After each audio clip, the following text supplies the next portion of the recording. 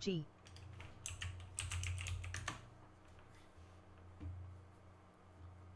Streamlaments. Welcome to my channel. Nightbot. Welcome to my channel.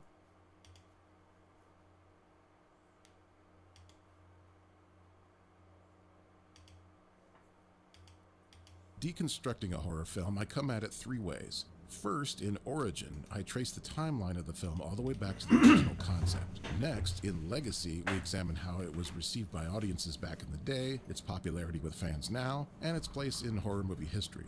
Finally, with Mystery, I dive into some lesser-known details about the film, theories, rumors, anecdotes, and bits of trivia that might surprise you. So buckle up, kids, and get ready to get messy, because we're about to deconstruct the splattery fun semi-sequel that is 2013's Evil Dead.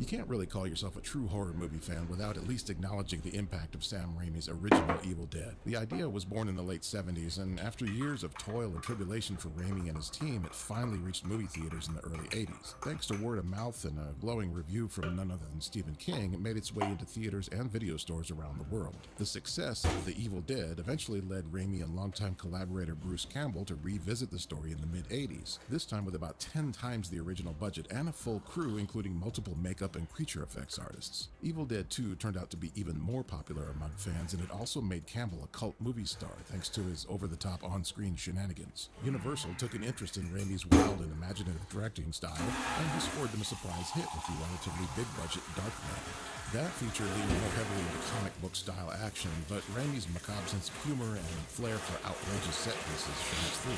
In the early 90s, Universal backed the next installment in the Evil Dead series, which ditched most of the scares in favor of the same comedic elements that made Evil Dead 2 a cult classic. Most of that humor comes from Bruce Campbell's iconic portrayal of smart-ass semi-hero Ash Williams, who is equal parts courageous and just plain stupid. Whoa. Even back then, Raimi, Campbell, and their creative cohorts were kicking around the idea of a fourth installment, but since Army of Darkness underperformed in theaters, the big studios weren't as eager to keep that ball in play. That didn't dissuade them from trying, though, and multiple attempts were made to relaunch the franchise, especially after Raimi's 3 Spider-Man movies raked in super heroic quantities of cash at the box office. But for one reason or another, that dog just would not hunt. The fans were definitely primed to see Ash battling Deadites on the big screen again, especially after the release of the Evil Dead video game Hail to the King and Ash's return in comic book form. On several occasions, Campbell hinted that a 4th film was still in development. However, much to fans' disappointment, Bruce opted out of playing Ash again. Since none of them could imagine Ash being played by a different actor, and fans would be royally pissed if that did happen, the character was dropped from the next script entirely. But in 2009, Campbell revealed that the project was back on track with a new story in development. Instead of creating a direct sequel to Army of Darkness, the team decided to offer up an entirely new group of characters as demon fodder. After seeing the short film Panic Attack by Uruguayan filmmaker Fede Alvarez, Raimi and his longtime production partners Campbell and Robert Tappert recruited him to direct the new installment. In July of 2011, the official announcement was made and cameras rolled the following year.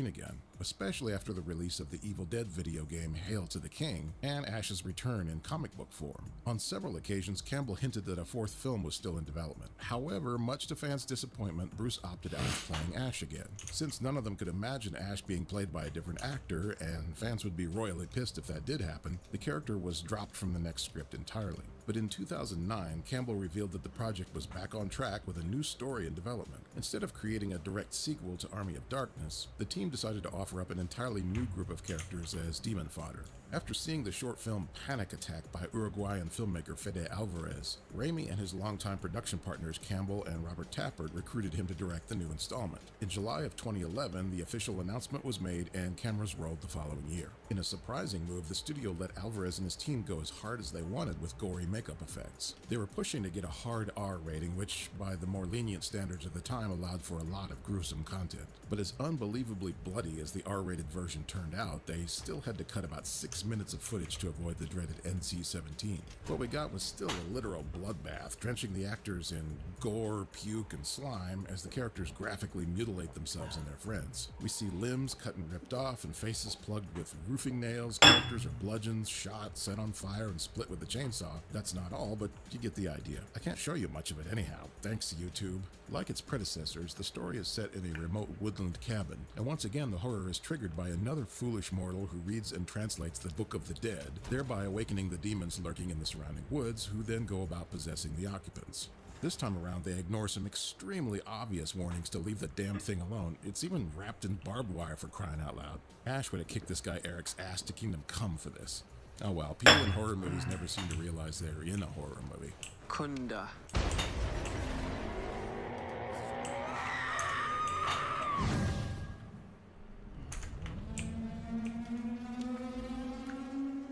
Evil Dead certainly didn't scare away audiences, thanks in part to an ad campaign teasing some of the grisly scenes and poster art hyping the film as the most terrifying film you will ever experience. Evil Dead sliced its way to the top of the box office, grossing almost $26 million in its opening weekend, and it went on to make $54 million in the US alone. Factoring in international sales, it racked up nearly $100 million in all. A few years later, special edition Blu-ray releases included both the R-rated and extended cuts of the film, so fans not only got to see more gore, but an alternate ending as well. A sequel was inevitable, but just like before, years went by without any real updates. Still, you can't keep a demon down forever. Thankfully, fans got to see Ash in action again, although not on the big screen. The series Ash vs. Evil Dead premiered on Starz in 2015, and we got to see the king at his absolute craziest, with more insane antics, goofy one-liners, and buckets of bodily fluids than you can shake a boomstick at. The show serves as more of a direct sequel to Army of Darkness than a companion to the new Evil Dead, but that's pretty much what we've been screaming for all these years. That series came to an end, but much like your average Kandarian demon, the franchise refused to die, and next spring, Evil Dead Rise will, rise.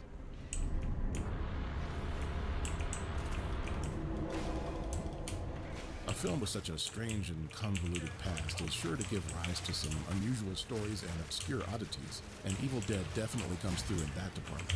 For this segment, I picked out some bloody bits of trivia, wild stories from the production, and a few clever references for fans who are already intimate with the franchise.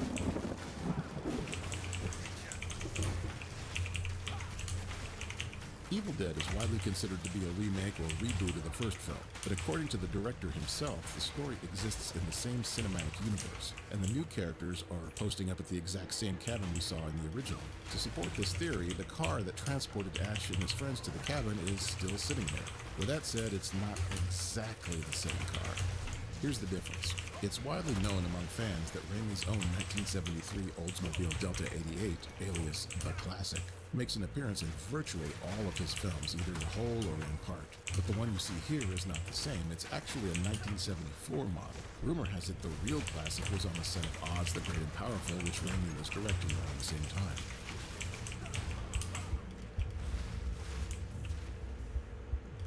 While none of the original film's cast appear on screen in the 2013 version, a couple of them do make cameos, albeit in voice form.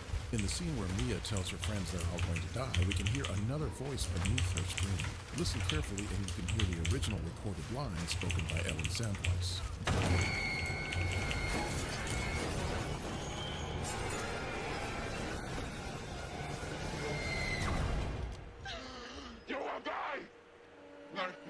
Before you.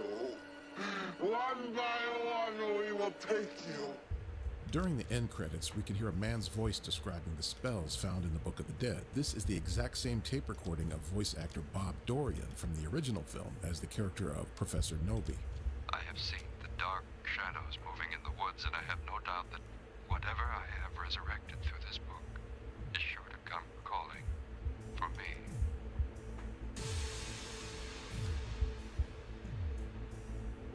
There are several visual references, too. For example, when Eric is translating the incantations, you can clearly see the drawing of a severed hand, sporting the one-finger salute. It's a direct callback to the runaway hand scene from Evil Dead 2. Here's a wink to the first two films. When Mia comes across the fallen pendant that her brother gave her, the chain forms the shape of a skull. This happens in both the original and in Evil Dead 2.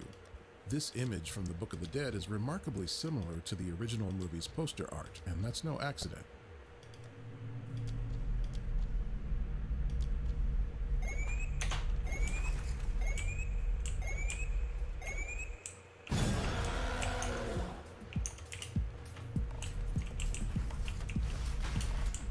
According to Alvarez, an earlier draft of the screenplay had Mia being attacked in very much the same way as Ash at the end of the original film, but he decided to let her live because he felt she'd already suffered enough, and frankly, so had the audience.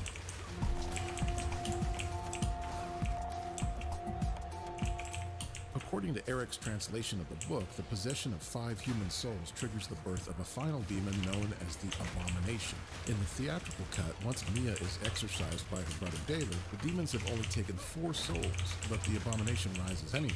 However, in the original ending, which is included in the Blu-ray edition, David himself becomes possessed just before he burns down the cabin, thus bringing the count up to 5. I don't know, maybe demons just really suck at math. What did you think of our Evil Dead deconstruction?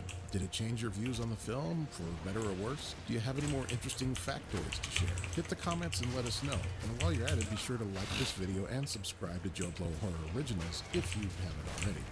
We'd be thrilled to death. Thank you for clicking on our video, everybody. If you liked what you saw here, make sure you like the video and subscribe and share with your friends who like this sort of content. We're an independent company, and we appreciate all of your support.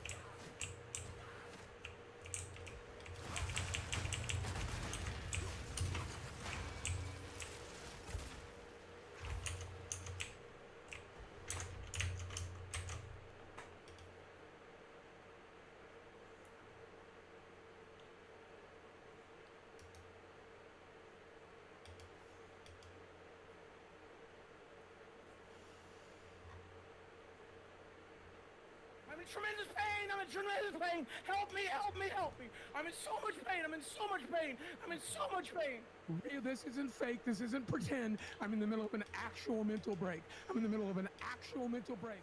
I know, but we didn't fake the cancer. We didn't fake the cancer. Imagine spending 15 years convincing millions of people that you were the most honest person on the internet, and then spending the next few years watching all of it collapse because you actually were not. Nobody's out here. No, I'm about to be manipulated into doing something I've said for 2 years I won't do, so I can stay on the show. Everyone vote. I will not do this live on the show, no matter what you decide. That is not a hypothetical. That is the documented, time-stamped, live-streamed reality of Stephen Williams, aka Boogie2988, a man who built a YouTube empire on vulnerability, relatability, and the specific kind of warmth that makes people feel genuinely seen, and then used every single one of those tools to manipulate the people who trusted him most. He was called the Mr. Rogers of YouTube. He won a game award. He had 4 million subscribers who would have defended him against almost anything, and he threw all of it away. Not in one dramatic moment, but slowly, repeatedly, and always with an explanation ready that made him a victim of whatever had just happened. The face tattoo that now sits under his beard says the word liar. He put it there himself, and by the time you finish this video, you will understand exactly why it fits, and why, even years later, the pattern still has not stopped. It's now been 24 hours. Sammy doesn't like it. No. Boogie, whose real name is Stephen Jason Williams, was born on July 24, 1974, and grew up in St. Paul, Virginia, alongside two siblings, in a household he has described in wildly inconsistent terms over the years, sometimes as merely troubled, and other times as outright abandoned. His mother struggled with mental illness, and his father drank heavily while working in the coal mines, and years of that drinking eventually led to a series of alcohol-related seizures that left his father functionally disabled, unable to work, walk, hear, or speak without assistance for the rest of his life. As a sickly, frequently housebound child, Stephen turned to food for comfort by his teenage years. He was already significantly overweight, a pattern that would define both his physical health and his on-screen persona for the next 2 decades. A federal college prep program called Upward Bound briefly changed his trajectory, connecting him with peers who shared his interests in gaming and fantasy, along with his first serious girlfriend and a plan to attend the University of Virginia. That plan collapsed when the relationship ended partway through school, sending him into a depressive spiral so severe that he flunked out of college and returned home with no job,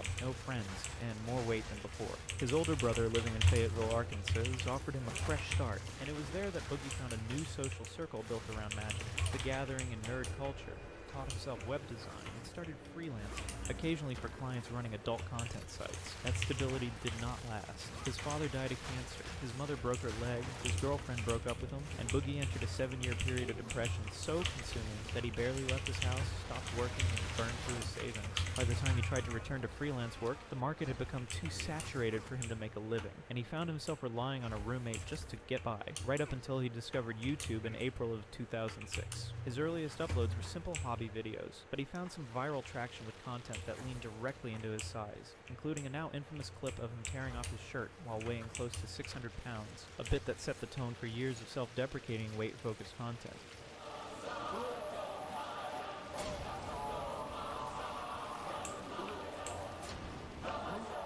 And it was shortly after his return that he began experimenting with character work, including a short-lived southern persona named Jesse, before landing on the angry gamer character that would define his early career, Francis. Hi guys, it's me, Francis, and a lot of people have been asking me why all my videos are only about video games, and they want to know about me. They say they want to hear me vlog. I don't know why. I guess people find that interesting, which is weird because I don't find it interesting. When the massively popular commentary channel run by Ray William Johnson featured one of the Francis videos, Boogie's subscriber count jumped virtually overnight, and YouTube's newly formed partnership program gave him his first real income from the platform. That same year, a woman named Desiree, who had discovered Boogie through his videos, began a long-distance relationship with him after bonding over shared grief, eventually moving in with him and helping manage both his health and his content. By 2012, Boogie was posting more candid, out-of-character commentary videos, at one point openly admitting on camera that he could be a genuinely unpleasant person behind a friendly public image, a rare moment of self-awareness that would later look prophetic. A few years down the line, people started to see this unpleasant person as it filtered into his public image, especially after saying the N-word on live stream. He proposed to Desiree on camera that same year, and by the end of 2012, he considered it the best year of his life. 250,000 subscribers and engagement, and a 50-pound weight loss. 2013 brought even faster growth, pushing his subscriber count past 1.5 million and landing him a segment on a Super Bowl broadcast. And by early 2014, he was being featured on a television program about extreme dieting, where he openly discussed his food addiction and the diabetes, high blood pressure, and arthritis it had caused. That same year, longtime fans started to notice a shift, accusing him of softening his opinions to avoid upsetting his growing audience, a criticism Boogie addressed by essentially admitting he tailored his takes to keep people happy. The criticism escalated dramatically when the Gamergate controversy erupted, and Boogie tried to stake out a centrist position between critic Anita Sarkeesian and the movement attacking her, a decision that led to him receiving doxing threats from one side while being accused by the other of playing the victim to gain sympathy. He later addressed the incident in one of his streams. Anita, I specifically did not want to upset her, and I was very, very worried that because of my Francis videos, and because of some of the stupid things I said in the past, she might have some preconceived notions about me, she might have some misconceptions about me, and like be preemptively ready to be frustrated or irritated by me. I was even afraid that at one point she might cancel the panel if she knew who I was. You know, because a lot of people confuse me as being very right or maybe alt-right, when in reality I consider myself to be a moderate who leans fairly left. And unfortunately, on the first day of VidCon, something happened that made my anxiety go almost completely out of control. During Welcome to Anita's my first channel. panel called Women on the I'm Game, at that work. panel I'll went pull very, up very with the wrong. squad for Some your people next were Oh, stream. please attacking them don't. during the Q&A ADDME section. on And even during that Please panel, don't. people who were saying Please don't. are people she considers to be detractors. Please of don't hers. pull up with your And squad. she became so nervous and felt so attacked that she actually called one of those detractors names. Thanks right, for I'm following. sure you've heard about this controversy. Despite the growing controversy, 2014 ended on a high note with an invitation I am to also present at Game work. Awards and a channel There you sitting go. above 2 million subscribers. Oh, you The want me to following add you on the 2 years Discord? kept the momentum going, You culminating in his don't 2016 say. Trending Gamer Award, even as his Francis videos began facing demonetization. In 2017, ahead of his planned gastric bypass surgery, Boogie was invited to speak on an anti-bullying panel at VidCon alongside Anita Sarkeesian, and despite his stated intention to avoid conflict, his closing remarks ended up angering her, sparking another round of criticism that painted him as someone more interested in being liked by everyone than in taking an actual position. But the version of Boogie that people actually fell in love with through all of this was never really Francis. It was the version who sat in front of a camera and appeared to speak with total honesty about his weight, his mental health, his childhood, and his fears, telling viewers that no matter their size or circumstances, hope was still possible. But I think I've decided, after talking to you guys about it and talking to myself about it quite a bit, even talking about it with my therapist, it's time I made this video and released it into the world, because I just want to get this stuff out of my head and maybe move past it. By 2017, he had over 4 million subscribers, a Twitch channel, a Patreon, brand deals, and enough income to finally pay for the weight loss surgery his audience had spent years cheering him for. On the surface, it looked like exactly the kind of story people root for. The surgery went smoothly. What followed did not. 2 months after the operation, his wife of several years asked for a divorce, and Boogie announced the split publicly in a video that framed him as a man accepting an amicable, mutual decision with grace. For those of you who don't know, I've been going through a divorce over the last few months, which was, for all intents and purposes, I think as far as divorce goes, reading about them on the internet, it was amiable, it was easy, it wasn't that hard. The separation part is hard, but sometimes when it's over and the feeling is mutual, it's not too hard to walk away. That framing did not hold up for long. On later streams, Boogie admitted his anxiety disorder had made his wife walk on eggshells throughout the marriage, that their disagreements would spiral into full arguments, and that the relationship had never been as smooth as the earlier videos suggested. 2 months after the divorce was finalized, he uploaded a video in which he and his Francis character staged a confrontation, with an effigy representing his ex-wife, accusing her of being untrustworthy and blaming her for ruining holidays, before destroying the effigy on camera. He told his audience not to read too much into it. I really loved you. I really did. And I know you really love me. I know you loved him. And I know you fucking hated me. You hated all of it, didn't you? You hated YouTube. You hated the fame. You hated the fans. You hated the... When I met you, I was a 600-pound man on disability. Alright? Look at me now! Look at me now! On his 50th birthday livestream years later, Boogie would call his ex-wife directly on air, leading to an uncomfortable public exchange, in which he asked whether she had been unfaithful during their marriage, turning what could have been a private conversation into audience entertainment. This is a really good story. I don't know if they're going to want to hear this, but so we were driving up to Eureka Springs, and I had been planning for like 3 weeks to ask you to marry me that day. And it was my birthday. Oh my God, it was my birthday. You remember? Yeah. All of the YouTube videos are still up. You know, our wedding YouTube video is still up. Because I don't see a point in deleting it. People have asked me, like, why I don't delete it, but I'm like, that's the best day of my life. I love that. Why would I delete it?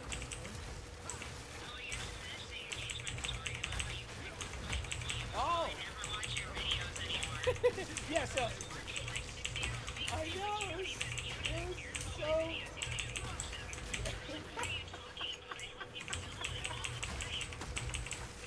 The rambling, emotional videos that had once felt like genuine openness started to read differently to longtime viewers. What had looked like vulnerability was beginning to look like a strategy, a way to keep audience sympathy flowing while sidestepping any real accountability for his own role in the marriage's breakdown. I'm not capable of doing it. It's just not a thing I can really do. Well, whatever. That's fine. Whatever. Was me and my wife's relationship perfect? No.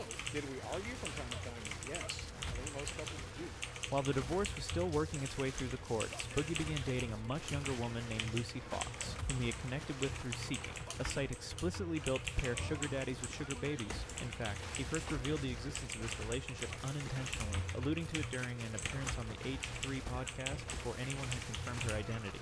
Once online sleuths connected the dots and uncovered his profile on the site, complete with a wildly inflated claim of a $500,000 net worth, Boogie was forced to admit the connection, though he insisted Lucy had been a real girlfriend rather than a paid arrangement. He then appeared on Keemstar's Drama Alert to control the narrative, and because the two were already friends, the interview offered him almost no pushback, letting him frame Lucy as a manipulative gold digger rather than someone he had met on a transactional platform. Lucy eventually posted her own 13-minute rebuttal, describing a relationship defined by guilt-tripping and control, claiming Boogie discouraged her from going home to earn money through her tanning work, failed to hold up his end of their financial arrangement, and left her going home in tears on a regular basis.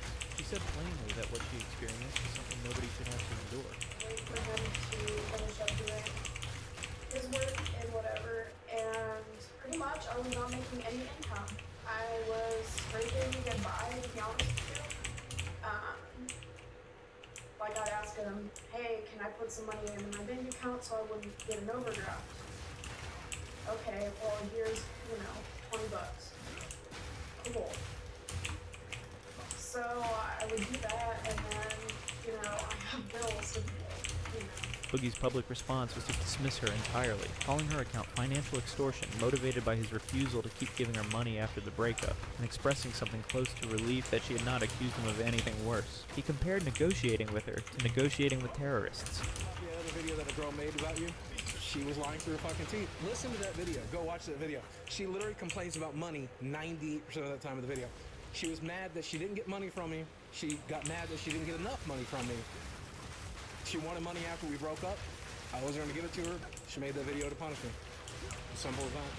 The contrast between that response and his carefully built public image was jarring to longtime fans. A man who had spent years branding himself as emotionally sensitive and kind had just responded to a woman's account of guilt and control by publicly dismantling her credibility in front of hundreds of thousands of people.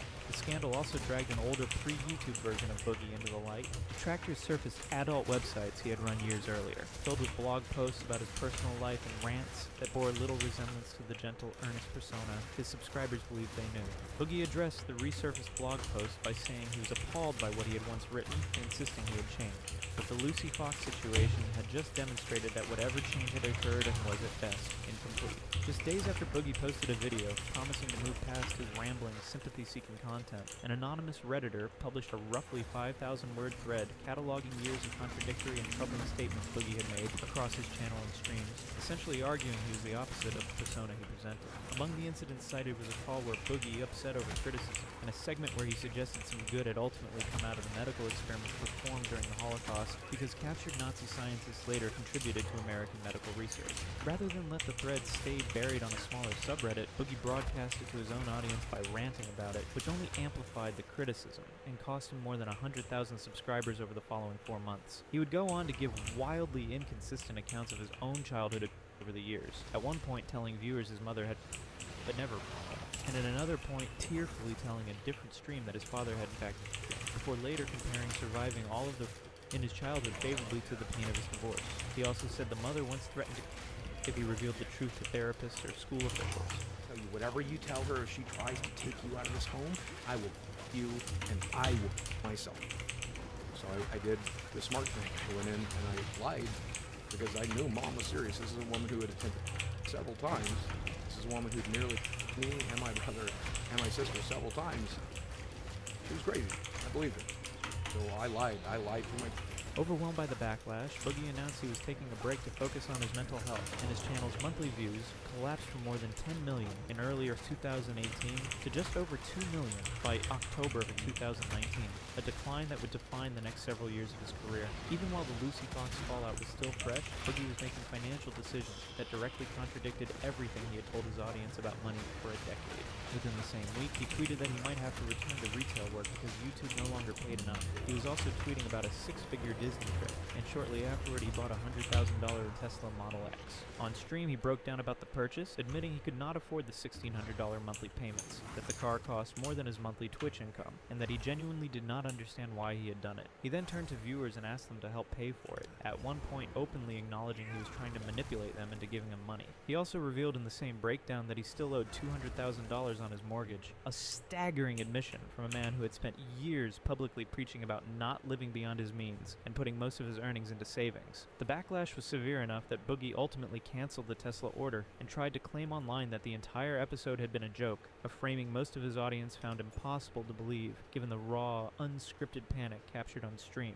In the middle of 2020, banned YouTuber Frank Hassel began a sustained trolling campaign against Boogie, blaming him for his own ban and provoking him relentlessly on Twitter. Boogie initially tried to diffuse things privately, but the exchange escalated into an ugly, hours-long joint appearance on a rival livestream in August, during which both men traded insults about Boogie's Francis character being an accidental self-portrait. After that appearance, Boogie sent Hassel a private message telling him he was welcome to them, a message that would later complicate the sympathy people felt for Boogie once the confrontation turned physical. Most of his audience initially sympathized with him, viewing him as the target of an extreme and genuinely threatening trolling campaign, which in fairness he largely was. What complicated that sympathy was the earlier message inviting Hassel to him, evidence that Boogie had participated in escalating a situation that ended with a discharge near a school which he was arrested for.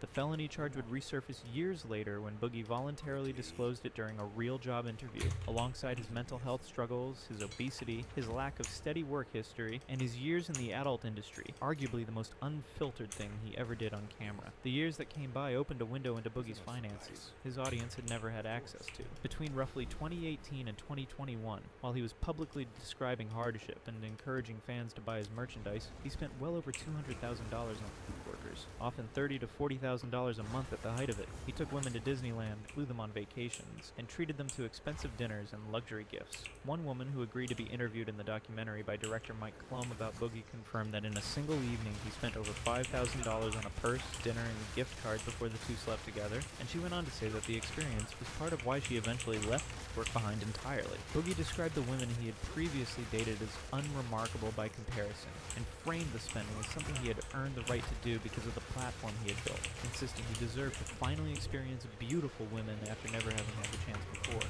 deserve to go to New York and explore Times Square with beautiful girls, right? Like, I deserve that, and I want that. That entitlement sat alongside genuine financial desperation. During a video, he showed his bank balance of roughly $2,700, acknowledged his mortgage payment was due the next day, and said he would be left with only a few $100s until his next YouTube payout arrived.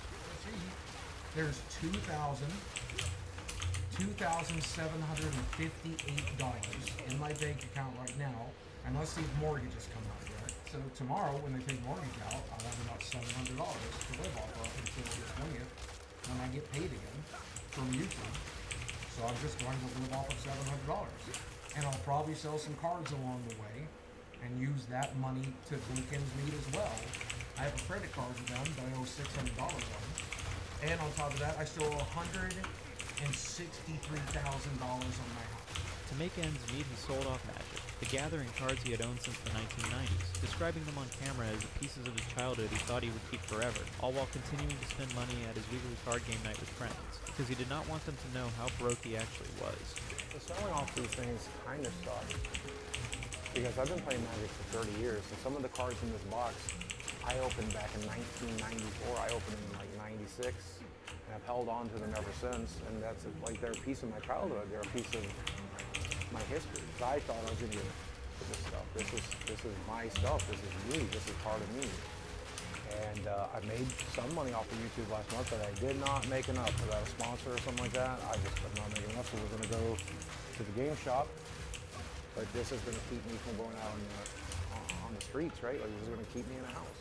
Even his negotiations over the individual card prices with a longtime friend named Glenn, haggling over whether a card was worth $200 or $400, played out on camera as a strange collision of nostalgia and financial panic. His friends, the same group he hosted every Saturday for pizza and board games, said they saw him as a caring, funny, fundamentally good person, unaware of the scale of what he had been hiding from them, including the fact that he had quietly been footing their weekly food bill for years without telling them how much it was straining his finances. While the spending on workers was happening privately, a parallel financial financial story was unfolding in public. Boogie had invested in Ethereum early, and as its value climbed through 2020 and 2021, he responded the way he responded to most things in his life, loudly and to anyone who would listen. He posted a video in January 2021 titled "I Am Finally Rich," explaining that during a period in 2019, he had taken his remaining liquid savings and gambled them entirely on crypto, and that the bet had paid off. By February, he was openly tweeting about the possibility of becoming a millionaire and fantasizing about never working again.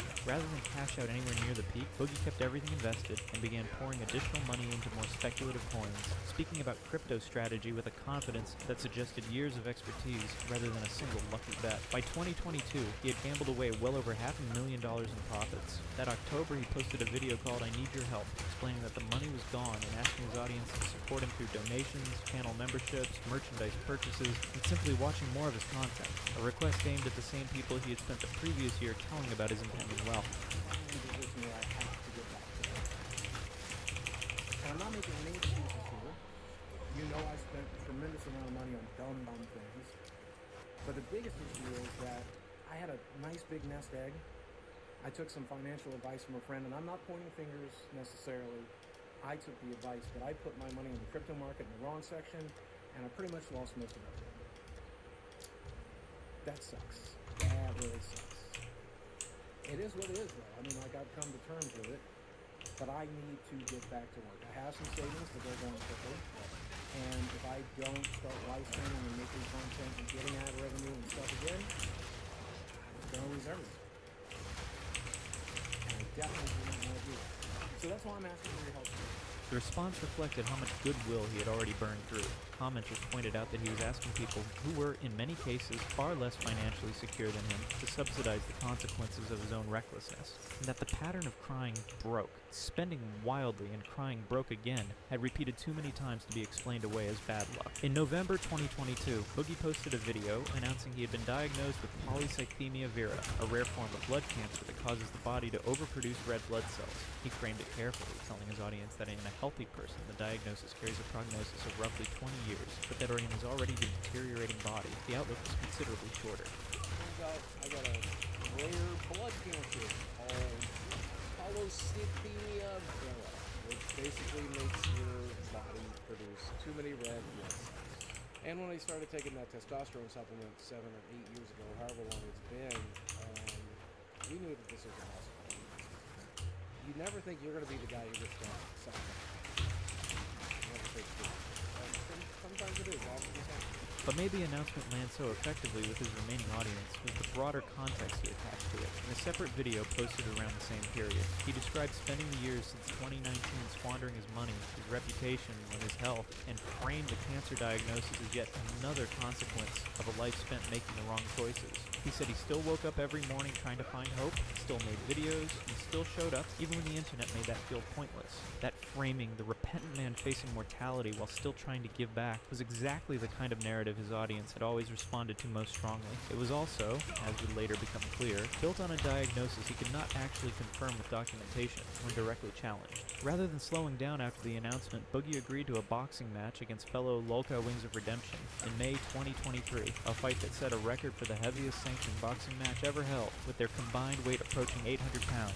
Boogie lost after a standing 8 count, which somehow only added to the surreal quality of a year that had already produced more than its share of strange moments. Boogie tried something he said he had never attempted before, a guided psilocybin retreat led by a man who went by the name Flaming Star, framed as a way to process the childhood trauma, PTSD, Welcome to my compulsive channel. spending. He had spent years talking Hello, around Mr. rather Mike, than hello. through. The experience produced an emotional catharsis, with Boogie tearfully connecting his need to invent alternate personalities like Francis to a childhood where he never learned healthier ways to communicate what he was going through, and describing a fleeting sense of The control. fuck is this? He said he had never felt before. I don't know how to communicate what I was dealing with or what I was going through, and I just...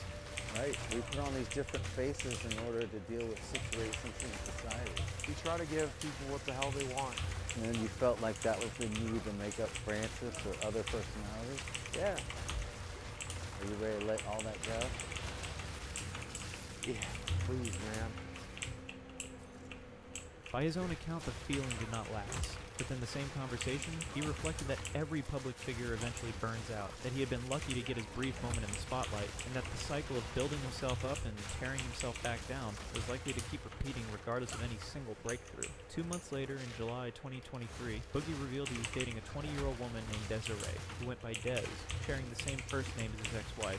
He was 49 at the time, and after backlash over her age, he tweeted that this would be his only comment on the subject. She was an adult, and if people could not handle that, it was their problem. The two had connected after Des. A longtime fan who had grown up without a father figure reached out to him on Instagram during a period when he was publicly struggling, and both later described the relationship as a kind of trauma bond built on shared pain. Life has a way of working out, because I met this redheaded girl who saw my videos, and we started talking, and it was awesome. We were really interested in each other, but her life was complicated and my life was complicated, and we were just too far apart. We didn't think we could make it work, and that comes. But, you know, they say never say never. Life has a way of surprising you. Eventually, we managed to work it out, and that redheaded girl moved down here to live with me. We've been together now for 3 years. Boogie later presented her with a written summary of every medical condition affecting him, telling her on camera that his risk of a stroke or heart attack was astronomical and that he was essentially a walking time bomb, apologizing to her for it. This is everything that's currently wrong with me. My risk for stroke or heart attack is astronomical. I am essentially a walking time. And I'm so sorry. I really wish I had taken better care of my body. Des said in front of the camera that she could not imagine life without him, that she would not leave regardless of what happened, and that even if he were unfaithful, she would stay because she loved him and the idea of being alone was unbearable to her. Those statements in the context of her background and her abandonment fears made the dynamic on screen look less like two people who had found each other and more like a situation Boogie had engineered before. It's hard. Because I love him and just imagining a life without him is just It did not help that Boogie had previously said in a separate podcast appearance that he preferred women without father figures because they were easier to keep attached to him, joking that a woman with no sense of who her real family was would let herself be wrapped around his finger. He was now in exactly that kind of relationship, and describing it publicly as the best one of his life. So a girl like Ray, she doesn't just have daddy issues, she's got mommy issues too. She doesn't know who the family is, alright?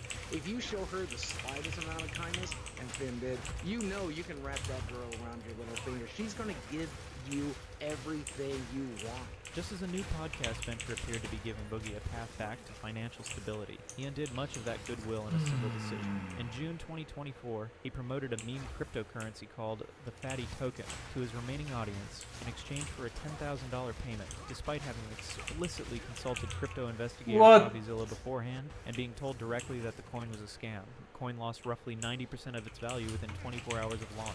A textbook pump and dump scheme launched on a site literally built for the purpose. Fans who had bought in based on his endorsement lost real money. When CoffeeZilla later confronted him on a recorded call, Boogie claimed the payment was already gone, spent on medical bills tied to his cancer treatment. CoffeeZilla then walked through Boogie's own bank statements live on the call, showing the money was still sitting in his account, leaving Boogie with no coherent explanation. Paid about $2,500, like you're Jesus also Christ. you haven't spent. You're trying to add up to $3,000. That's not the $5,000 you said was gone. And then you're taking.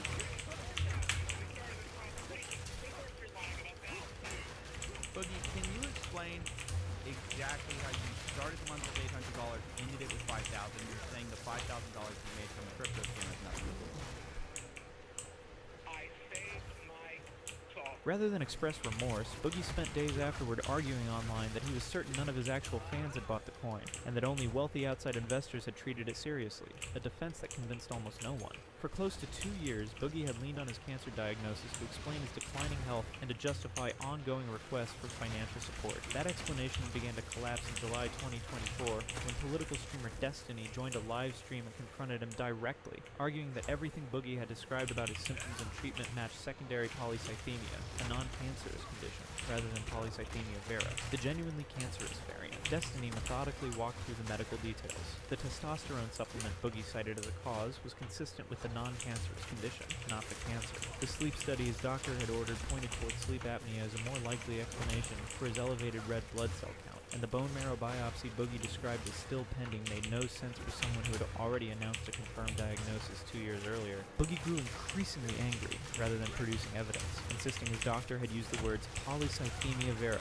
and refusing repeatedly to show any documentation at one point, saying he would rather leave the internet than give up what he considered his last shred of privacy. Multiple other creators, including Destiny, Mudahar, and Mr. Meredith, eventually offered Boogie a combined bounty approaching $100,000 simply to produce official medical confirmation of the diagnosis. He refused every offer, a decision made stranger by the fact that he had just weeks earlier accepted $10,000 to promote a coin he knew was a scam.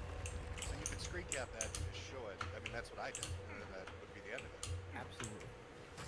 And I made the decision 2 years ago that I would not do that, and I would rather leave the internet than to give the last shred of. Well, no, and here's the thing. After roughly 7 combined hours spread across multiple live streams of the same denial and refusal, Boogie finally admitted his polycythemia. Vera diagnosis had never been officially confirmed through a biopsy or any formal documentation. In the days that followed, comments on his videos reflected an audience that had run out of patience, with viewers pointing out they had donated, subscribed, and defended him specifically because of the cancer claim, only to learn it had never been confirmed. I didn't want to do it. I obviously didn't want to do it. I still wish I hadn't done it. Except the fact that I didn't want to do it is why I did it. And I'll tell you what I learned about all this. Shut up! About my karma, history, and all that play. Ow!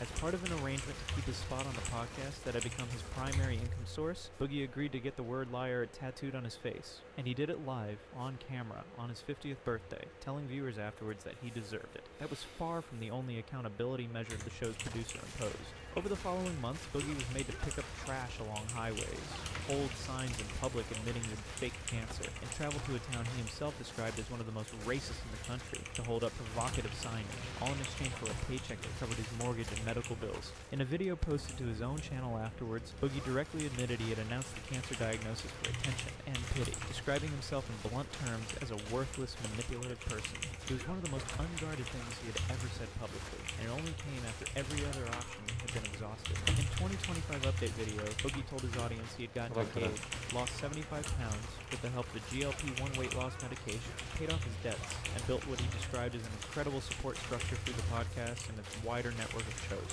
A lot of stuff has happened in this last week, and I need to talk to you about all of it.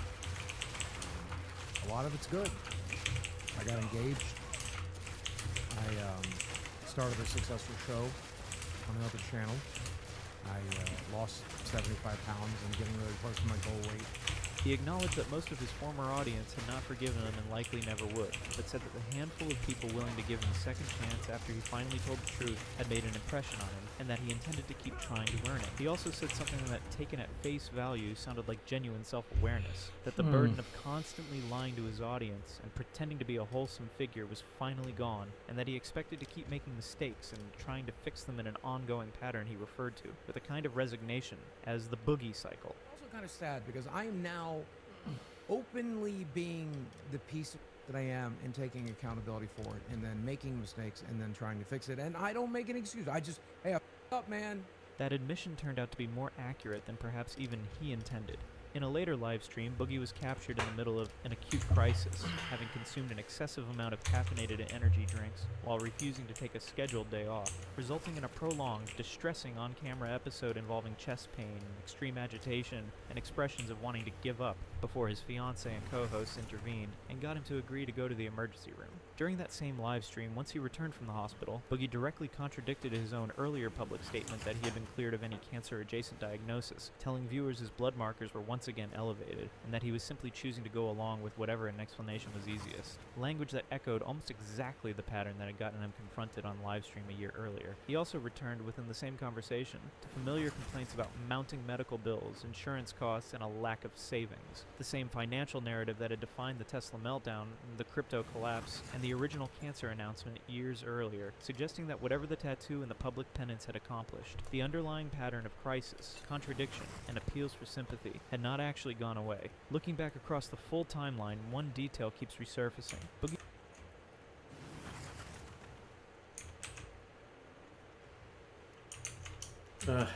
He was rarely caught lying about small, easily forgivable things. He was caught lying about the reasons people trusted him with their money, their sympathy, and in the case of his relationships, their emotional safety. Even his own commentary about himself offered freely and with... Yeah, let's try.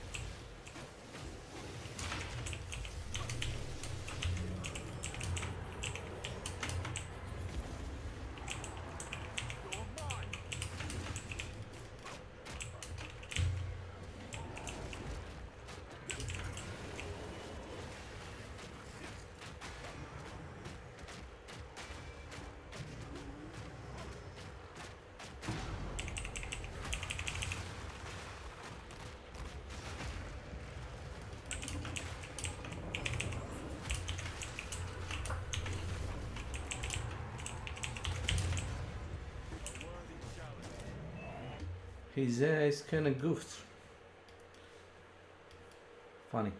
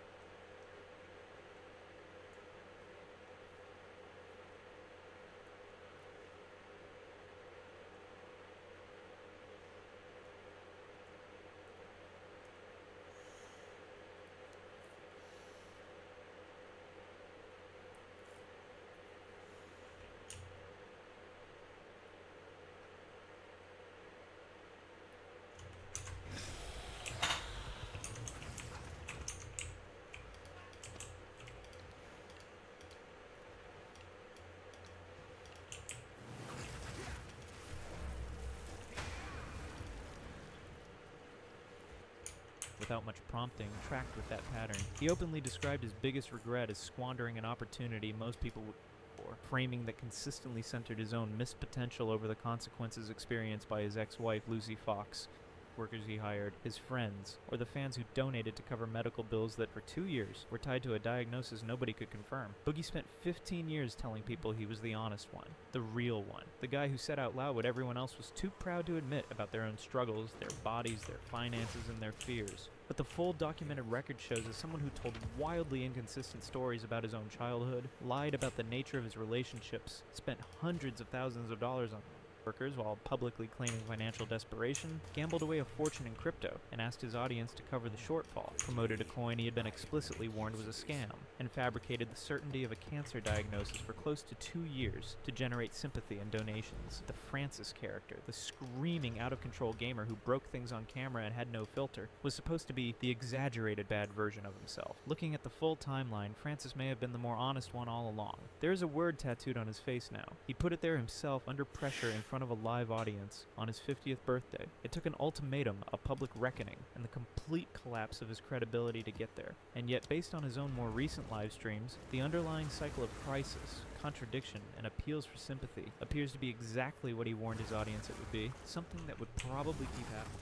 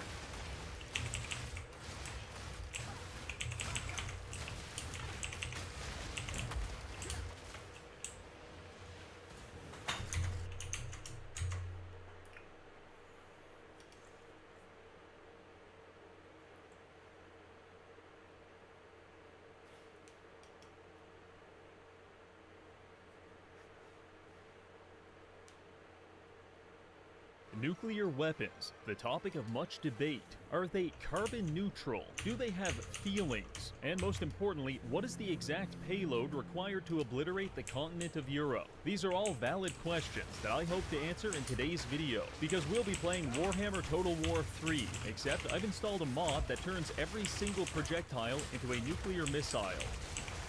This simple alteration has a massive impact on the Warhammer universe, and I don't think I like it, because every squad of archers fires between 60 and 120 nukes. Artillery becomes your worst nightmare, and enemy Gatling guns now have the power to melt my graphics card. In a world where a novice wizard casts level 7 WMD and flattens an entire city block, I can think of only one faction unhinged enough to not only survive, but thrive in the chaos. Of course, I'm talking about the Greenskins, because we'll be playing as Azheg the Slaughterer, and we're going on a philanthropic mission to destroy all Wood Elves. Can we survive long enough to burn their forest down, or will they utilize their conniving hippie magic to nuke us back to the Stone Age? There's only one way to find out, but first, I have to tell you something, and this might shock you, but I'm a huge fan of the Warhammer IP. Personally, my favorite faction is the Night Lords, because they're basically Batman if he fought terrorism with terrorism. They also wear necklaces made of fingers and cloaks of human skin, which is a bit hard to explain on a first date. But trust me, they're not actually evil, just unbelievably stupid. In fact, their Primarch let himself be assassinated because he saw it in a dream. If I gave into my dreams, I'd be living in the sewer system, surviving on jars of pickles. It's all a little silly, but I love the franchise, which is what caused me to try the sponsor of today's video, Warhammer 40,000 Tacticus. This fast-paced strategy game is officially licensed by Games Workshop and set in the grim darkness of the far future, where you can do battle with 80 legendary champions from 18 unique factions. My personal favorite is the Astra Militarum. Forget 100 men versus 1 gorilla. Let's try 2 quadrillion guys with flashlights versus an army of superhuman chaos worshippers. And when your units inevitably flee, your local commissar will execute them for desertion to boost the morale of the other soldiers. It's all very compelling, but gets even better because Warhammer 40,000 Tacticus Tacticus has a 4.5-star rating, and with constant updates, you'll always have something to do, either in PvE or PvP game modes. In fact, the game is about to add the Adeptus Custodes. This faction serves as the Emperor's personal bodyguard. They're very tanky, and they specialize in close quarters combat. If you log in between June 15th and 28th, you can unlock Aesop Kumadra as a tank and support unit. So what are you waiting for? Scan my QR code or use the link in the description. Try Warhammer 40,000 Tacticus for free. And new players can use code HELLOJULY for 2,000 gold and 50 Blackstone. Thank you, Warhammer. Now back to the video. Alright, here we are in the Warhammer But Every Projectile is a Nuclear Bomb mod. First things first, I want to give credit to Praximus. This is how I found out about the mod. He's a friend of mine, and he did a lovely video with it. So, by all means, check out his video first. Now, this mod fits into something that I really appreciate, which is playing games under strange or unusual circumstances. If you're not sure what I mean by this, look at my video, Fallout 4, But Everything is a Car. Doesn't have to make sense, doesn't even necessarily have to be fun, it just has to be weird. And let me tell you, this game gets very weird when everything from a little pebble to an arrow is a nuclear bomb. It changes the game in a very fundamental way. And in the face of that, there are a couple of approaches we can take in an attempt to, gain the edge. But personally, I want to play the greenskins, and the reason is quite simple. They have Doom Diver catapults.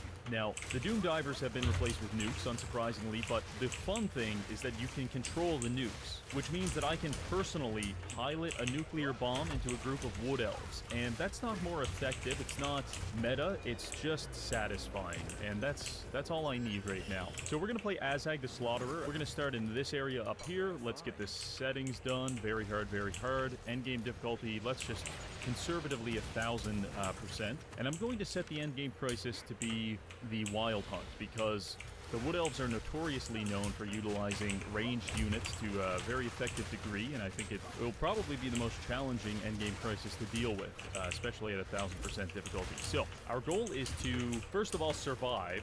Second of all, survive long enough to reach the endgame crisis. Then we're going to burn down all of the Wood Elf forests, and if that doesn't achieve some kind of personal zen for me, then I don't think anything will. So that's the goal. Survive, kill the Wood Elves. Okay, here we are loading into these mountains just on the outskirts of Empire territory. I think we're going to just make an expedition pretty much south. We need to start working our way towards the Wood Elves so that when they appear, we can kill them promptly. Now, something to consider is that everyone has nukes, but only one person really knows that they have nukes. We know, but the AI, they're just going to play like normally. And in some sense, that's not exactly fair. So what I'm going to do to equalize the playing field is I'm going to declare war on every faction in the game. The rule is just going to be anyone that we can see, we are going to declare war on. So, non-aggression pact, no, declare war. Now, the consequence of this is we will never be safe again, essentially, because everyone in the world has nukes and they want to use them on us, even if they don't know it. We should always, our borders should always be threatened by enemies. That is what I pledge to my citizens. No peace. But that's all beside the point. Let's just get into our first fight. We're going to go against these ogres, and this is going to be a pretty easy fight because they don't really... they have one ranged unit, and it's very low range. So we could take the decisive victory, but I need you to understand. Because you think you understand what it means for every projectile to be a nuke, but you really don't until you've seen it firsthand.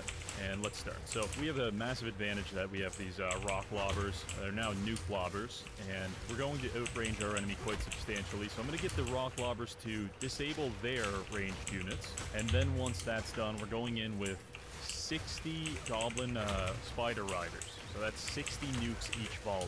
Pretty disgusting. I don't see his ranged nukes. Oh, that's the first volley of nukes, and that's the thing. None of them hit, but the entire squad just died. I'll get a little cocky. I'll push up with the spider riders, and I'll show you. This is nothing. This is nothing. Until my FPS grinds to a complete halt, you have not seen anything. So these dogs look like they will be a good target. I'm actually going to kind of run back here so my game doesn't crash. Yeah. The first time I saw that, I screamed like a little girl. I can't imagine what the ogres are doing right now. So as you can see, the ogre army does not offer A lot of resistance in the face of 60 nukes per second, but it's not going to be a cakewalk forever. Once we encounter armies like the dwarves, for example, they have some great artillery units. The Skaven, it's going to be quite challenging for us to survive. But for now, doing pretty good.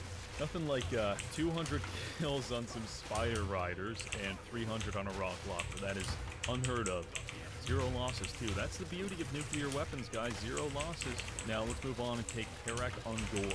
As far as I'm concerned, all of these melee units are really kind of unnecessary. They're only good for auto-resolving, but we really need money more than anything, so I'm going to disband my melee units. Consequence of that is we're going to be fighting a lot more manual battles, but that's alright. First issue we're running into is we actually can't recruit any ranged units, so Kazid Irkolaz.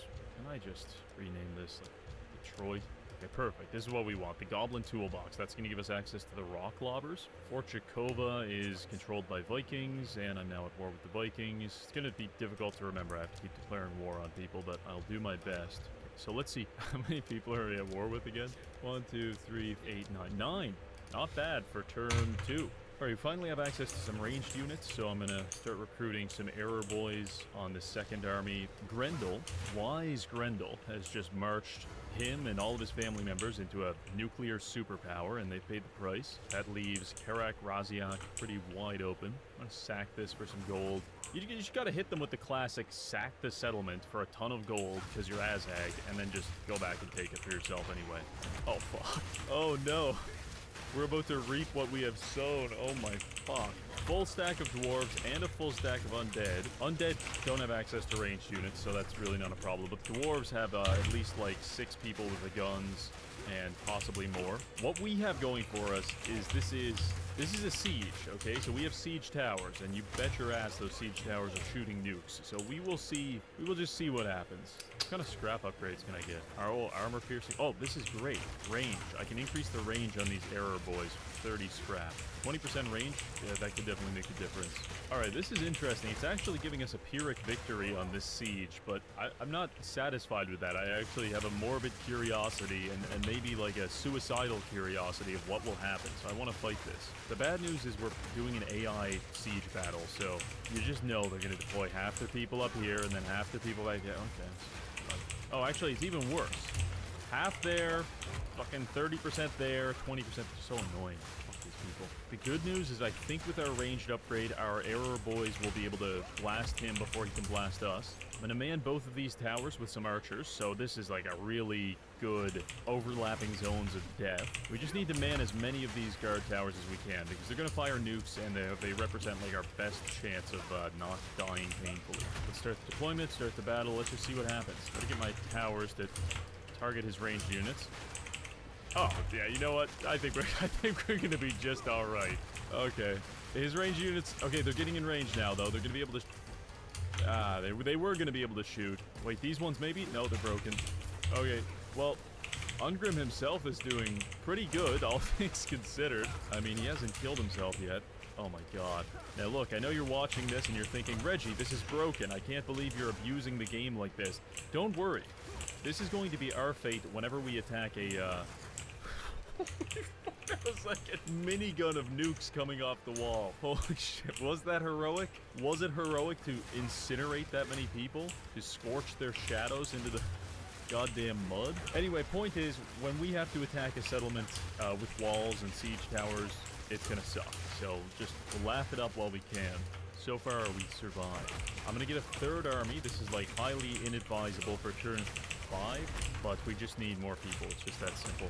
I might recruit some heroes because we're gonna need like an advanced warning system when people are marching on us. I mean, I'm going to always assume people are coming to kill me, but I need confirmation of where.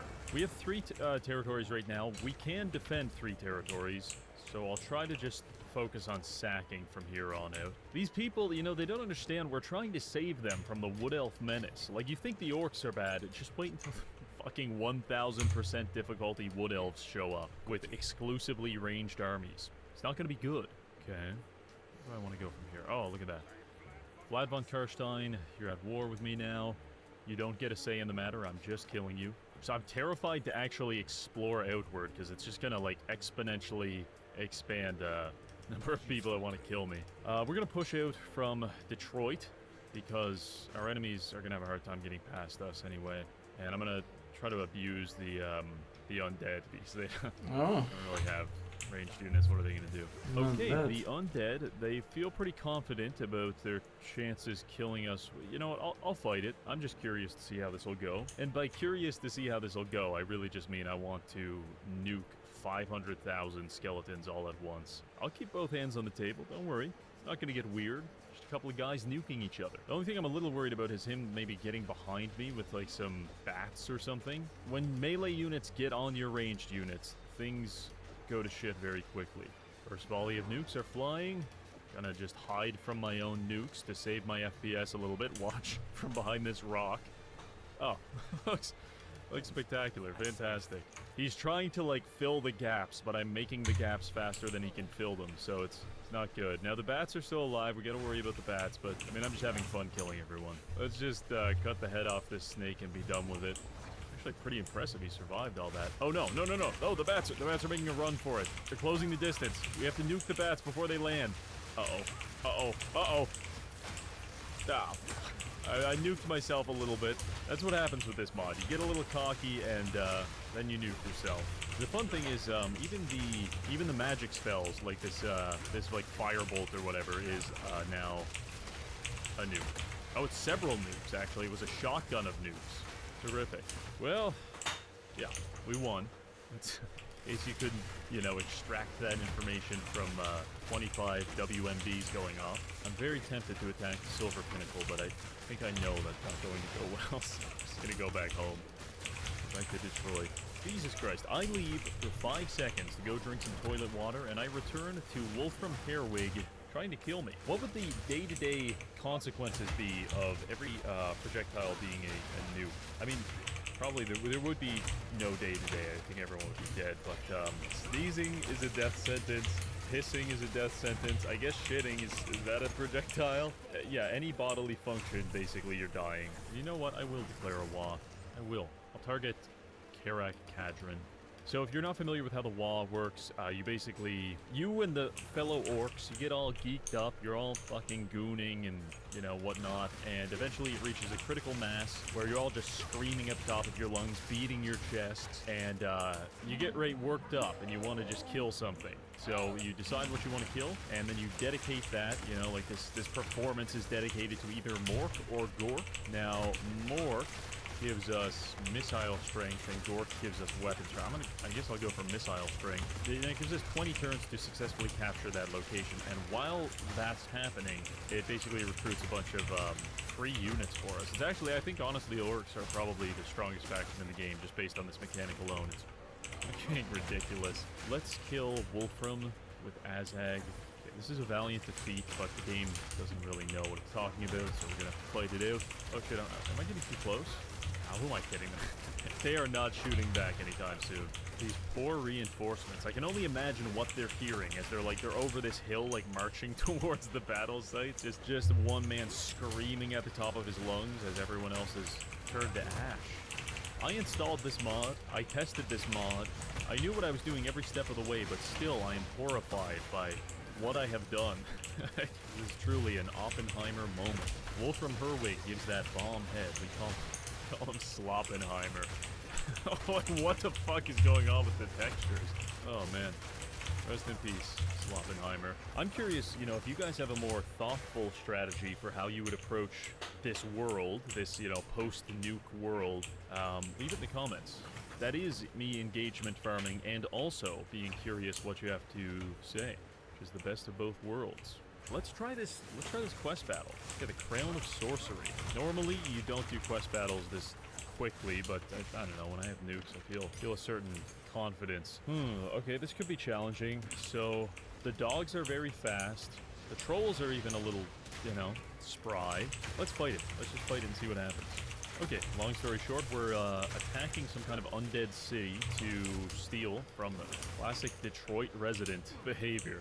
I mean, I've been around the block one too many times to really be, like, surprised by these quest battles. I'm almost certain, almost positive, that they will attack us from behind. Dem Armored Mugs is in the way of our loot. Damn straight. Oh, some reinforcements already showed up. It's Felix Hopped Anderson, and a bunch of bats that just spawned in and fell out of the sky instantly. Okay, this is the issue. The undead are coming behind us now. Again, undead, so no ranged units. That's great. Those dogs are dead. Someone just put a goddamn bullet in this dog. Come on! Alright, the dogs have been neutered, been chemically castrated. The power of nuclear fission. Oh shit. Oh, no. They've got Vargeist. This is really bad. These are flyers that will probably not die in one volley, unlike the bats. Okay, I'm gonna need the spider riders to really put in some work here. There go the bats. Next volley for the Vargeists. Oh shit, and Paul Anderson, or whatever the fuck this guy's name is, he's running straight down the... Okay, he's reconsidering. Things are going alright. We're gonna be okay. Okay, nuked myself a little bit there, but I think the primary issue has been taken care of. Let's turn our attention to the undead back here. Yeah, that's fine. The trebuchets will finish that off. In fact, I'll turn one of them around. Oh shit, Paul's back. I'm gonna take all of my trebuchets, and they're being attacked by that monster. I just have to make sure I don't nuke myself. Fuck, I'm nuking myself! Fuck! Oh, damn it. Damn these spider riders. I should have turned off fire at will. This is terrible. Professional Hitler. We're going to win, but at what cost? What the fuck? No! They just nuked themselves. How? What is happening? Oh, this is terrible. Hello. This is Hello. really bad. Welcome. Okay, so the only thing that survived is one rock lobber. Terrible. Well, it's just Azhag now finishing off some chaos spawn. This should be no problem, but damn. The margin of error is very, very thin when you're handling like 150 nukes at a time. Nice. Really nice. Yeah. No, that's great. Yep. Check my phone for 2 seconds, nuke myself. Just classic Warhammer moment. My editor was asking me a question about a naked man that covers himself in shaving cream. That'll get my attention every time, I won't lie. Also, fucking hilarious. I probably shouldn't be saying this publicly, but in my Discord server, I made a rule, and this should have been a rule for a while. The rule is, if you ban someone, you have to post a photo of, like, a screenshot of why you banned them. So, like, if they posted some, like, really fucked up thing, you need a screenshot of that. It's just, like, basic evidence. And that's a great rule, but what it has resulted in is now the private mod-only chat is just flooded with, like, photos of naked black men and, like, dicks and stuff. It's terrific. This is like I wake up at 6 a.m. to a black man's ass staring at me. It's really nice. It's the price of keeping the peace, I guess. Anyway, we won that quest battle, and we've been rewarded with my screen freezing. So let's just take a moment to appreciate that. Oh, okay, that's cool too. The game crashed. Fellas, that crash caused me to enter a bit of a fugue state, and I'm pretty sure I didn't speak for the next 7 hours of recording. So please enjoy a politically acceptable montage that summarizes what happened.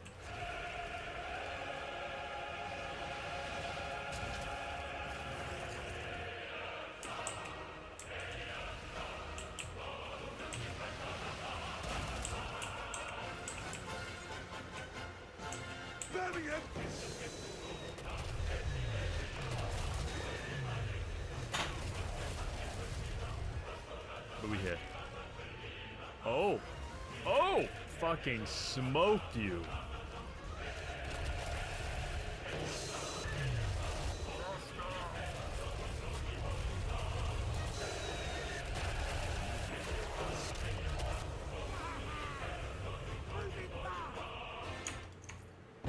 Actually miraculous to be at war with everyone and just watch that turn timer like tick by. No one's doing shit. Everyone's too afraid. You know what I started doing recently? And I don't know if this is like possibly a bad sign that I'm like developing antisocial tendencies, becoming like detached from reality or something. Now that the weather's warming up, we're getting a lot more, like when you walk around outside, there's a lot more people like, oh, sign my petition, or like donate to this thing, or like, oh, do you want to try this product? Just people waiting on the side of the street to like pester you. And I've started having a lot of fun just making up excuses for why I can't do the thing. The rules are only one sentence, you can't stop walking, and don't even look at them. Like, someone will approach me, they'll be like, hi, do you want to donate for this charity? And I'll be like, no, thank you, I'm gay.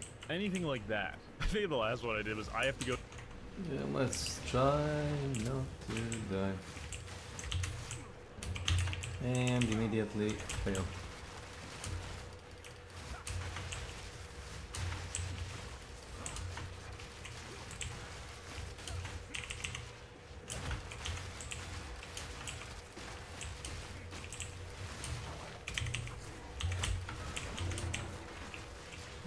I can. Fuck you. Fuck you, Alan.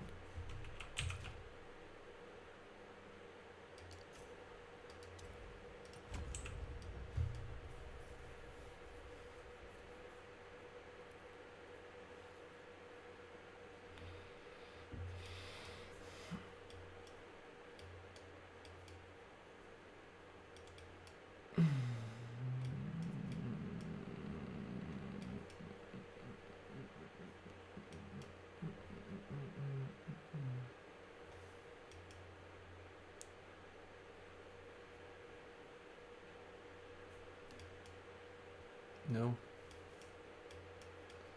No, no, no, no, no.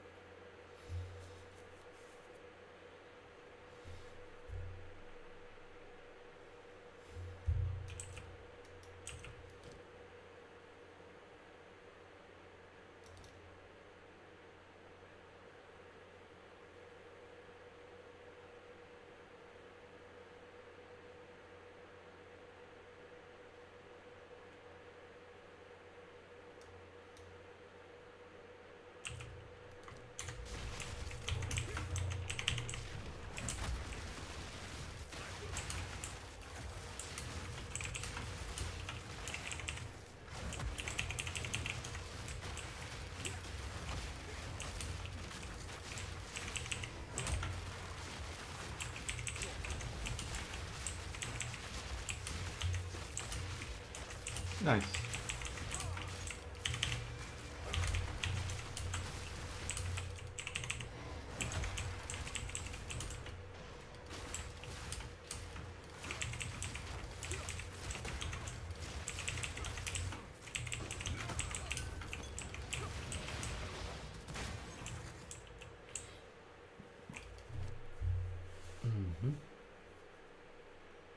No.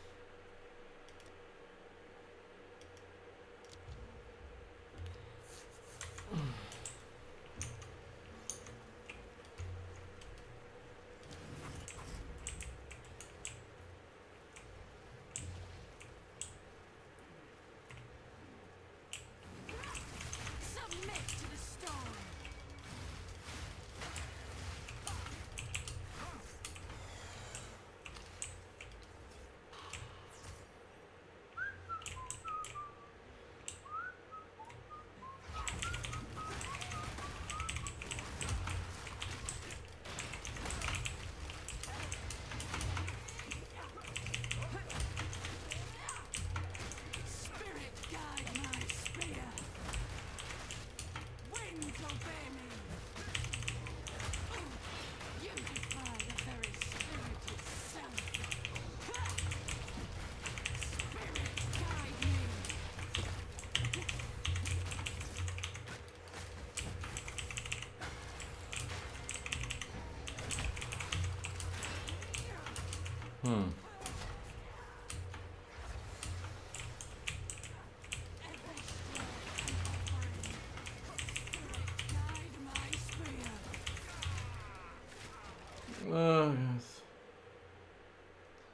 Is it really necessary to fight this bitch? Yes, it is. Woo.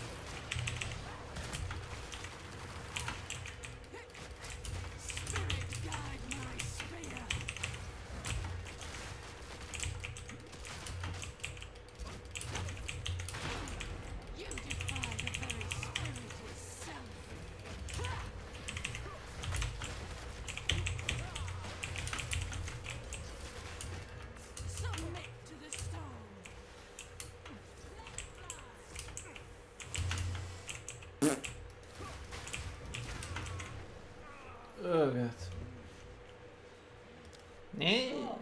Ej! Da. Evo donosi.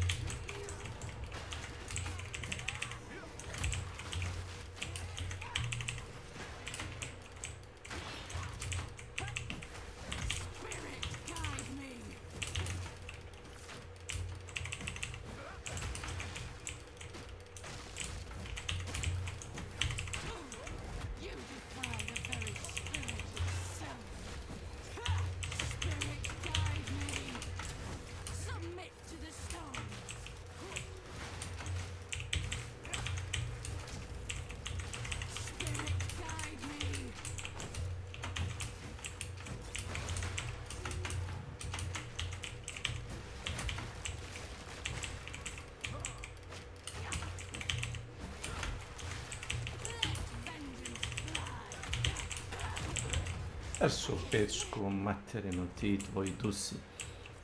Dajte mi se kurc.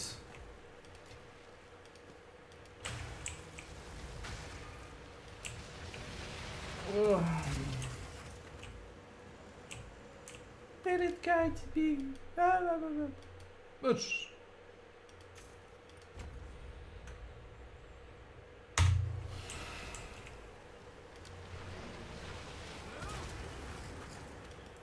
Suck on it.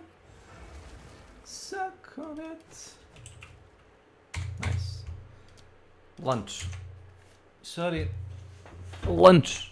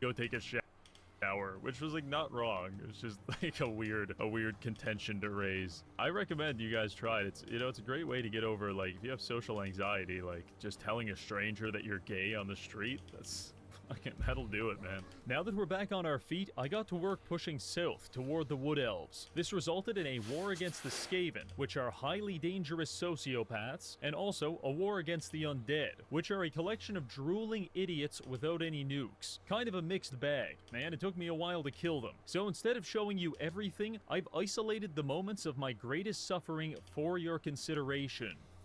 Oh, fuck. Oh, fuck. This is actually terrible. Creepus has ambushed us. You know, the funny thing is, too, is usually these ambushes start with, like, you're marching through the fucking forest or whatever, and then, like, someone will shoot at you. And that's what, like... Yeah, okay, they're already shooting. They're already shooting! Fuck, fuck, fuck! Oh, Jesus! Oh, God! Oh! It was close. You know, at least it was close. Oh, fuck! Oh, shit! Fuck, fuck, fuck! Oh, shit. Oh, he spawned. I'm choking on my own arrogance. Oh, man. Oh, no, no, no! They got the nukes off! Holy shit, they got the nukes off! I was worried you'd come back. Alright, well, very interesting tactic the Skaven have decided to employ here. Instead of using their siege catapults to kill me, they're using them to hide in the forest over here, out of my reach, and making me wait an entire hour for the fucking timer to run out, just so I can escape this hell. They've transitioned from conventional warfare to psychological warfare, and it is absolutely killing me. I have 20,000 supplies. Why is this possible? Well, there you have it. A fucking draw. Are you happy? Are you happy, Throt the Unclean? You freak? Stupid as hell. I hate your guts, Throt.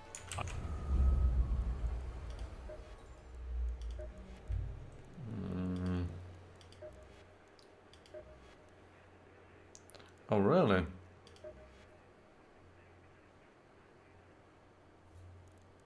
Open containers in spaceport, search androids. Search androids.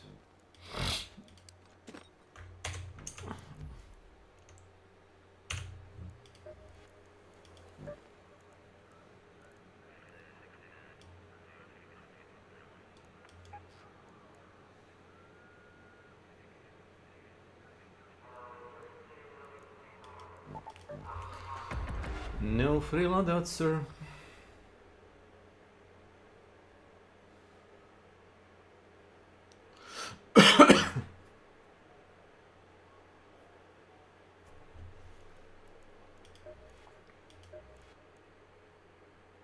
Ticks, pops, fireballs.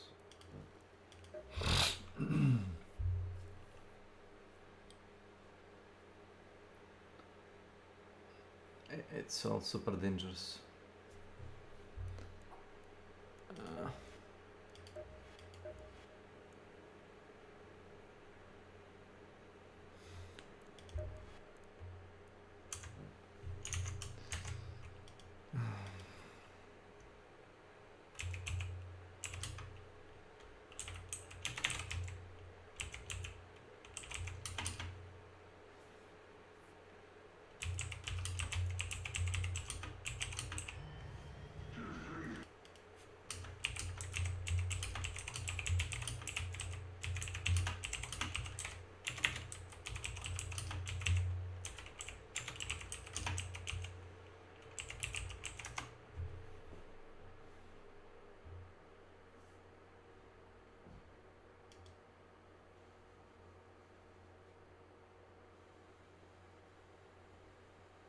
Yeah.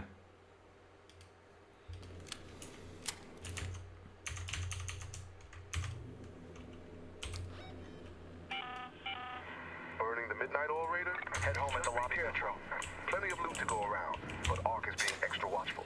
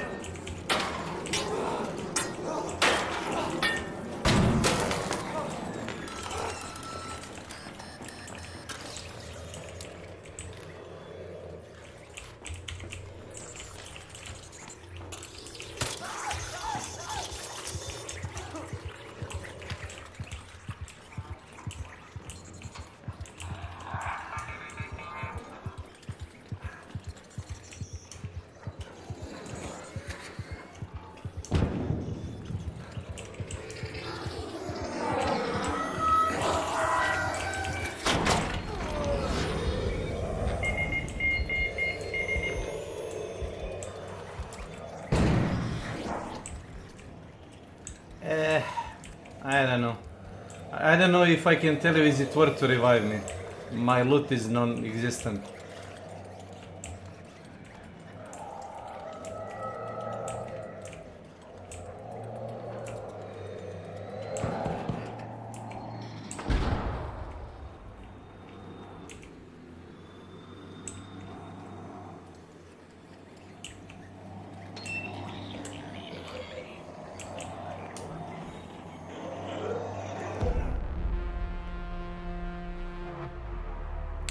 Another one. Yeah, sure. I don't care. As I said.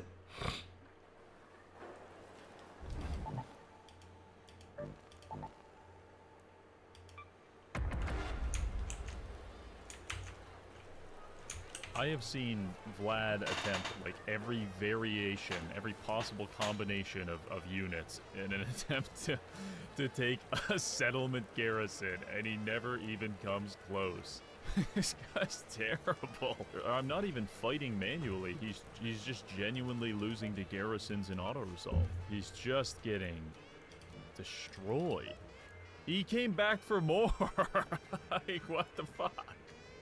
Again, there's 3 people. Oh, stop. Vlad is the unbustable nut. Like, he can't get off without being thoroughly and completely cucked. It's crazy. All right, we're back. We're doing a little bit more recording here. You know what? Last night I was laying on the bathroom floor, reflecting on my situation here, and I was curious why no one was really infringing upon my sovereignty as a nation. I mean, we've declared war on everyone, but no one has invaded the holy land of my mountain territories. And I think it has occurred to me that they implicitly understand the Samson doctrine. Under any circumstance where you invade Israel, they have a doctrine where they're like, we're just going to nuke everyone. Like, which every nuke is leaving before you can officially take control of our country. And I think that the AI fear me in a way that they probably didn't even understand that they could. Yes, I think that, yes. Howdy! Hello.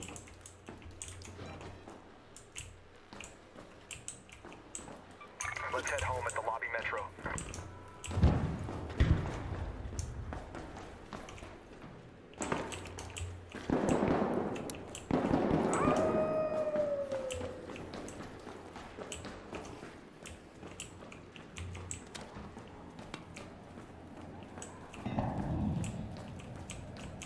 What do you mean don't shoot? I have a raider tool.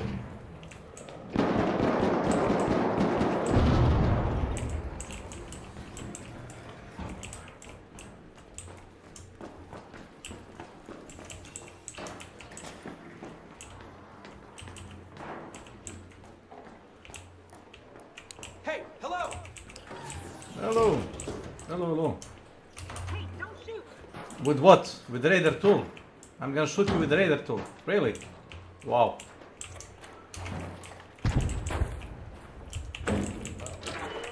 Howdy. Oh, hello. Howdy!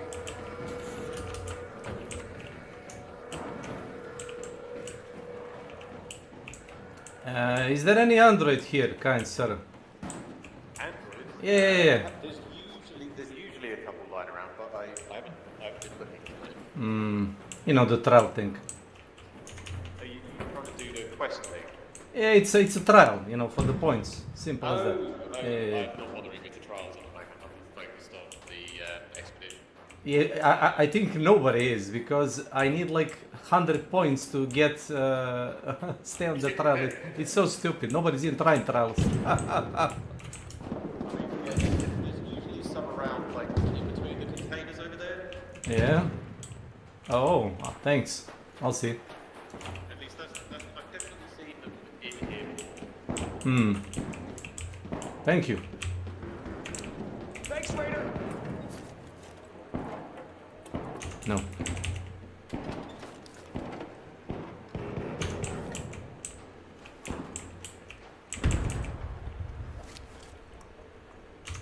No.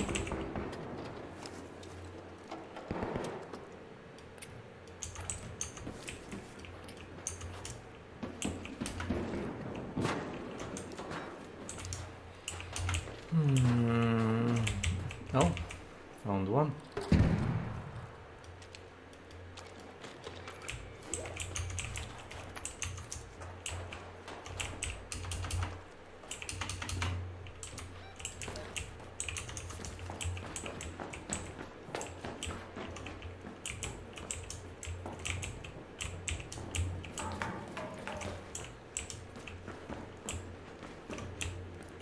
Hey! Hello, Raider. Howdy. Howdy.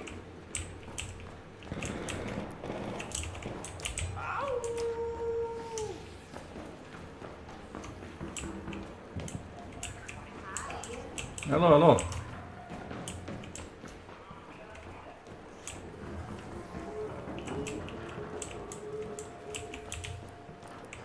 Hey! Hello, hello. I'm just looking for androids, sir. Hello, hello. Watch out, watch out.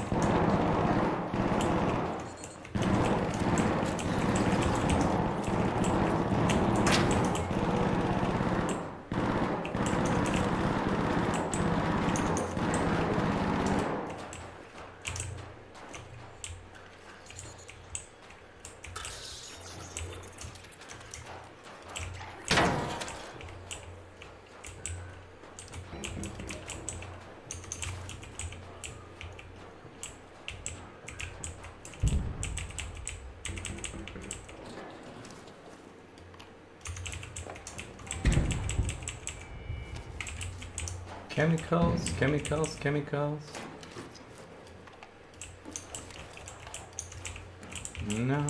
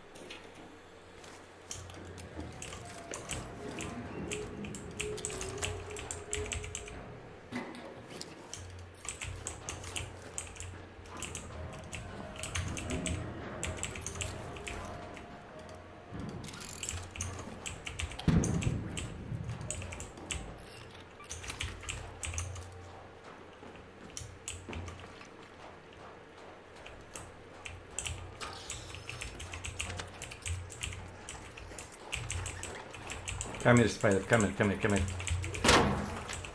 Hey, hey.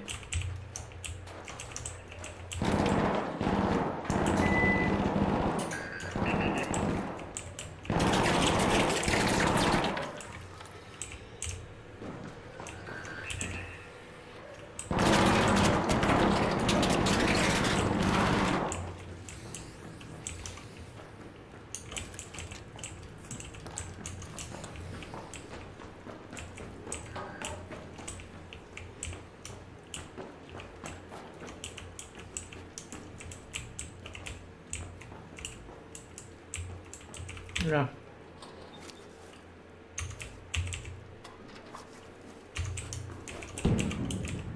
Hello.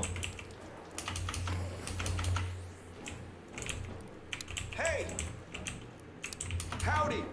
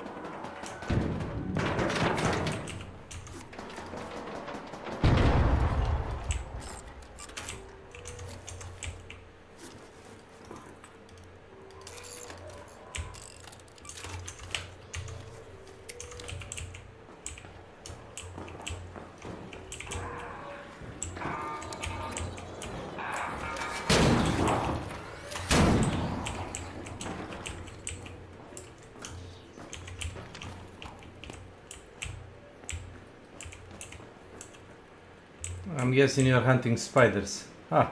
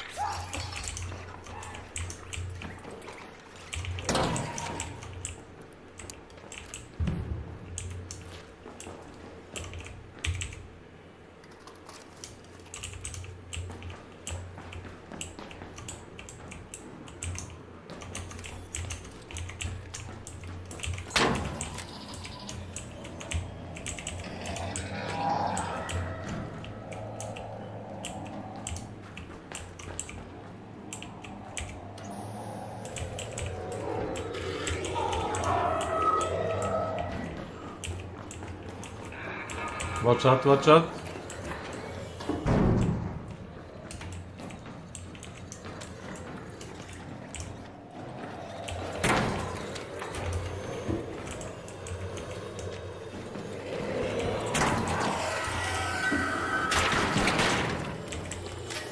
Oh my god. Watch out.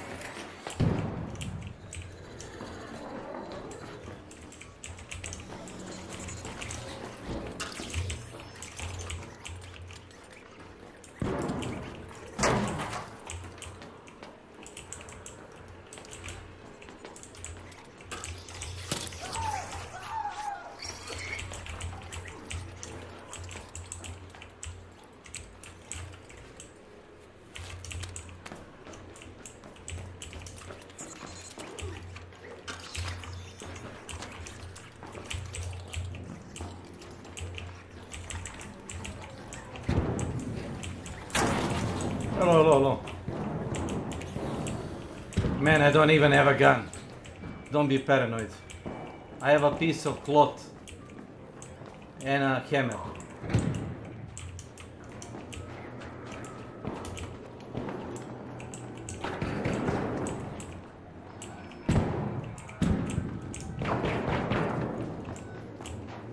Where do we go now?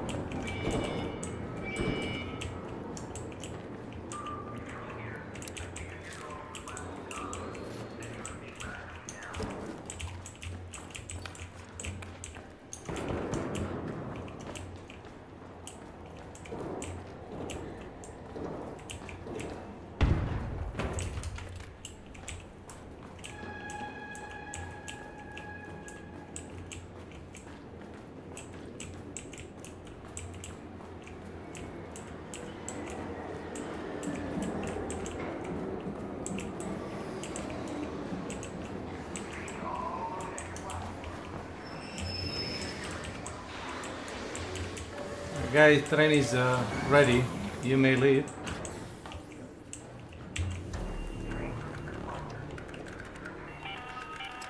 An arc orbiter is en route. The safe window is closing. There we go. To get out of there. I repeat. Where do we go now?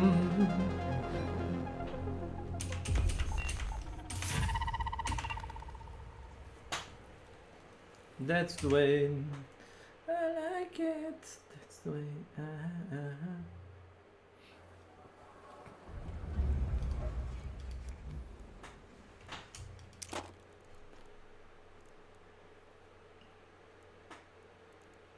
Okay. Sure. So I got shotgun choke. And this. Yeah, what the fuck? Yes.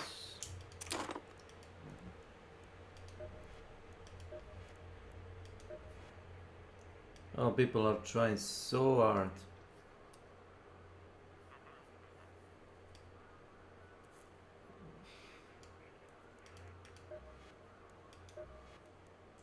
Who cares?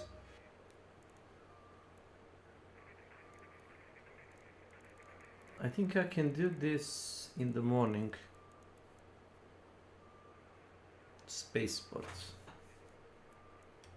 Yeah.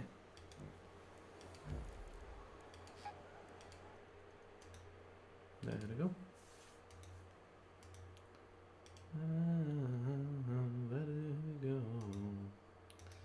Where do we go now? Please, Denuvo, chill. Daddy, chill. Mr. Denuvo, chill. Fuck down.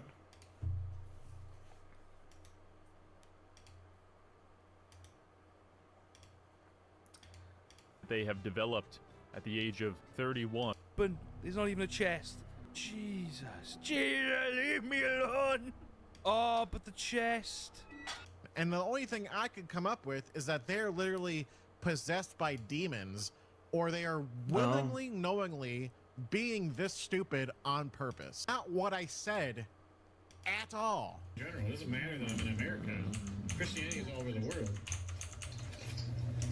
We saw it, man. If you were to die in your sins today, you would be sentenced to hell. If you were to die in your sins today, you would be sentenced to hell. Not sent to hell, not that you're going to hell. You're still, it's just like you're not gonna talk your way out of this one, bro. Sentenced to hell, sent to hell. Yeah, why would you say that to a child, let alone a child of an opposite religion? Like, what the fuck? What are we talking about? The sentence. Yeah, you're splitting hairs, would be man. Hell. Let's be honest, it's not really the faithful sheriff's fault here. He's got a terminal case of internet lolcow, and one of the symptoms... Is that pirates? We got one. Did we got one? Yes, we did. Yes, fucking we did. Let me see.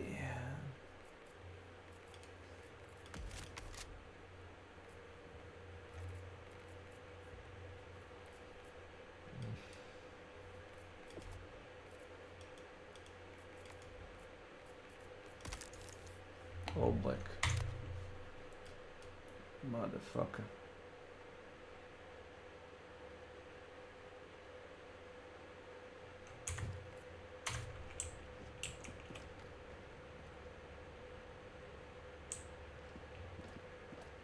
Saudações, Hellback. A guerra galáctica espera.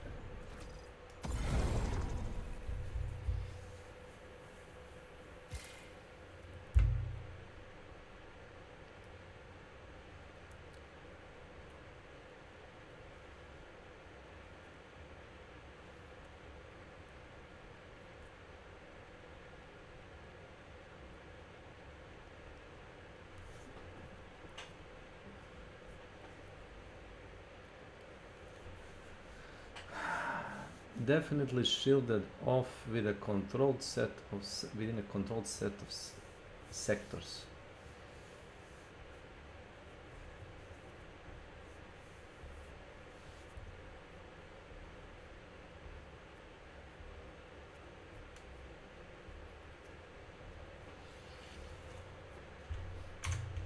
So interesting how that kind of works. Options. Oh dear. No.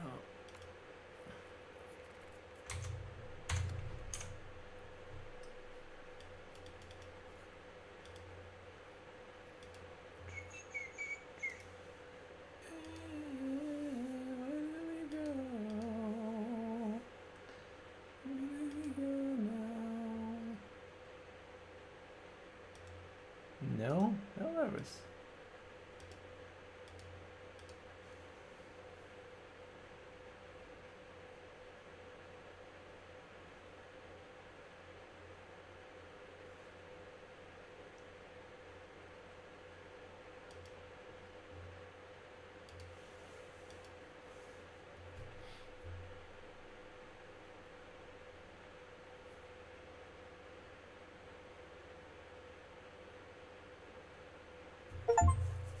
Thanks. And now, audio.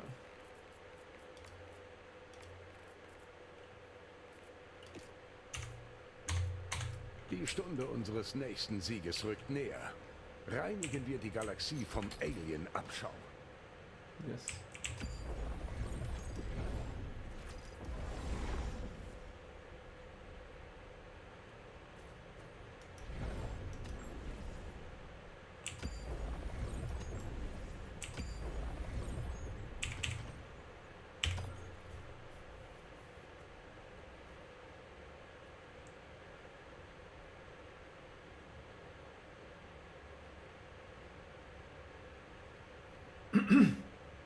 Initiiere FTL-Sprung nach das Kite-System.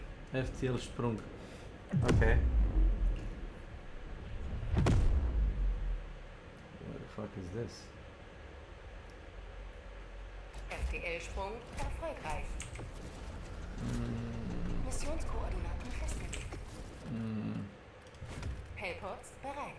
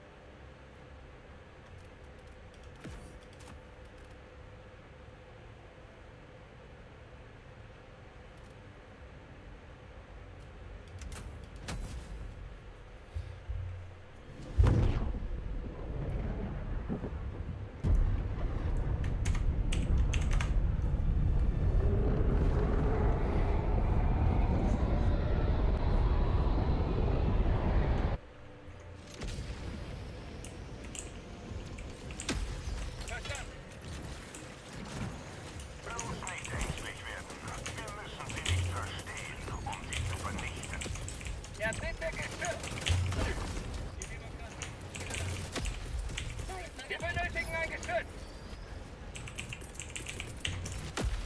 Erbitte auf! Fordere Fahrzeug an! Markiere Karte, nordwestlich, 300 Meter.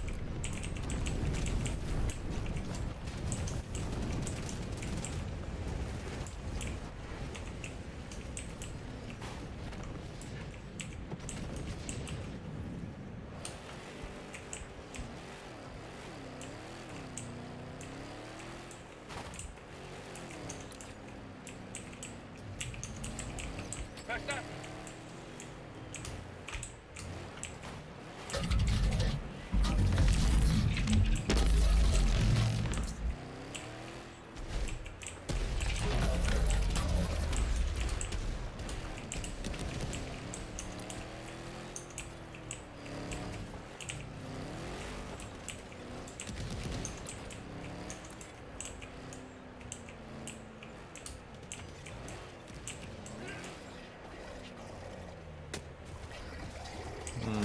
Looks like samples, man.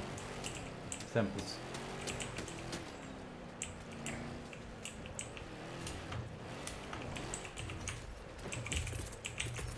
Bitte geschützt! Wir benötigen ein Geschütz!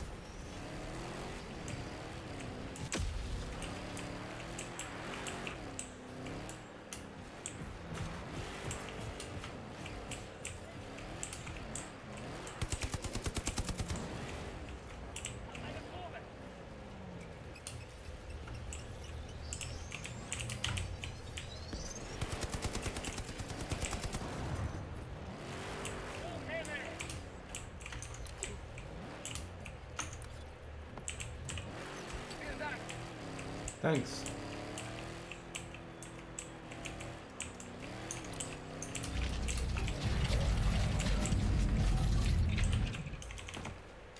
Entdeckung! Geh nach!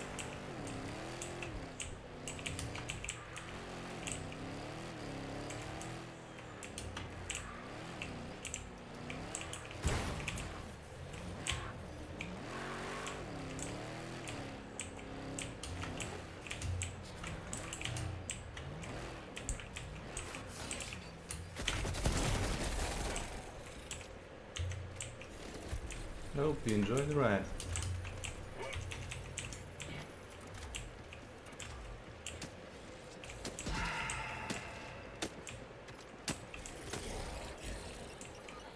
Good night.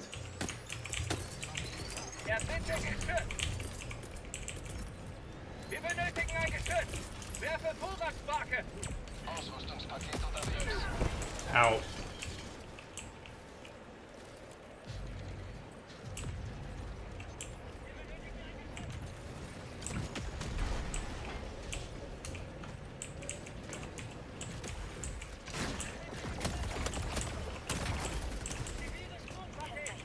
Coming.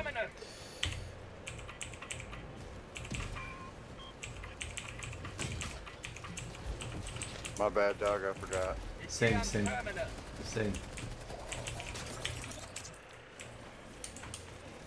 How do you like a new gun? Ich bin am Terminal! Nimm Gas!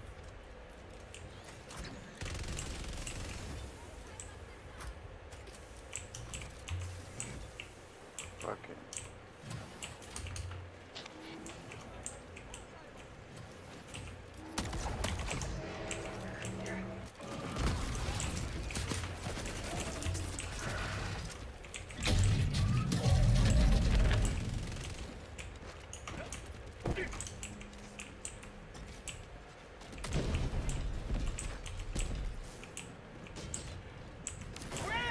Egal.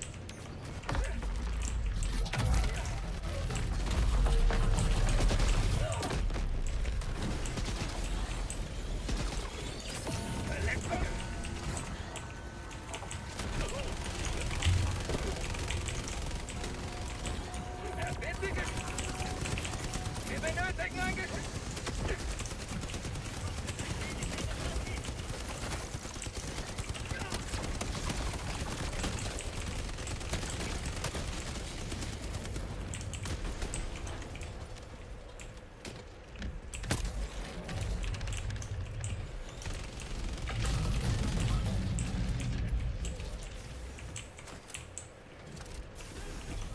Go.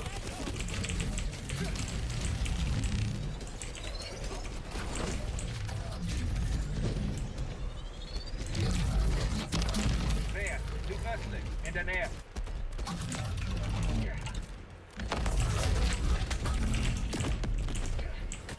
Entdeckung!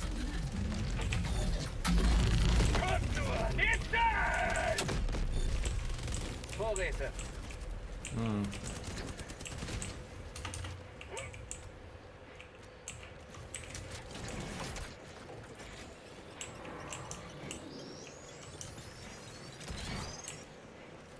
They're moving very retarded.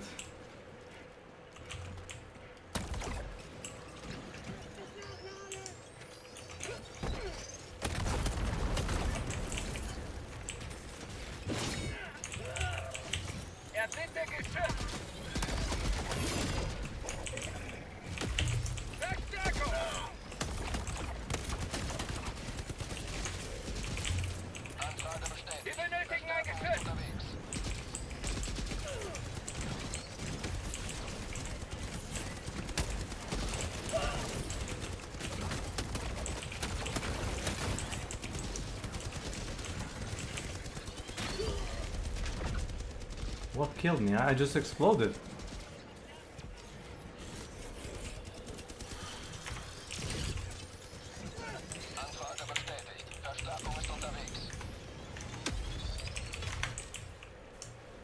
Die Demokratie ist gelandet. Vielen Dank. Thanks.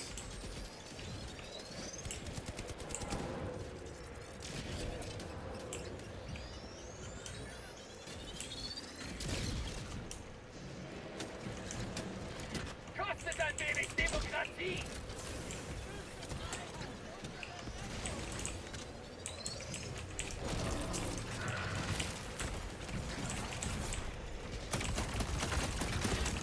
Lade nach. Ihr werdet uns niemals unser Leben diktieren.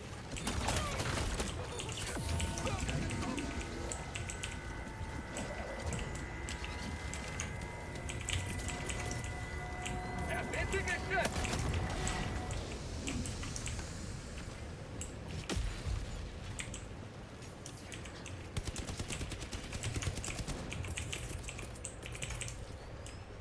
Wir benötigen ein Geschütz!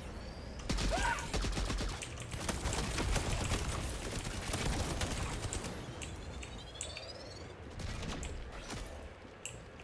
Yeah. Correct. Damn, bro. They glitch. They basically glitch.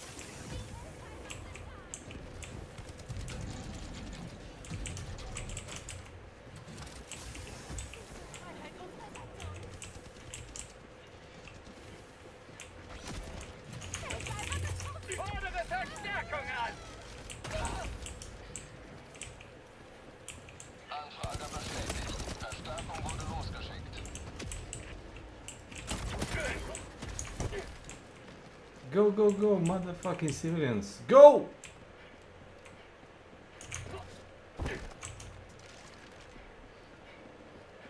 Yep. Bestätigt.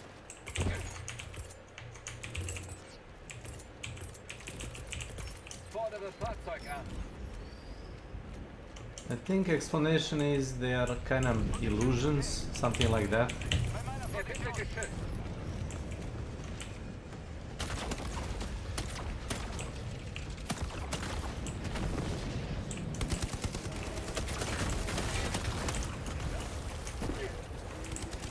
Watch out, watch out.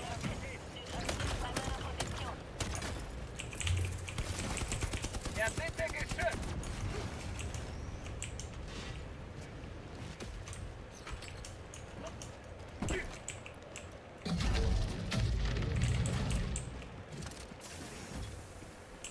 Go, go, go, go. Pura. Welcome to my channel. Discord. Mogu ti reći da čekaš da završim. Znači, fora Discord, ali ja nisam u Discord, jel da kume? Voliš malo da troleš, ono, kao...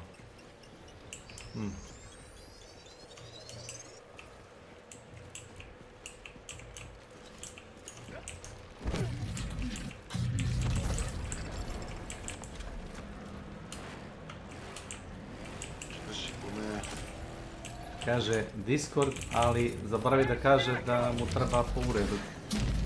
Dođi. Vamo, što ćeš što vidimo. Tu su berzi kao ti.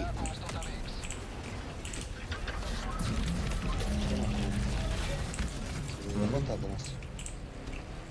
Kume isto koji ti, radim za pare. Ne kao neki. Radim za gorivo do Vrbasa i kafu. To mi je posao. One more, really? One more. Yeah, they're retarded. They're very, very retarded. Trust me. They're running in circles. Let's go, move it. Oh, running civilians knock my car. Nice. Welcome to my channel. I'm on the road right now, but once I park, me and the squad are rolling deep into your next stream. You don't say.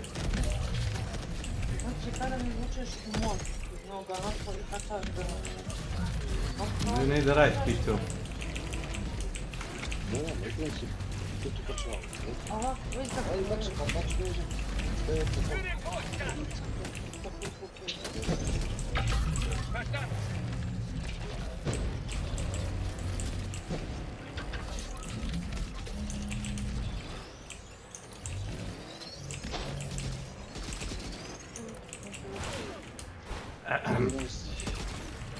Srce tu dan državnosti, kume. Države Crne Gore, čega? Rumunije. A, okej. Da se zna koja je država u pitanju. Moj dobri kume. Poliranti stari. Oh my god. Yeah, I managed to flip it. And he died. Koje države kume? SFRJ. Ako ćeš da nastaviš da jedeš govna, pričat ćeš sam sa sobom, objasnio sam ti već 100 puta. Ja sam rođen u SFRJ.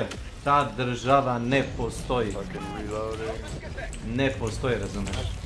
Ta priča je gotova. Odjebavaj nekog drugog, samo ti objasnim. Tako. Prijatno. Ta priča je, za svoje priče je kraj. Ja sam rođen u SFRJ, to više nema. SFRJ Jugoslavije.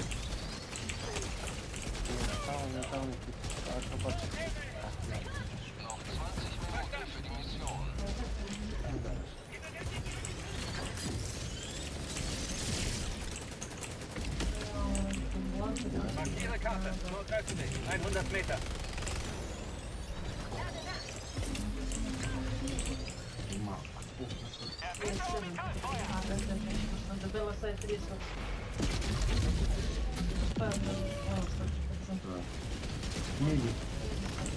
To mi je problem, to dođe. Nemojte na bol. Tu mi spala će tam, taj mi je opet zadebljao, taj drugi. To će tako da bude do pležnice. Što rekla moja majka, tata, kozi papa. Majka je srpom palac, nokat na palac sredila i to, tada je raste crno, ako i sve se potiže i onda tata zvao kozi papa. Vidiš ti da ti žaba na rabu? Samo mi je mama, pa bi gransko, hoćemo li grad, komara? Pa zvao si me očigledno, da? Da mi čestita dan državnosti ili neke ozbiljnije stvari. Nisam znao da slavimo dan sa SFRJ. Pa dobro, to je to, ajde. Kad si dobar čovjek, slaviš svaki dan i je ta rođendan. Svaki dan je slava zato što su svi koji ljudi koji poznajem dobrom zdravlju, kažemo tako. Tako je, tako mi medicinske sestre. A ti rođendani, te slave i imendani, to su super. Razlog recimo da ti familija kupi tortu ili sladoled i to je sve.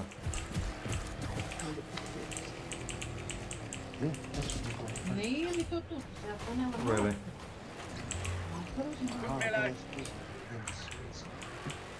Ja i Duka smo probali.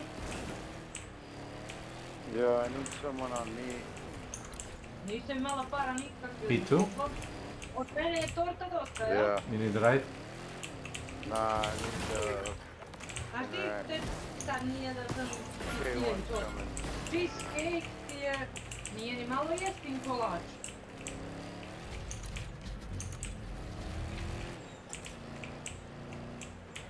A.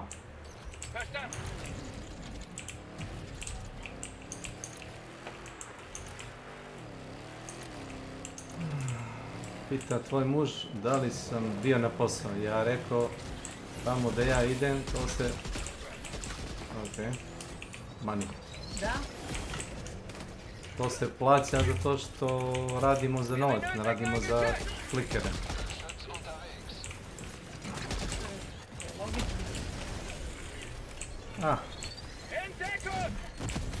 Neki ljudi koje poznajem rade za klikere. Neke ljude koje mislim poznajemo ne rade ništa cijelog života. Ne, rade za gorivo i kafu. Ne rade ni za što, vjerujem mi, no žive od toga što će mu da mama, sestra I pašće s kad će neba. mu već neka izmišljena kirija I onda zove juče Peka da ga turira. Jel ti radiš jutra? A jutra gati pare, jutra da državnosti kumara. I onda sam ja rekla... Njemu je svaki dan državnost. I onda više nije zvao. Rekao, Beka, pušti nas čoveče u ranu zoru. Što se dereš tu čoveče. Odvanja cijela kuća. I onda više ne znam, posle Beka... To mi druga govarate, alo. To ti je drugo, a? Gdje nem ti na drugo? Gdje nem ti na Ja ga drugo? ugasim, ja imam 2 rečenice, mu samo kažem i on je gotov. A Peko se tu raspravlja s njim. No, samo ga udariš po novčaniku, kuma. To ga najviše boli. Jes. Mislim, nepostojeći novčanik. Ovo meni ovdje kreće nešto ovdje, vidi Peko. Ja meni, jel...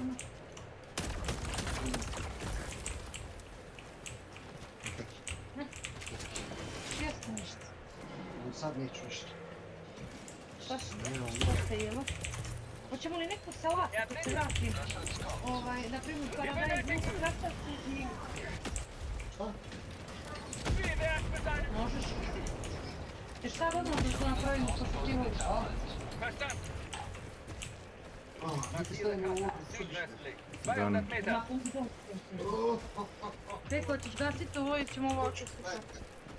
Ček se ovo potem.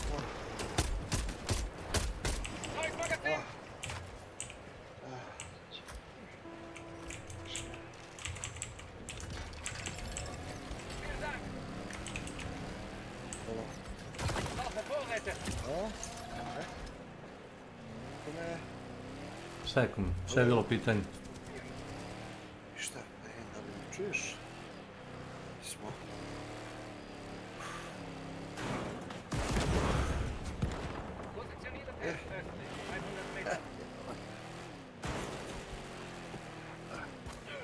Samo kaži kada valim sebe. Pa, daj mi 2 minuta da izađem s mape. Ali ću. Možeš ti još slobodno. Sad se ja... Jednom da ti čekaš na mene, ne svaki put te kume Discord i onda ja ono Discord i nema gdje. Nema.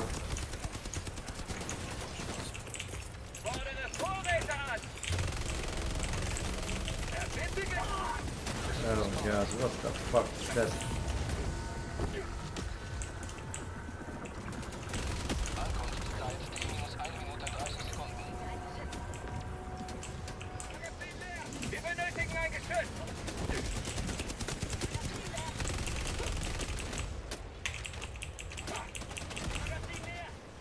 Vorräte.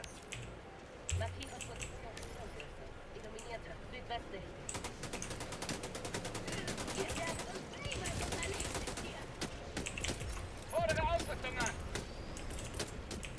Ankunftszeit T-1 Minute.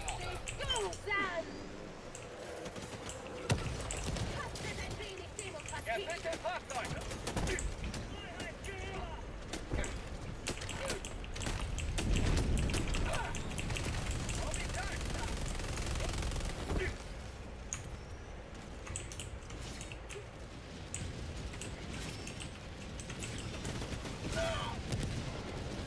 That's what's knocking me back, the fucking Vas.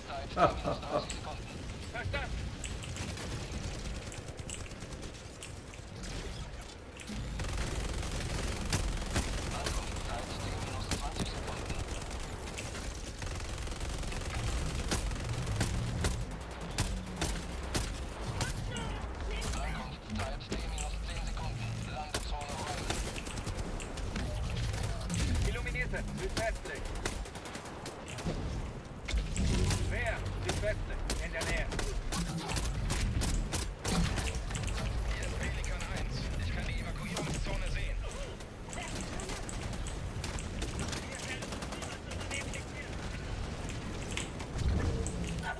Markiere Evakuierungszone.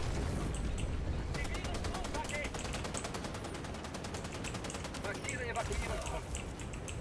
Countdown läuft. Bereit machen zum Abflug. Verstärkungsbudget ist aufgebraucht. Evakuierung abgeschlossen. Pelikan 1 hebt nun ab.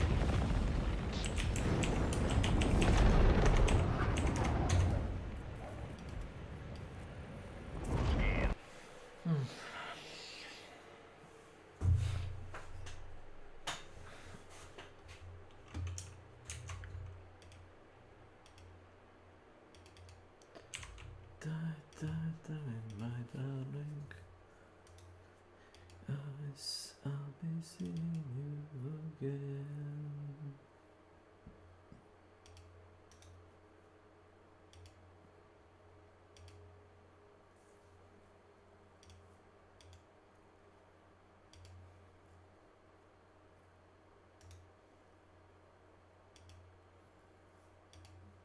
Software soy jack.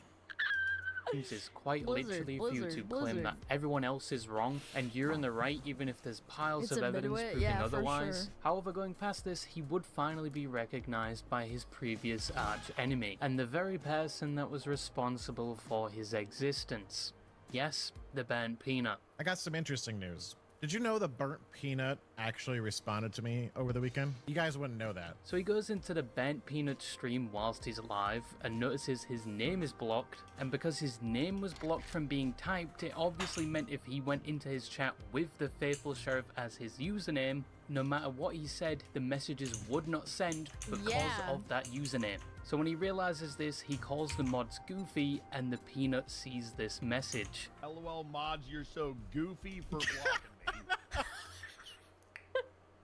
Because you're cloud farming for attention, man. Sniped? Yeah. And after being surprised about this, the faithful sheriff apologizes and says, "Oh, I thought my messages were blocked." And the burnt peanut will respond saying, "Yes, your name is blocked in my stream." No, only I can see what you're saying. You are blocked. That is true. You are blocked, sir. Only I can Yeah. And with this opportunity, he would ask the burnt peanut if he could join the Rust server where him and a lot of other popular streamers were creating content, and in response, the burnt peanut would just ban him directly instead of just his name this time. Absolute cinema. So I guess this means I can't join the Rust server. And then shortly, like 10 seconds after I say that, he bans me from the chat. And just to take this a step further, he would post this clip on Twitter where Gingy, Peanut's friend, would respond saying Peanut doesn't really care about him and the sheriff is just being very parasocial and Gingy's funny too. he needs She's help, a goofy at which girl. he would respond, "You're still boring." She's funnier than you clown. That's embarrassing. Holy Yeah, it says aura. this The guy, conversation man. continues where she says Yo, he's Dilla, just look a at the copy 5 and he gifted, just I alludes appreciate to it. her being racist or something, and the conversation Aw. ends there. But as that was ending, the Faithful Sheriff universe was about to see a few more additions, when people decided they would copy the copy by creating their own version of the Faithful Sheriff. We had Faithful Emmy, who was apparently in love with the Faithful Sheriff. We had the Faithless Sheriff, and even the Faithful word I cannot say. They Glock on the Adidas and everything, bro. Sorry, the Nike. was quite Bro, a lot of them. that's And despite the insane. fact the That's Faithful criminal. universe was growing, the Faithful Sheriff The wasn't MAGA too one? happy Yeah, about what this, the fuck because are he we thought doing? this was just people blatantly copying him, which, to say the least, is very, very ironic. And at this point, I honestly can't tell if he's just going along with this or actually thinks like this, because he's just feeding the trolls constantly. But finally, in this story, the Faithful Sheriff had one more evolution, What, a because he would furry? turn into a cat. Oh no. Oh, hi. You're probably saying to yourself, I You can't. know what's funny? This one isn't AI generated. You can tell someone actually drew this one. Sure. Maybe he really Nisi is a kliknuo, furry. pisala loading Believe non-stop. the faithful sheriff's a cat. Well, at least nobody can call me a copycat. Get it? Get it? Copycat. Yeah, it was funny. Hilarious. Yeah, I don't know anymore. Mislim da ovo He igra went od from a onih dog looks srpskih like- clone no, it programa, doesn't. to a I don't peanut think clone so. to an anime peanut Folk to a Piercer. fucking cat. Ima What a jedna jako, legacy jako this guy slična koju has. sam But probao. that's what the Faithful Sheriff is to this day. Neki and he's Desert still Texas, basically ovaj doing the Folk same Piercer je content. The only thing that has neki really voz, changed over the years imaš is voz the koji se persona ono, ideš of šinama the i one napadite he uses. razbojnici. I'm a chud, I'm a fat little Ti chud. biraš koji ćeš stanicu da Okay, uđeš. and a red nose is up. So in Ili conclusion, that is the Faithful Sheriff, magazin aka uzmeš, Dr. Witness. upgrade oružje, bolje kočnice, inženjera da ti repairaju poziciju. Igrao sam jednu sličnu sa lošijom grafikom, taj od domaćih nekih programera. Evo sad kako se zove.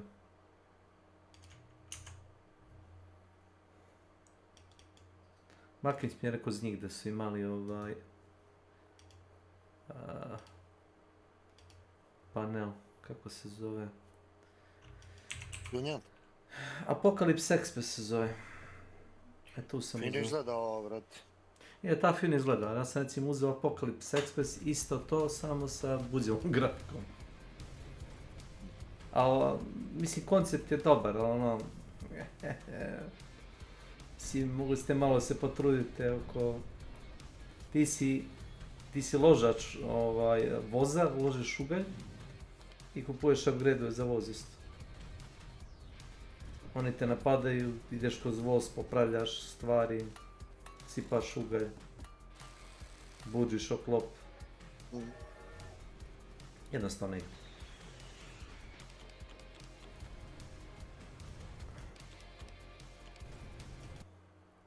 Roguelite, nešto na fazonu onoga što si ti igrao, kako se zove na igra? Space Pirates vs. Zombies. A najdobra je, baš dobra. Yes. Squad. Oh, look at that. Am I being raided?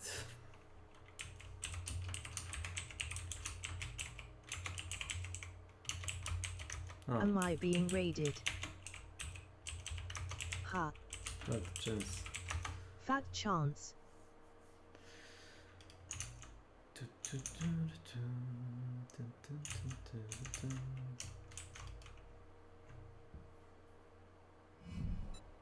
Ako sam glupav jebo, to nema niđe.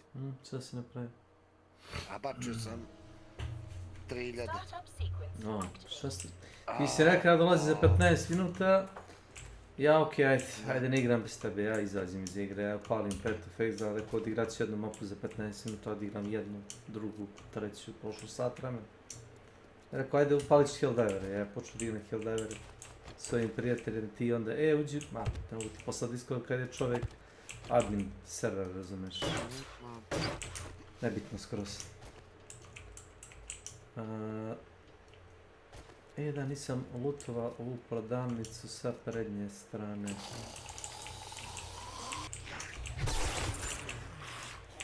Smirite se.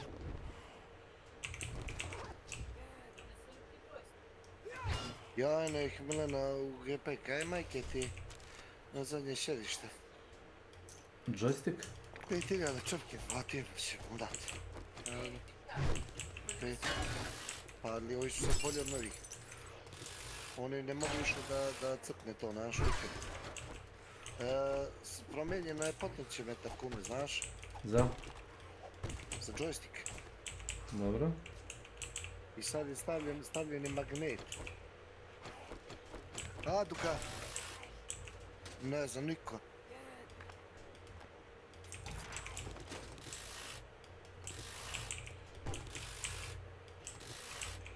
A šta je bilo pre? Pa, znači ona je, pomozi mi reći, potenciometar si imao, razumiješ, a sad imaš magnet, znači radi na princip magnetnog polja, kontaž? Dobro. Ne kontaž, ne? A eto kontam. A što to nisu oni stavili? To su PlayStation joysticksi originalni, šta koji si ti modove tamo. Da. To što je to skupo da se napravi, a to može bilo koliko se razumije u to da ti uradi, ko ima materijal i znanje. Da. To je, slušaj, 4 godine garancije daje na joystick, zamisli. A joystick ti realno, znači, ona je, slušaj, još ja nisam Johnny, ti čujem Johnny, kume ni rabio naš, nego sam ono, fino prema njima se nazove odnosio. Džubrad, bre. Naprave joystick da, ono... Nasao sam na Assassin Outfit level 6. Sneak plus 30%. Ja ću sve nerd Ja ti kažem, ba, ako već ideš da lutuješ toliko uzmi... Ja imam, Imam nerd ali glasses, nerd outfit, šta ti nerd daje gloves, nerd sad mi set? fali lumber. Šta ti daje nerd set? Full set tools and weapons degrade slower. I? To ti je važno. Pa nije mi važno, ali. Pa onda Sad napravi sve scavenger set. Kad već lutuješ toliko. Već sam ti rekao, ne džoban, ja to ne registrujem, ne veze. Nabavit ću ga sebi.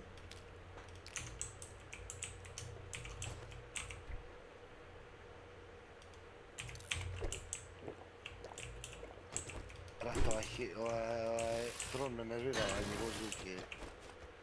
Stvarno je retardiran zvuk. Kad pričaš, šta? Ne, nego dron ima onaj zvuk glupavi. Kad leti? Je. Da. To je neka mala pozadinska buka, neko zuvljanje. Čujem i ne čujem.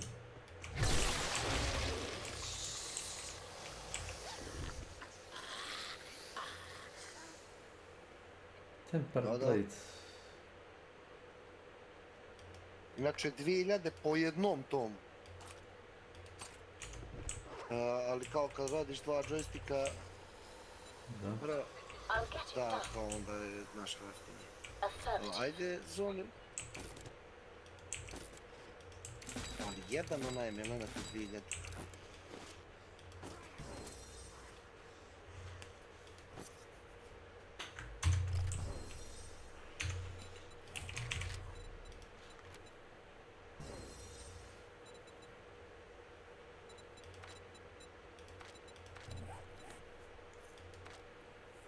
Fale mi čorbe.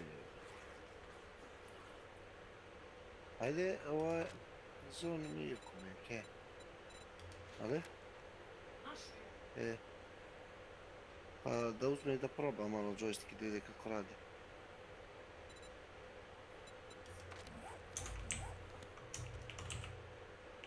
Ajde, ima tu?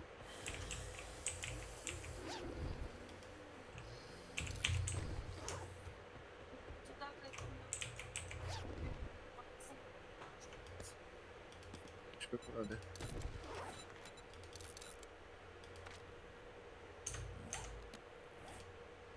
I zamijenio ono je bilo ono štećeno, znaš. Komplet zamijenio.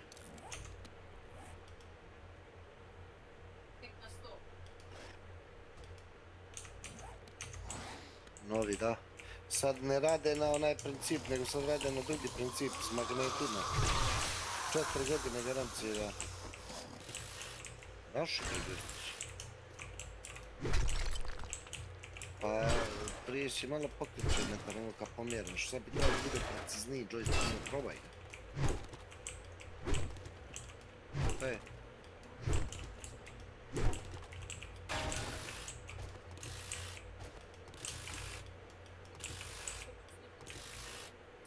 Imam ja jedan PlayStation 4 joystick.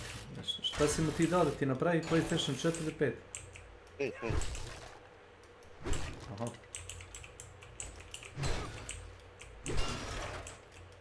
Pretpostavljam da to ona radi za PS...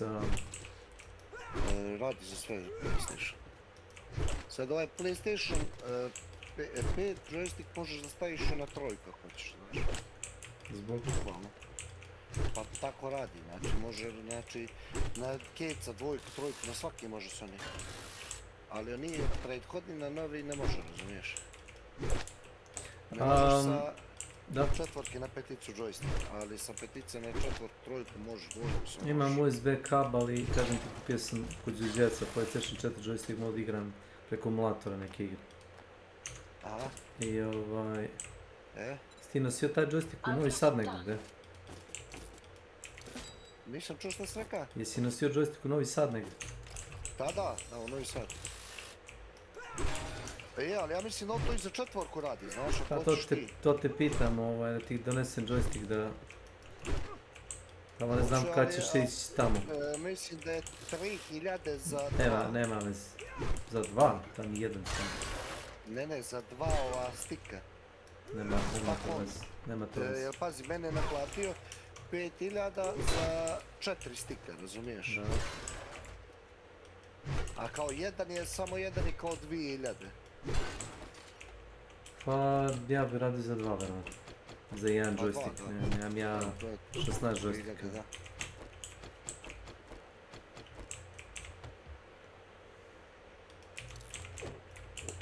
ali treba da bude čotki, kaže, on je to sebi uradio. Ja to ne bi ni radio, bilo me kurac, nego mi je već mi je drift bio na 1, znaš? Zamisli to. Šta ti je drift na 1? Pa bio mi je drift na 1 joystick. Stick drift. Šta, zaglavi se i neće da mrda? Ne, nego vuče nastrano, To mi Slavko pričao. Šta je?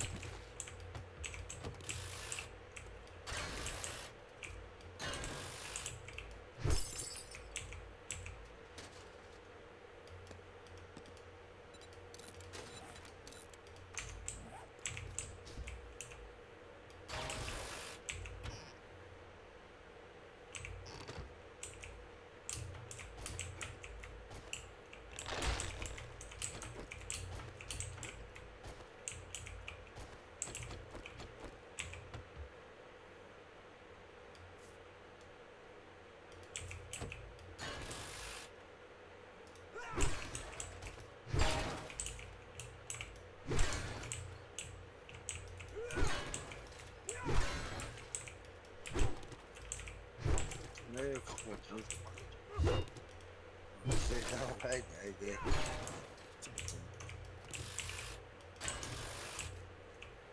Manas. Kume. Moram da idem trop da čeram. Trop? Da. I što onda zaustavio ovo, pa ćemo nastaviti? A ne, ćemo igramo još malo, igramo još. Kad ideš? Ja znam 20 minuta. Ja to još.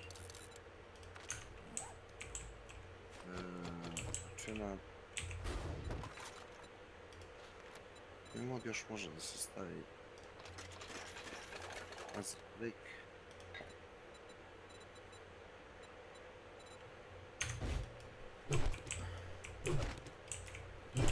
Fine weapon, tip. Fine moving. To. To naručka šta? Da. 200 damage-a ima M60. Možda sad kad si nabavio bolju municiju i skill uložio pojem. Znači 200 damage-a po metku uglavom. Tako stavljam. Mislim da je ušao uglavom. Jer, znaš kad gađeš u ruke i noge šta se dešava, ali tako gleda se. Ja znam. Ništa, ne dešava se ništa. Tipa radiš četvrtinu šteta, ako u glavu radiš 200 damage-a, u ruku radiš 20. Neš ga niko dobiti.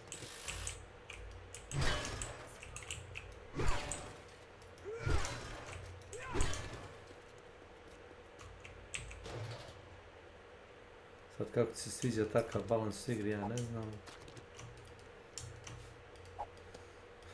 Nije samo za M60, to ti je tako za svako oružje.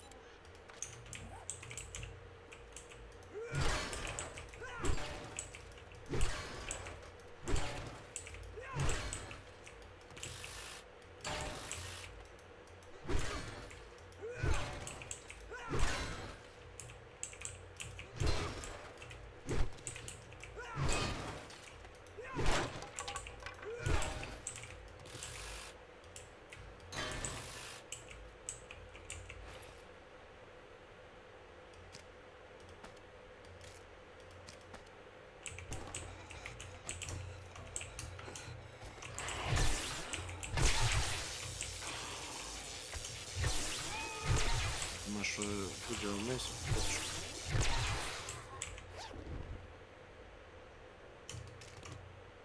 Nice.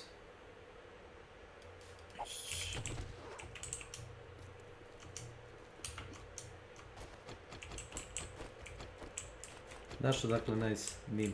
Znam. Ja sad ne spominjem, ima tu DC. Znači to... ko maltretira ga. Nice.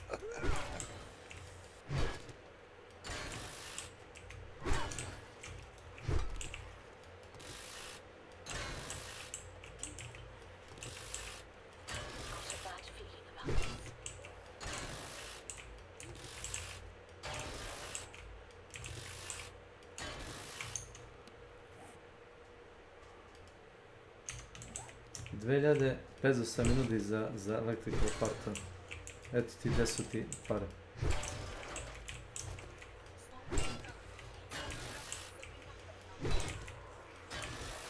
A na stajalištu imaš neuki ko hoćeš da razvali, znaš.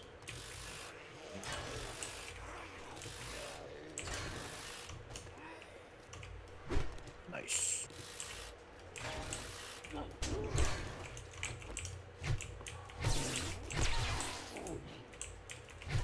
Stop resisting.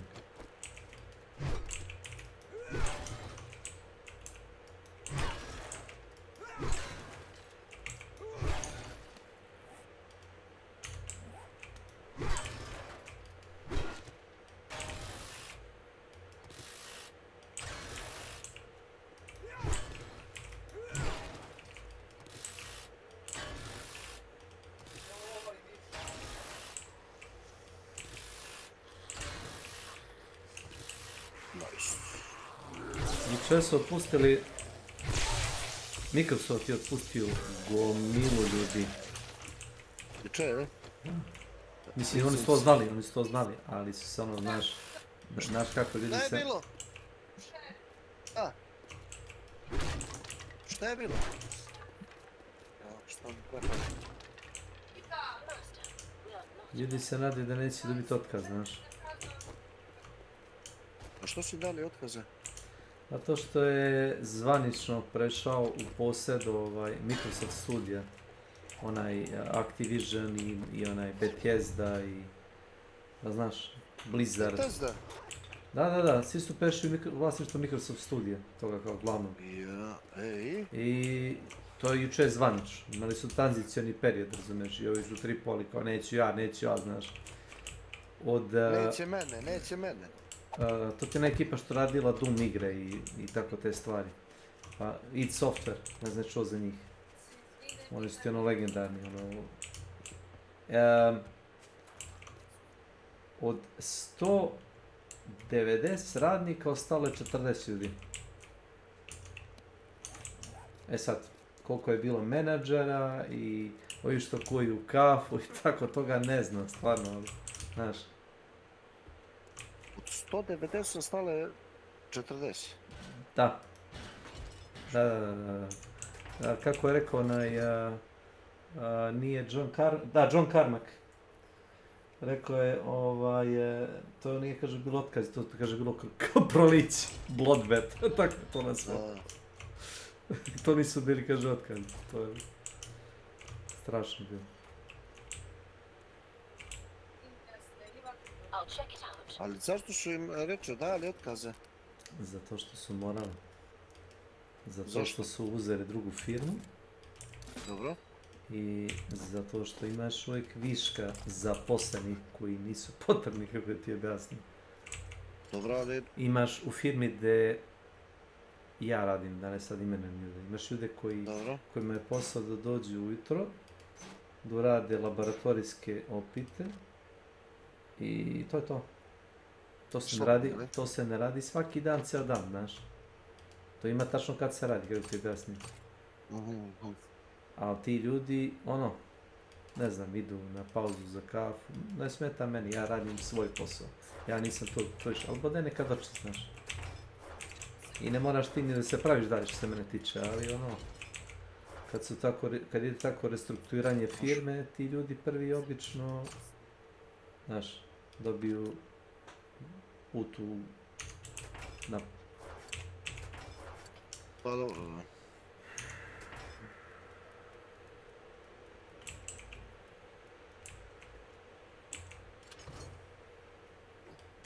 Čakaj, vidiš kada...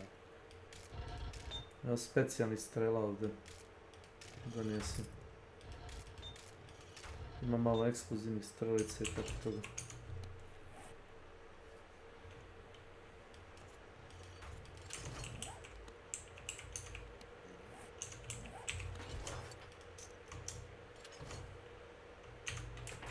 Ne mi znači držiš prazne čavore. Niđe, skrapujem ih. Niđe? Šta će ti? Kaj grote mi da ih skrapujem, ne? Barut jedino. Onda barut nemoj da skrapuješ. Bez baruta sam našao. Barut možeš praviti eksploziv od njega. Pa da, ostavljam barut, ali ovi čavore... A šta, ako ćeš da napraviš za minu, bre, šta?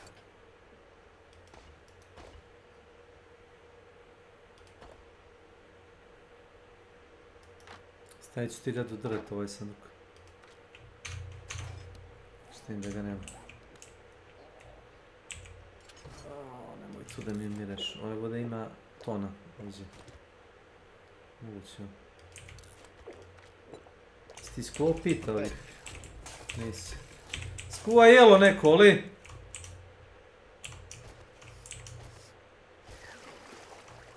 O, komara. A? Skuvaj neko jelo, lebat.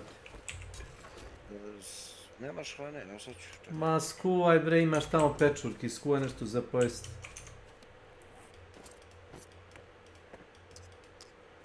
Ćao.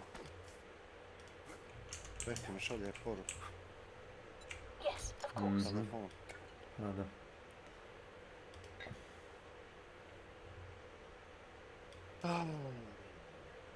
Da li te interesuje što? Ne. Čim kažeš da li te interesuje, znači da ono, bi trebalo da me interesuje. Zato ti kažem ne. Baš zato što bi trebalo da me interesuje, ne interesuje. Kapiraš sad?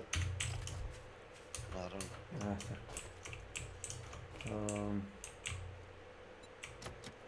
Neki čas stvore, što se nam ubacimo ove lockpickove.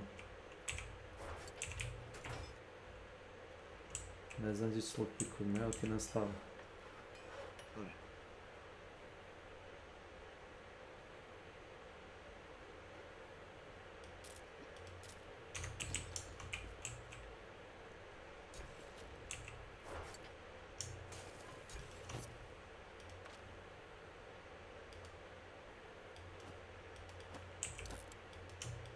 Imaš ovdje ove termalne rukavice, što ne uze to?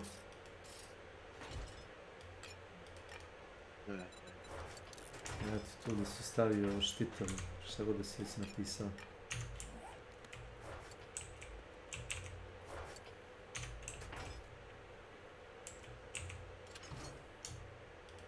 Imam bolje. Imaš bolje od toga.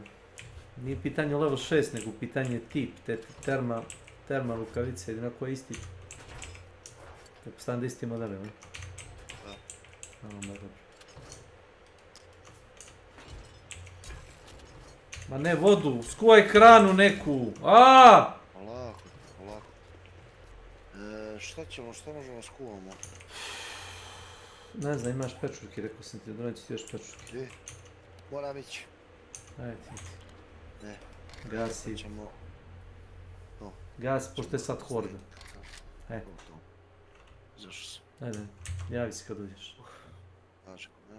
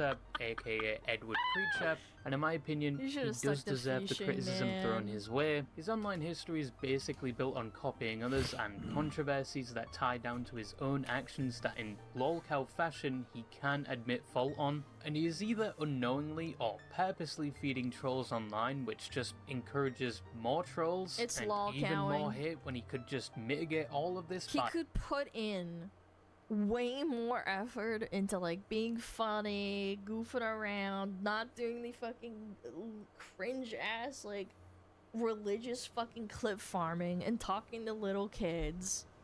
And he could probably do decent. Like better than he is now. by ignoring it, but at least now he's sort of doing his own thing, and who knows, maybe we'll see the faithful sheriff in the top 10 streamers, alongside people like Jinxie and Queso. Yeah, I think that's very unlikely, but anyway, what are you doing with your life, huh? Not subscribed to the channel probably, no bitches, no kids, definitely no job, which is very much unlike the Chad faithful sheriff who has all of that and a career that was basically built from copying others. Okay, I can't talk. He does have like kids and a wife. If you look at it on the bright side, if he Yeah. can get all of this, so can you. But then again, you probably just checked your Discord thinking, You stupid bitch! Someone messaged you. Nope, you're still a loser, but yeah, that's all I had to say, and bye-bye. I fucking hate this bird. Motherfucker. Stupid ass. Motherfucking ass. That was a good video. We learned some things about copycats and shit, huh?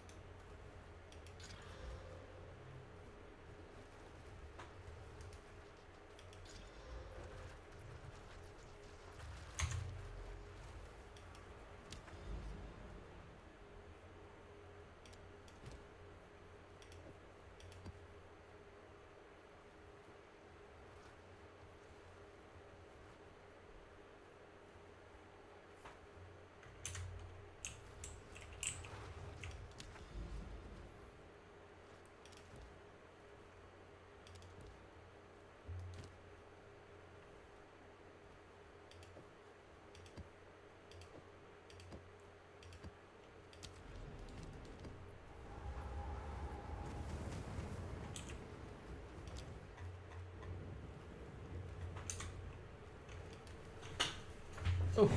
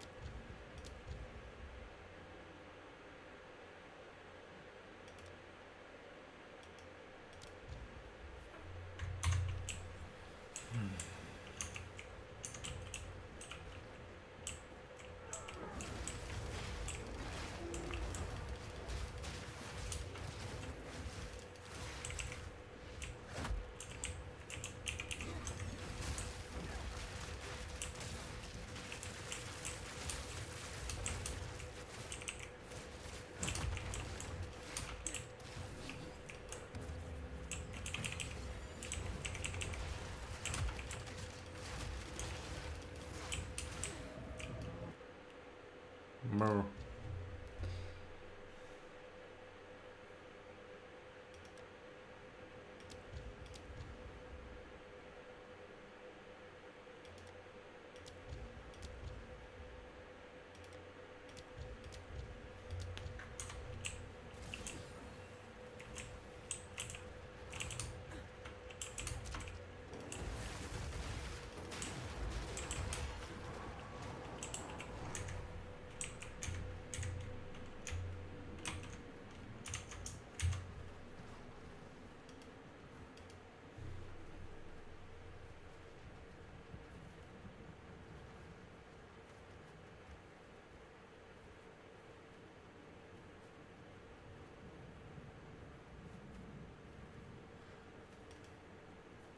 There has been a lot of posts about this, and I have held my tongue, and I haven't said anything at all. So if I go back and I look at the original post, Mizkif blocked me on Twitter. So yeah, he has me blocked now, right? So this is a tweet that he made a couple of days ago that went semi-viral about me. So a little bit of context. Mizkif sued me for defamation. And in the process of suing me for defamation, I have not spoken about this at all since then. Now, ever since then, he's been talking about me all the time. He's been having, you know, nothing but things to say about me. I haven't really said anything about him. Basically, what happened is that he sued me for defamation. And the ironic thing is that one day before, because actually last night, my case was dismissed. His lawsuit that he brought against me for defaming him was dismissed. It was a recommended decision by the magistrate judge, and then the actual judge adopted that recommendation and dismissed my lawsuit, his lawsuit against me. And so because of that, I am going to be talking about this. I didn't talk about it originally because, I mean, again, I knew I was almost at the finish line, and I know people were like, you know, XQC was like, well, it's a 99% chance you're not going to get in trouble. Yeah, but how many 1% mounts do I have, right? And so I just said, okay, I'm going to wait and give it a minute.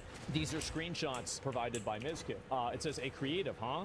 And then this is me typing, you know, I guess, so this is the context, right? So this is people thought, because Mizkif presented this is what he said. Do you want to keep hitting on her? The N-word passwords at 33 years old. He's basically accusing me of using the N-word as my password. Where in any of this have I spoken about a password at all? There is no indication of it being a password. He completely manufactured this. Like, of all the things that you're going to accuse me of, this was completely a lie. And it was a complete lie. Like, it was made up out of nothing. So, like, I'm talking really creative shit like that. Screenshotted JK. Now, I'm not going to share the entire context around why Mizkif has the screenshot, but this is one thing that I can say, is that at the bottom of this, and he can't joke around with it because I know he could, because I know he would because of OTK. And basically I'm saying, like, Mizkif can't joke around with this kind of stuff because of OTK, and it puts him in a position where, you know, he can't be the usual guy that he is. Does this sound like a person who's talking about somebody who they don't like? This sounds like me talking about a friend. And that's because me, Mizkif, and Imru at this time were all friends. The context behind why this was shared, I think, Mizkif, maybe you should provide the context why you have this screenshot. Why do you have this screenshot from Imru explaining all of this? Because I'm not upset about this at all. This was all shared and all this was happening when we were all friends. So he should explain why he has the context for this screenshot.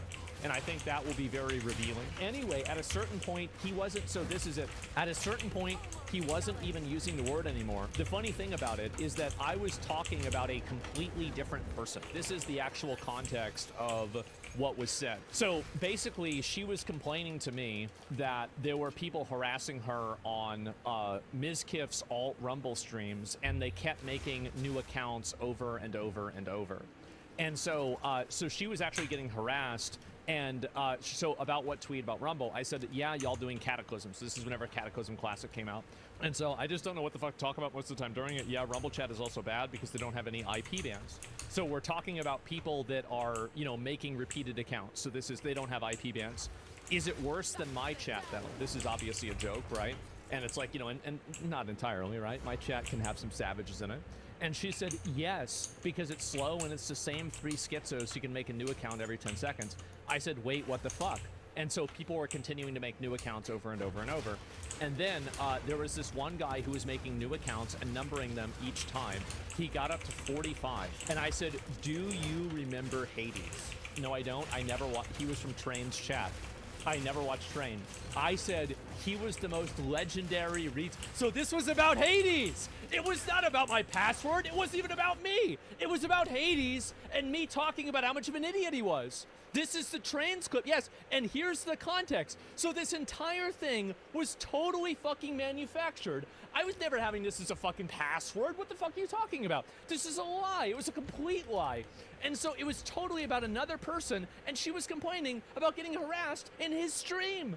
Ban Hades. Please ban Hades. 9 years ago. Oh, someone PM me and explain Hades. Hades has been in my chat for 2 years, making over 800 new accounts, trying to say the N-word as much as he can, and we ban him. We probably ban him 30 times a night.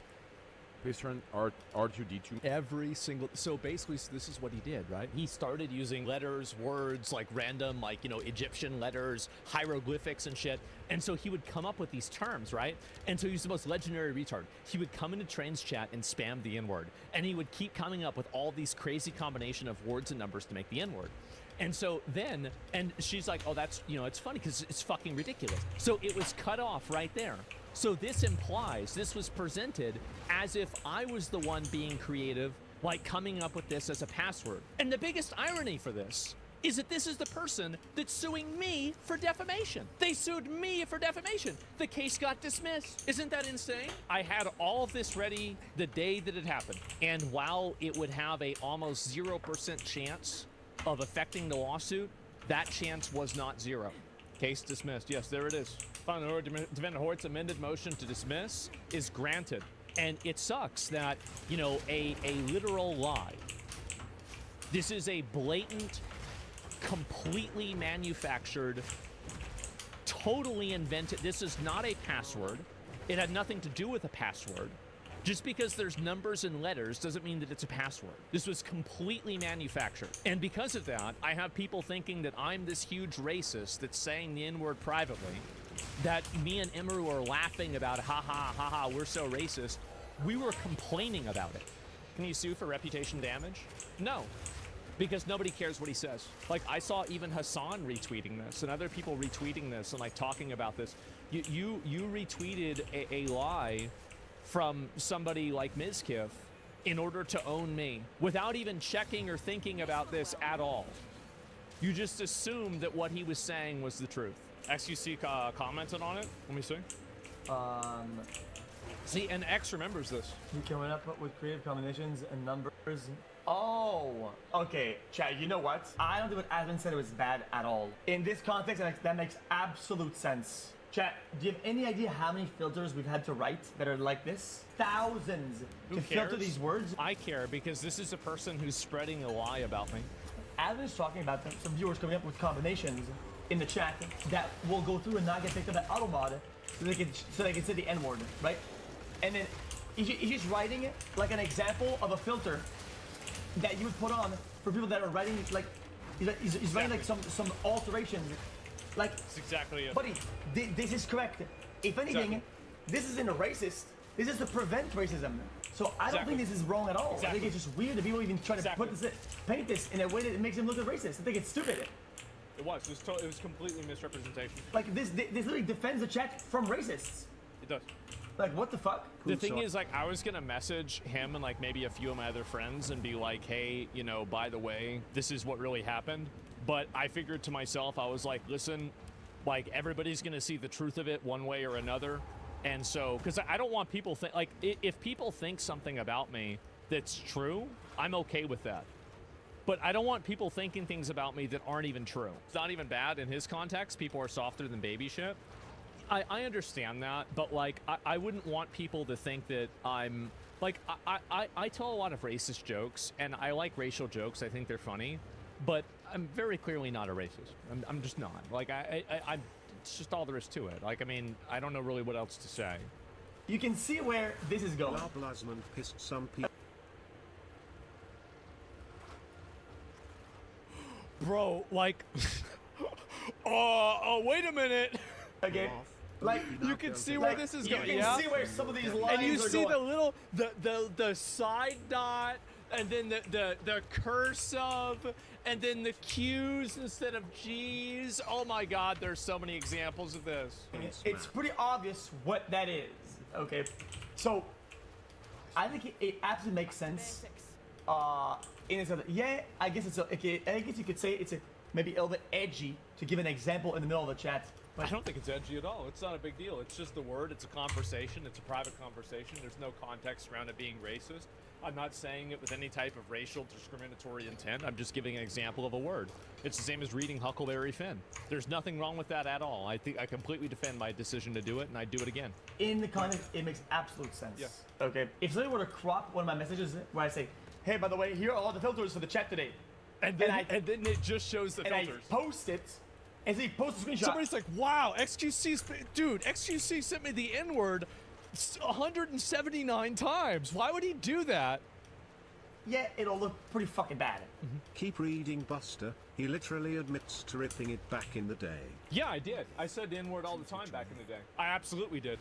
This is something really stupid. The ironic thing is that I do basically almost never say the N-word. I have verbal dyslexia. I don't want to accidentally say the N-word, so I actually don't say it. I don't want it to just come out. How many videos do I have of me saying the F-word, homophobic F-word, from like 15 years ago, right? Well, my point was the different standards that different creators have, where it's like one person can say something and they can get canceled for it, and another person can say the same thing and they won't get canceled for it. Because I said that Pokemon tries to have a perfect persona. Yeah, but he said that like a million times. It's not like you're gonna come to terms with at one point is that I don't agree. Like I don't think anybody should say it. I think it's bad if you said it. Okay, but at the end of the day, like it is what it is. Like he said that multiple times in the past. What are you gonna do about it? Like I can't do anything about it. Like. It is what it is. I mean, you either stop watching him or whatever, or I think almost everybody used slurs back in the day. And as I said before, I've told a lot of jokes. I've said a lot of things with slurs around streamers privately, and they've said the same things around me. Not a single streamer at no point in my 10 years of being a streamer ever has said, that's not cool or don't say that. Not a single one ever. So just keep that in mind. This is all performative. It's all performative. This is all bullshit. Like, not like he's gonna get banned or anything like that. Like, I actually don't really use the N-word a lot. That's what's crazy is I really just don't. Like, it's word filtered in most places, and I got suspended on WoW for using it so many times. I don't want to have it in my streamers used to say it on Twitch until 2016. Yeah, exactly. Like, I mean, and I don't want to show the XQC thing about that, but like, yeah, I mean, he's said other things. I'm sure. I mean, like, has XQC never said the N-word? I mean, come on. Like, what are we talking about? And so, like, I mean, it's just, it's. I don't, I mean, again, like, I don't think it's really, anyway, the point is that this was completely manufactured. Without saying anything crazy, this is directly from a public Discord, just this thing. Just to let you know, nobody will get paid for any misinformation posts. I said, Rune, this is all factual. We need nothing but the facts. If you posted vague lies, you will not be paid. So, and this is another thing, is that Mizkif has engaged in, this is really important to keep in mind, that he is engaged in, so, like, are you not going to pay yourself now? He is engaged in financial compensation and a paid campaign in presenting information like this. Like, I mean, basically, he's presenting information like this. He's saying, I'm not going to pay you for misinformation, while he is the one who's posting the misinformation. So he is financially incentivizing people to make up and to bring up and then spread a literal lie. He should delete this post and apologize. He should. This is a lie. He knows it's a lie about me hitting on her, oh, I'm so cool, I used the N-word, or me using it as a password. This was totally manufactured. Yeah, and this is, by the way, this is what I and also Imru have had to go through for the last, you know, I guess 10 months or something like that. 9 months, whatever it is. If you can watch the full video and like and comment, I will give you $10 cash for watching the video. It would help me if you could. It cannot be on mute. It has to be listening to it. I'm trying to grow my YouTube channel again. So he's literally out there paying people to watch his content. He's going on a paid ad campaign to spread, at least in this circumstance, a verifiable lie. This is a verifiable lie, and he's paying people to spread and boost it on social media. So anytime that you see anybody saying anything favorable to him, any of these Clipper channels, it's probably because they're getting paid.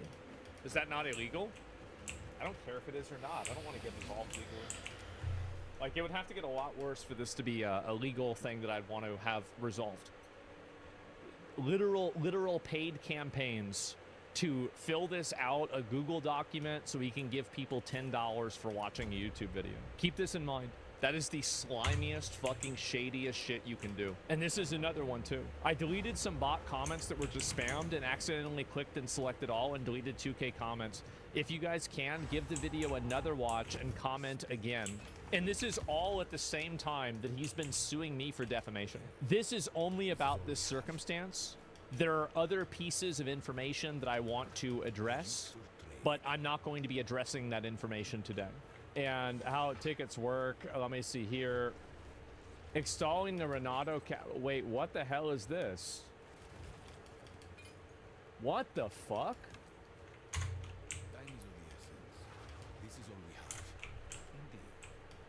So you have to watch?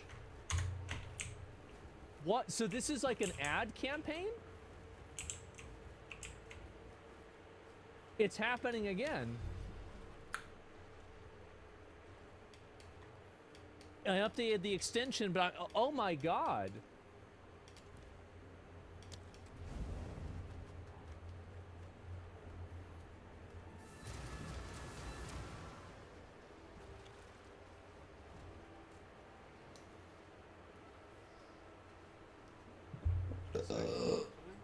About that. Fat? Is me being fat? Is that me being fat? How about that? Is that me being fat? You shut the hell up. You shut the fuck up. You're probably fatter than me. His person's probably 250 pounds minimum, all right? And nobody cares. I do.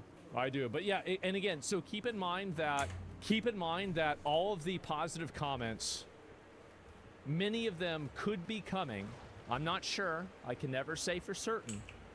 Many of them could be coming from people that are only expressing his point of view because they're looking to get paid for it.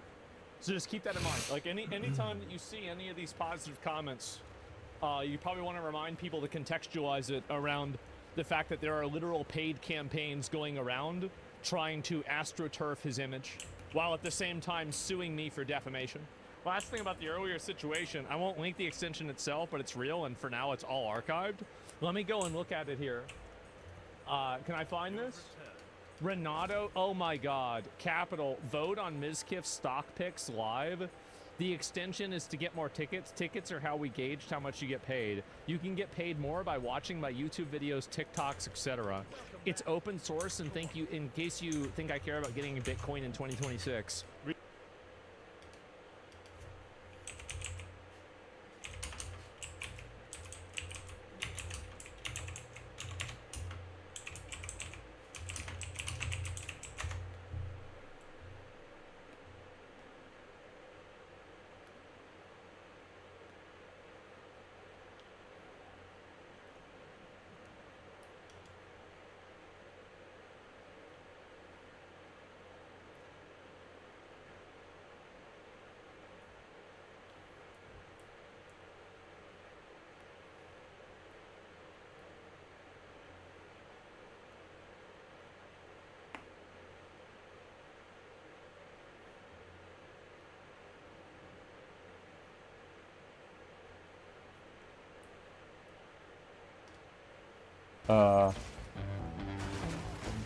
Journey East?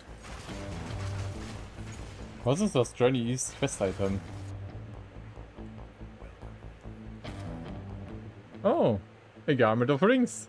Ja, das war das Teil. 60 Ringe. Und wir geben ihm jetzt den letzten Ring. Alle selber gefarmt. Und dann kriegen wir eine Chest von ihm raus. Das ist eine Secret Chest. Und dann schauen wir uns die mal an. Boom! 60 von 60 Ringen. Unique Ringe. Hier ist sogar ein Shiny dabei. Ich habe gehört, dann kriege ich eine Shiny gleich. Boom! Weave! Zack! Was haben wir hier Schönes bekommen? Quality of all skills, Cast Speed, Rarity.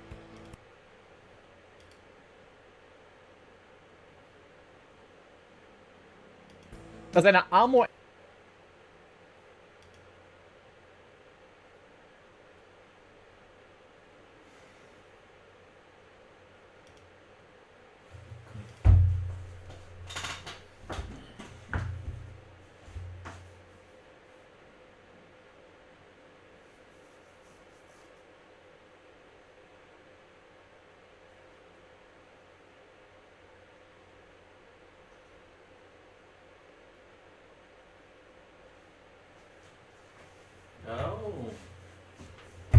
I see. Energy Shield Base. Ja, Maximum Resi ist, das geht bis 80 hoch sozusagen. Und dieser ja Maximum Resistance Wert ignoriert minus Max Player Resis von Maps, weil das überschreibt. Cold Damage converted to Lightning Damage. Ich habe jetzt eine Conversion Chest mit einem extra Curse und mit Schildgegner können geshattert werden. Okay, ich glaube, das sind insane gute Werte.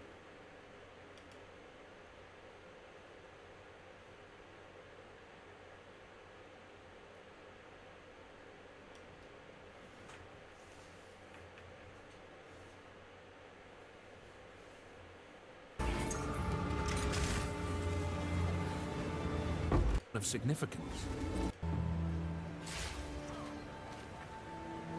Welcome to the Forge.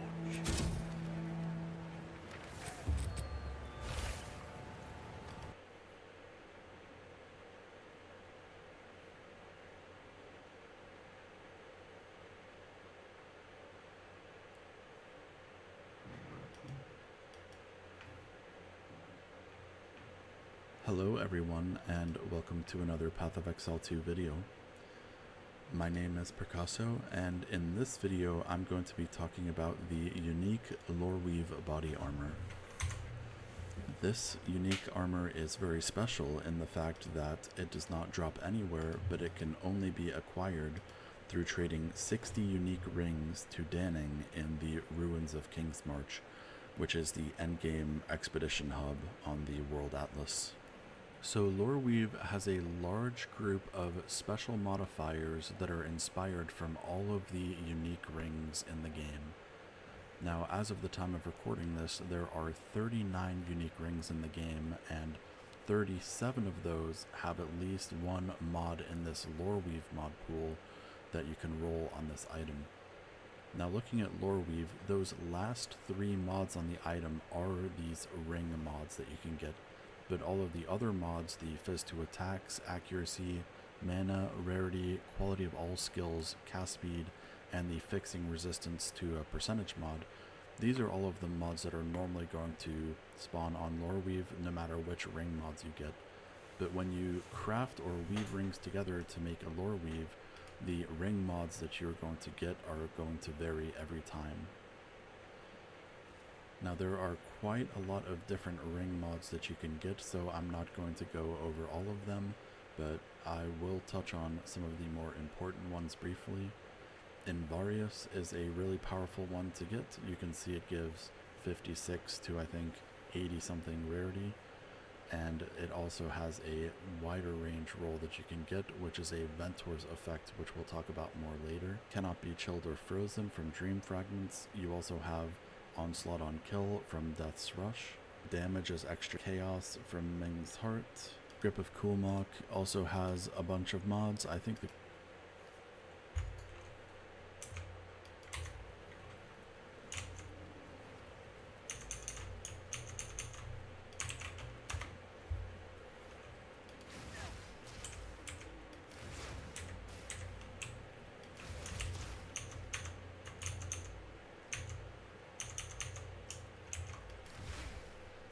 Read the extension's description. Earn tickets for liking, commenting on, and watching Mizkif's posts and videos, and get pinged when he goes live or posts. He's trying to actually just pay people to watch. That's crazy. That's insane. You should apply. Should I apply? That's a good idea. And yeah, I can see especially Fluffy or Poggy screen and monitor everything they do. I'll post their screenshots as more information comes out. But yes, this is real.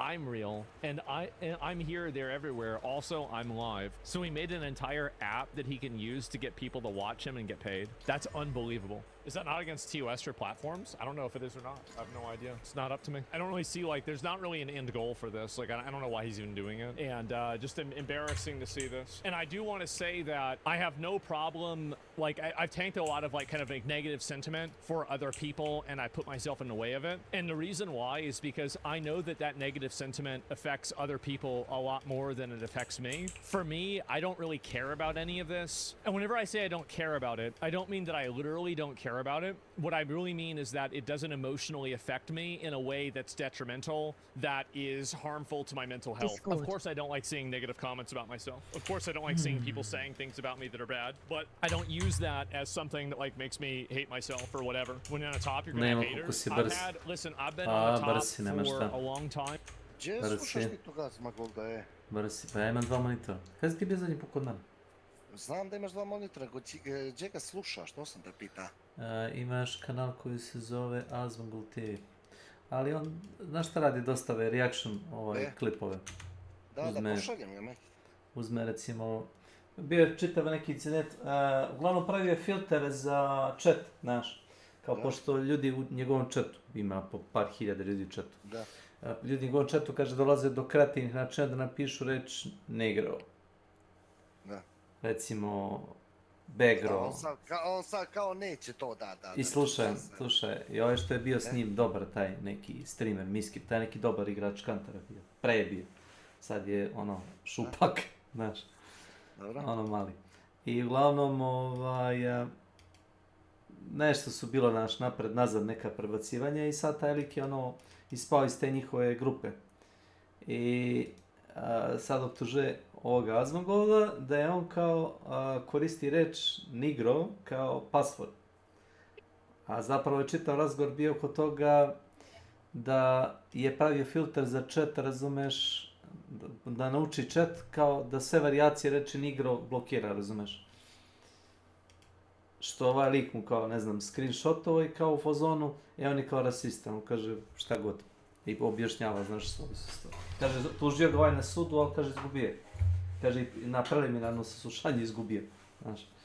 Pa, znaš da je Azmagol malo rasista? Može mu se. Isto ko i ti. A tebe ne gleda par hiljada ljudi, razumiješ, što mi se radi. Tako da ti sebi možda dozvoliš. Da pričaš šta hoćeš. Gledate možda 500 ljudi na gledalištu. A sam toga nećeš reći ništa rasističko ljudima koji su, ne znam, vredni radnici. Hoćeš da kažeš, ne znam, ona Gidžovan tamo, recimo, ako je neka lančuga, razumeš.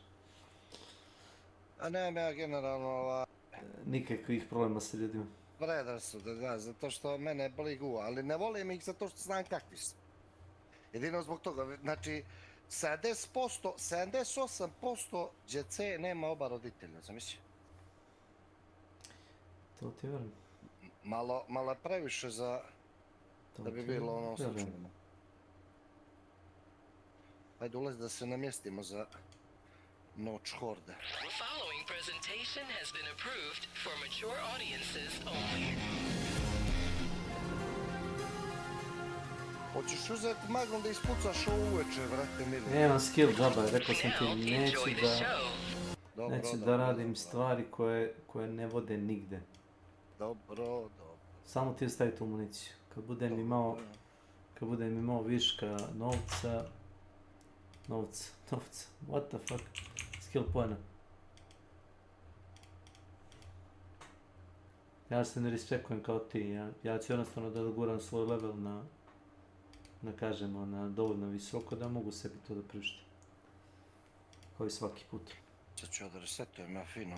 Ja potrebe da resetuješ stalno. Ne, resetujem ove skillove. Da, to si već radio par puta. Da. I da namestim što ti kažeš da mi bude... Čekaj, zašto sam... Ne treba ti level 5, to grešiš. Dovoljno ti je level 4 da bi imao neku benefit. Level 5 je ono max. Za level 5 ti treba obično 10 dexterity, 10 percepcije. Prvo što treba da uzmeš je percepcija i da uzmeš ono, kako se zove, penetrator. Da sva municija koja ima armor piercing efekat da radi 20% bolje. Ako ima 15% penetration, sa tim perkom imaš još 20%. Ili ti neprijatelji koji inače gađaš u glavu, a ono vidiš da mu blokira metke, znaš, ono da manje radi, naravno. Radit ćeš normalno kućnu štete još plus bonus.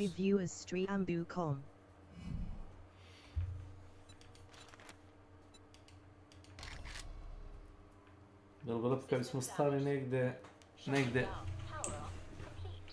sa strane. Da ne stojimo tu ispred baze da pucamo. Ne, ovdje ćemo, pućemo što? Na drugu stranu. Može. Zarotiraj samo.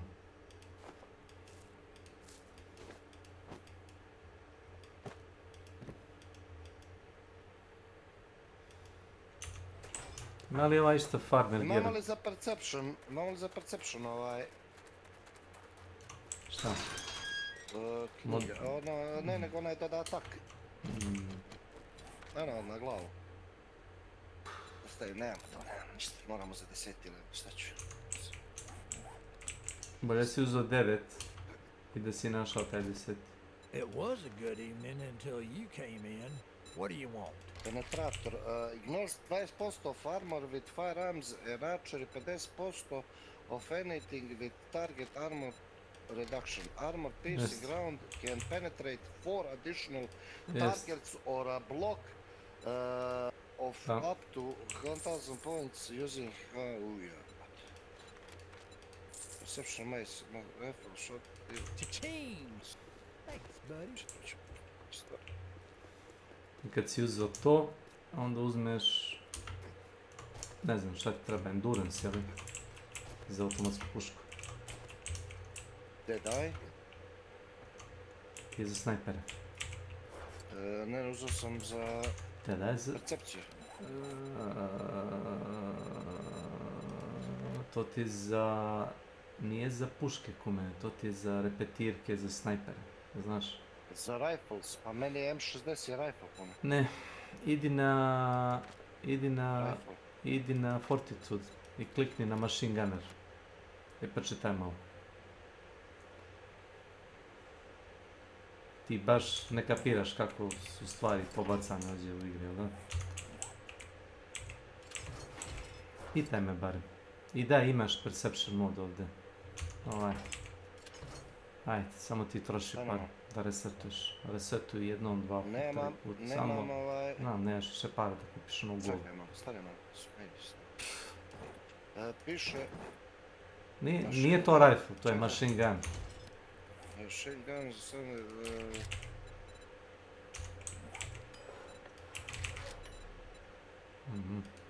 znači to nije to, ali?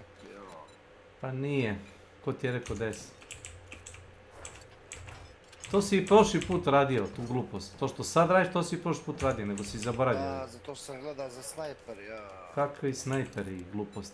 Svejedno ti treba, razumeš, rekao sam ti... Pa dobro mi je to, snajper, šta fali? Pa naravno da jes. To što imaš, ako imaš onaj Dragunov... 5400 kurac, imam snajper. Ništa. Committing. Nema sad to.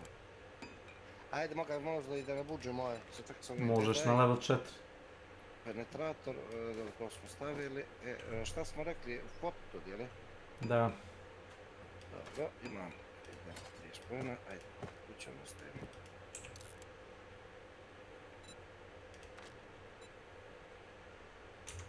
Znači, machine gunner.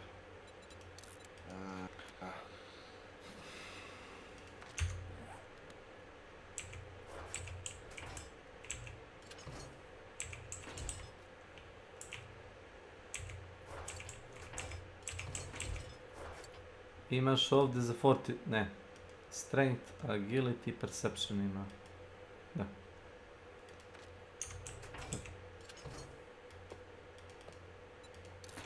I šta sad uzima samo machine gunner ovdje? Da.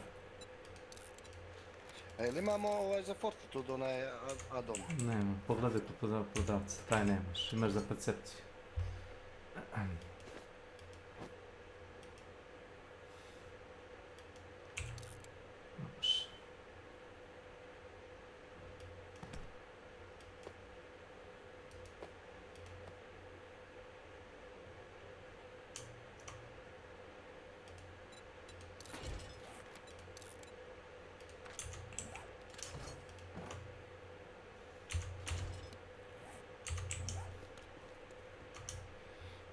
Bog je majstor najveći.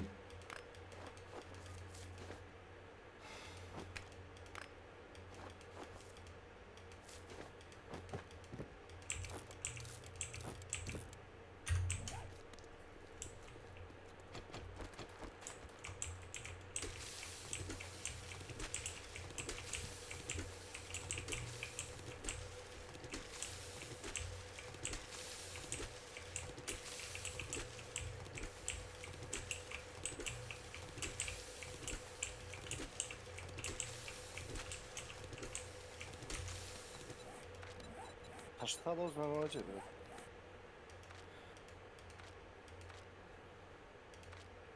Ništa, samo machine gunner, je moguće to?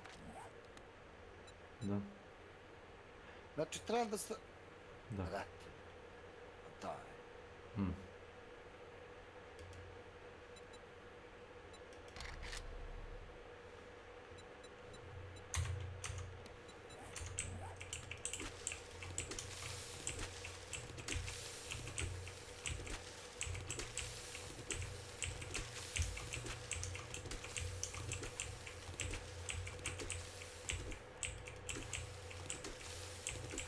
Pa nešto tu do neki... Ništa. Nema ništa. Daj. Spare quick, ništa. Joooo, kako govno. Kako govno. Kad piše rifle, ne piše automatic rifle. Imaš semi-automatic rifle, imaš bolt action rifle. M60 jeste machine gun, ako ćemo iskreno. Za rifle bi se moglo reći za, ne znam, onaj... Kako se zove onaj M4, onaj karabin iza Kalašnikov, da je to rifle.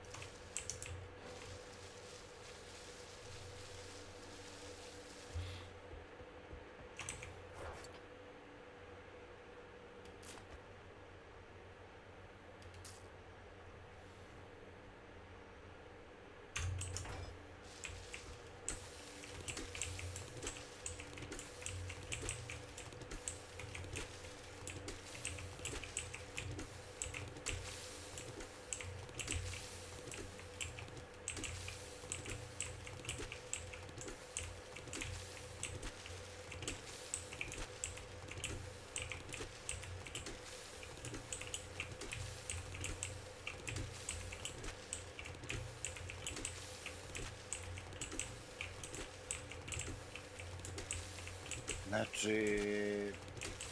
Flash. Da kažeš da nije intuitivno.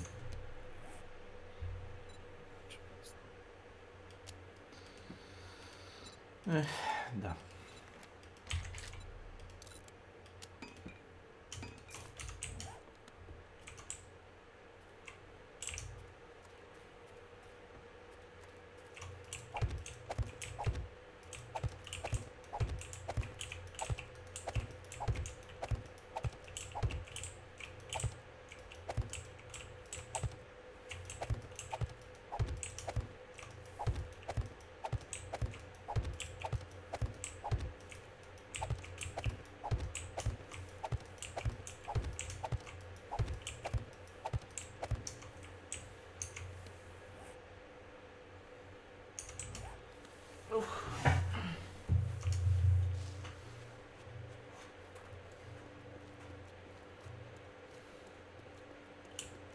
Opet radiš čudne stvari. Ovi su ti ovdje od čelika, ovi su ti od cobblestona, ovi su ti od betona. Ništa nisam rekao. Ništa nisam rekao. Drago nešto mi što pričaš. Tako je. Bori se za pravo svih veverica.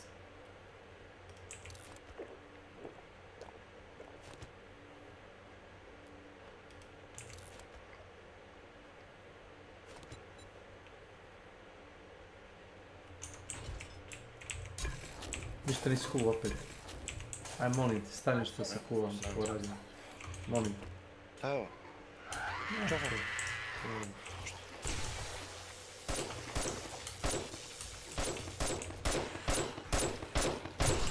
Glov. Čak ti možda najbolje red dot ovaj da koristiš onaj umjesto snajperska. Prosto možeš jako brzo da vataš stvari na nišan. A to i radi.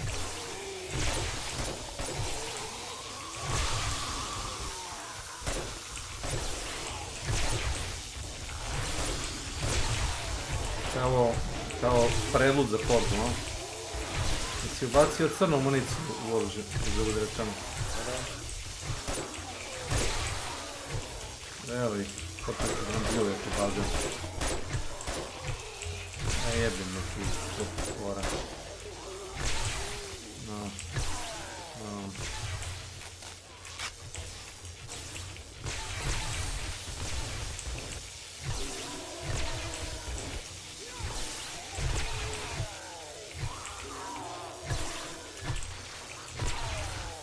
Nema potrebe da resetujem bilo šta da se ti objasnim, samo se levelujem. Isplaniram da hoću da koristim oružje, onda uzmem atribut, prvo obucam pa skidam.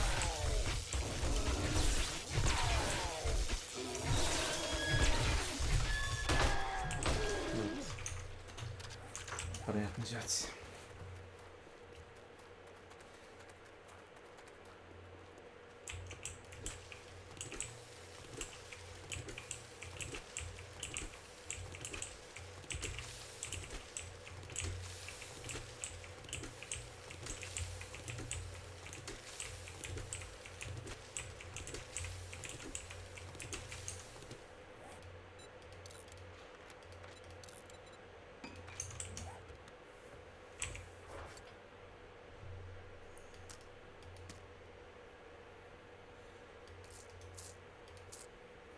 Kako će biti super kukuruz.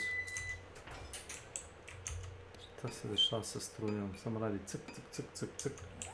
Znaš? A tamo si dobro uzeo baterije.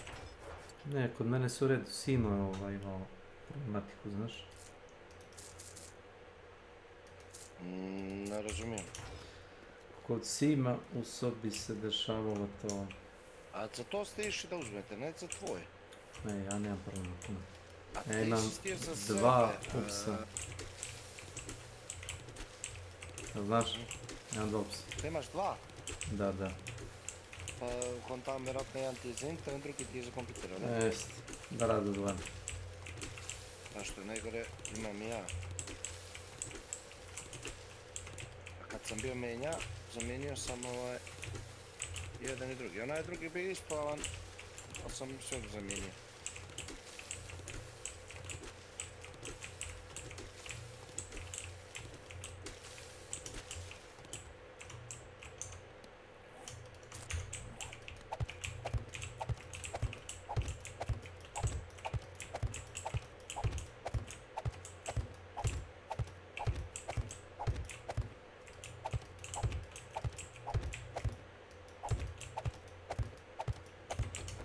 Sjeo sam 30 kućica, super kukuruz. Pa da, treba nam... Da lepak. Čekaj, moram da iš... Da, nego samo da imam vodu da stavim da se Welcome to my channel. Master Snake. Welcome. My precious. servant. My servants. Hoću li da napravim hobos tu, šta? Hobos tu nije loš, a? Da, ali imaš pečurki. Napravi od pečurki neko jelo. Ti zapazu hobos ovo postupu. Uzmi pečurki, iskoristi za nešto. Šta ima? Špagete, ne. Potato steak, možemo... Ne, to green meat. Dajte green meat. Vegetable stew, mogu vegetable stew. Napravi vegetable stew. Napravi jednu pa pogledaj. Ajde. Vegetable stew ti je alternativa tome hobos stew, znaš? To što je... Moraš da uzgajiš sve to. Hobos stew ti je varijanta kao s mesom, onim, što kaže, sumnjivo meso, da? Da, ali za vegetable stew ti ne treba... Sad da vidim, ne treba ti mast. Sad nekoliko... I named my cat Jongus. Jongus. Or Dongus.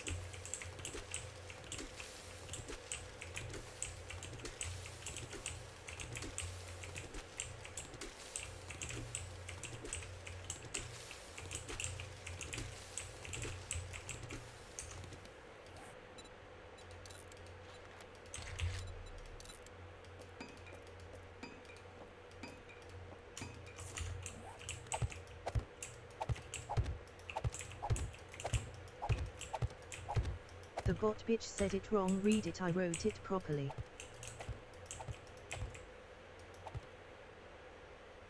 Ne, bliži se.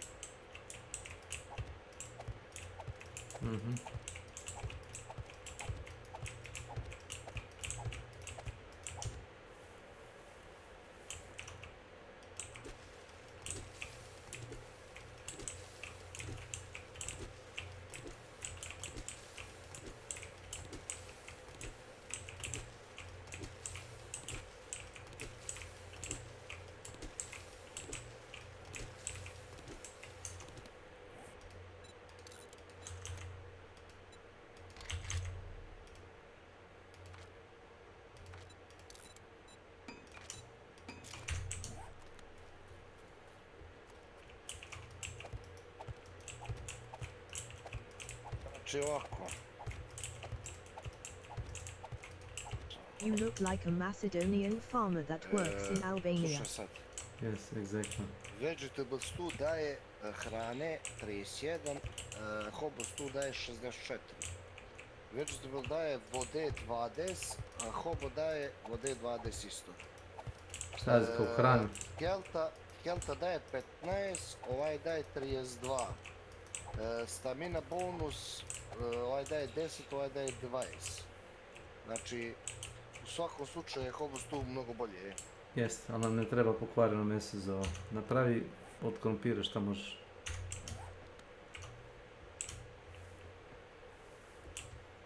No, od, kako se zove tih pečurki.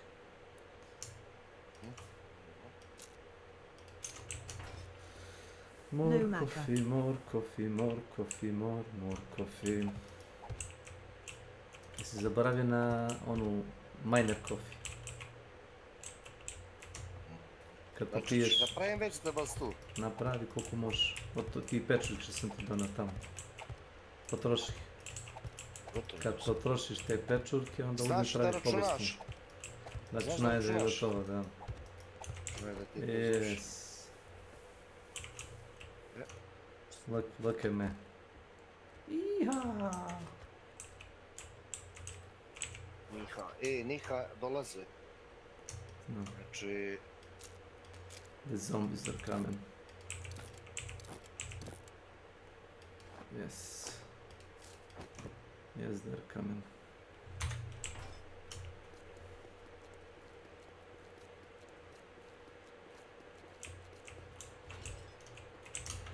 Ja ulazim unutra.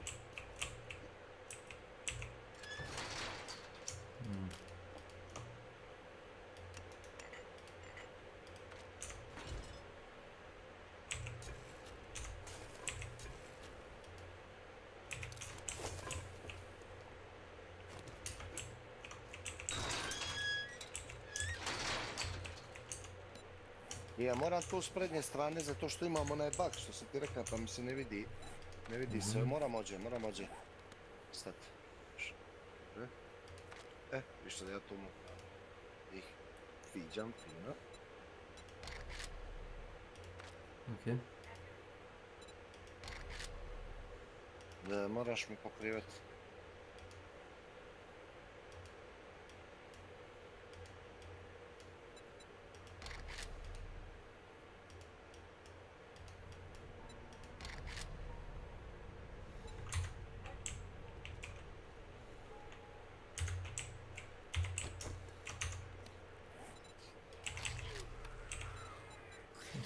Čini su neka vrata ovdje stalo otvorene, se provjerao.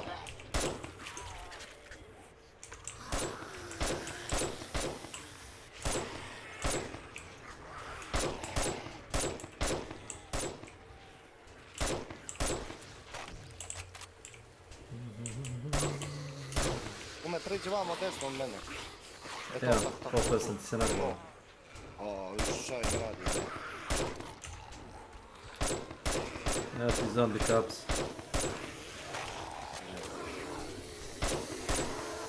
Tika tako.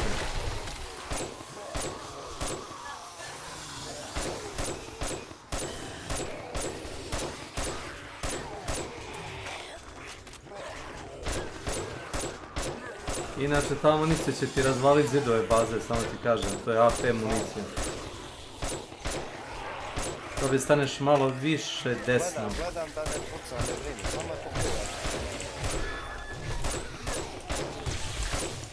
O.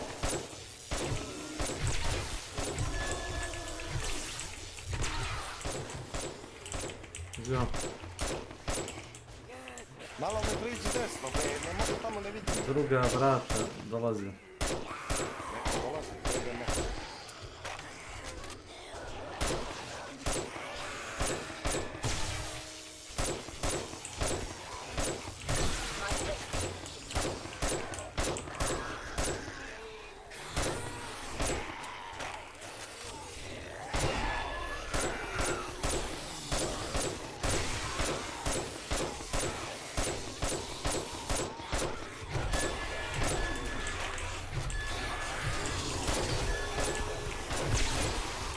Stop resisting.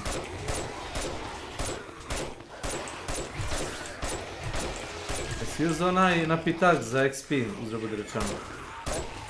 Idi kupi tamo na automatu. Koji, kako se zove? Nije Grandpa za 8 sos, onaj drugi, kako se zove. Zaboravim se, pogledaj tamo. U automatu, piše.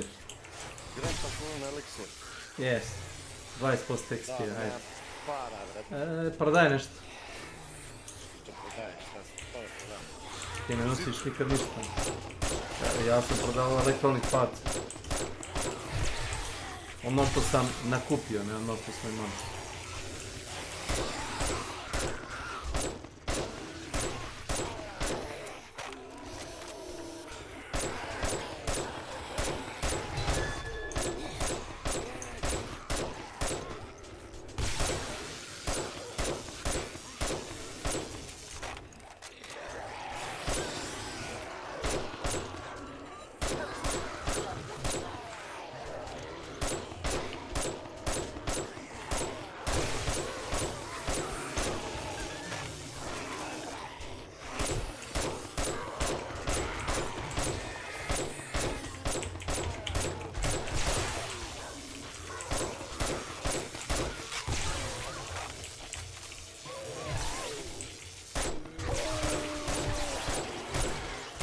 Indeed, stop resisting.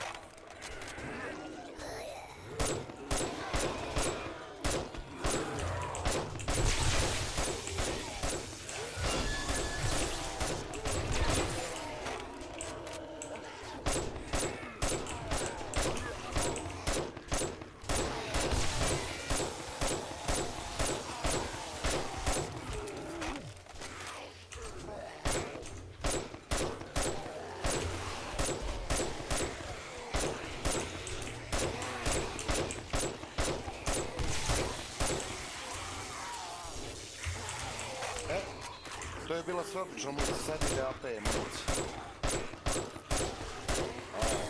Če god da ih pogodim, kumne. Če god da ih pogodim, znaš. Vidim po 300 damage radi u glavu. To nije u glava. Evo ti glava, 3900 glava. A ne, to je catch-up, znaš, kada ga malo shotgun.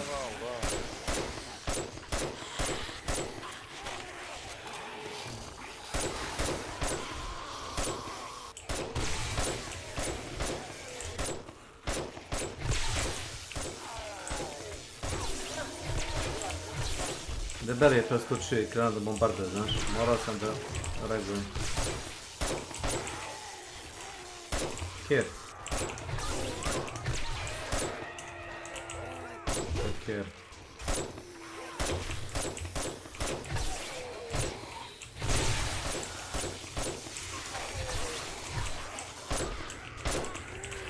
A B ide low.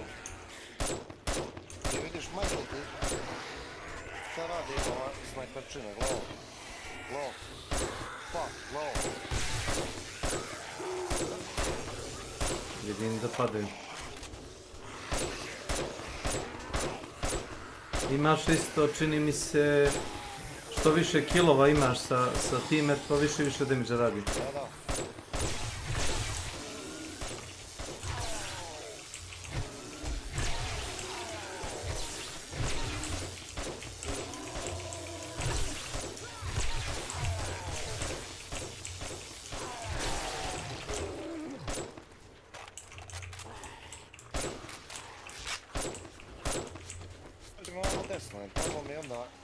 Morao sam da odem nazad zato što nam dolaze ovi policajci zombi, moram da istrčim da ga ubijem. On neće da priđe da ga udariš, nego on stane nekih 20 metara i prema se da bljucne obojicu.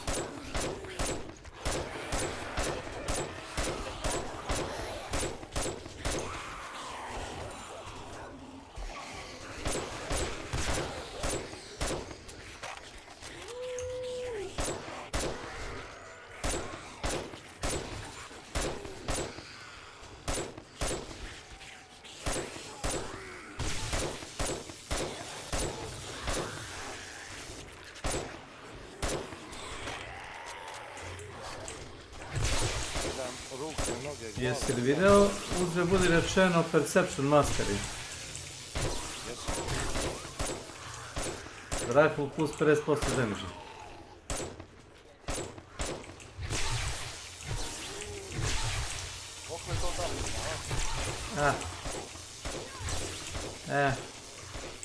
Stoji na vrhu zida i sa zida glupost.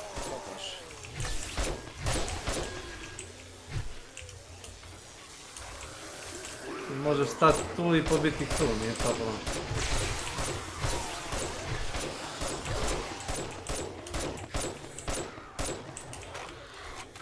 To sam ti rekao, stani nekad na druga vrata, to kjer gleda.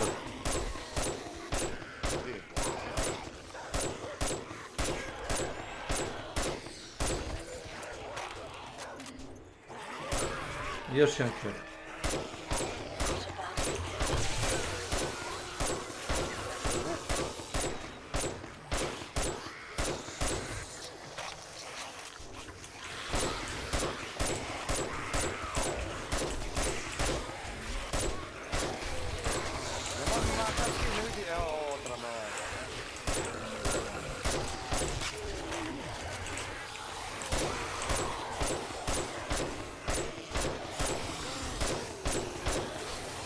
Nas se ovdje nakarikali svi.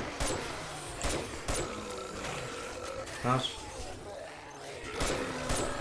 Da, svi su se ovdje.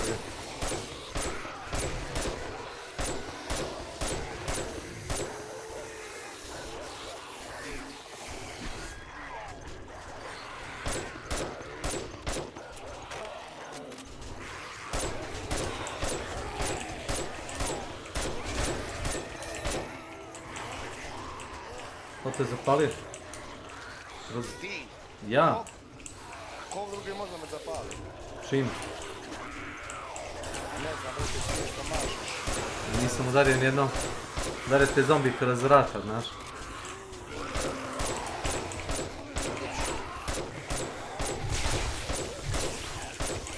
Nazad preko ograde.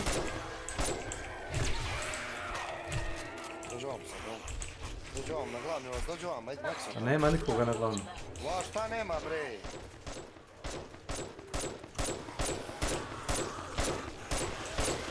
Pa, skoro nikoga.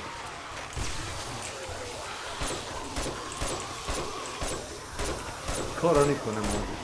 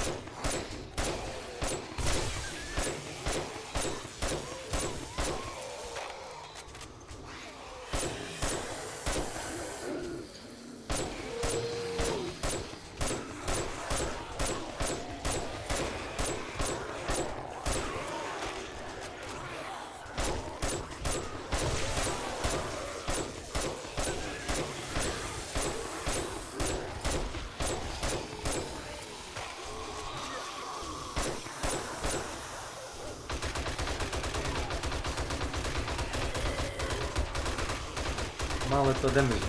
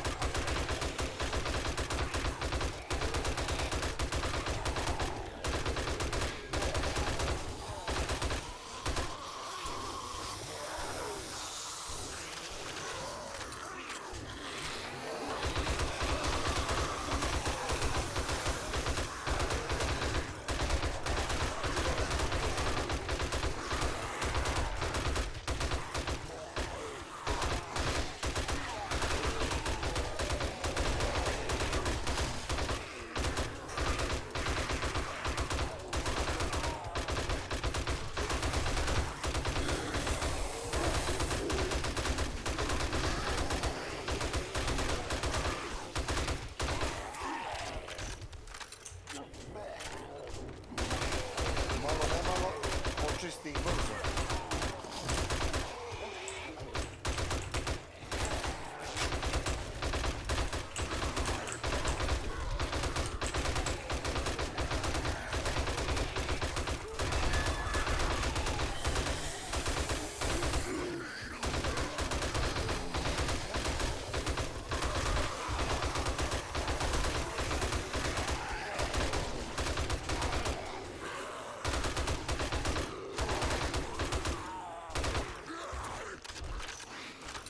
Vidio sam neke headshot'e po 570 damage.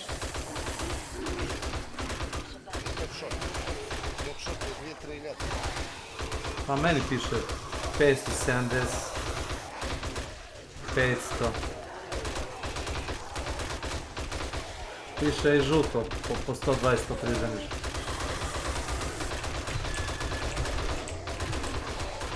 Ovaj skočio da ništa ne umro.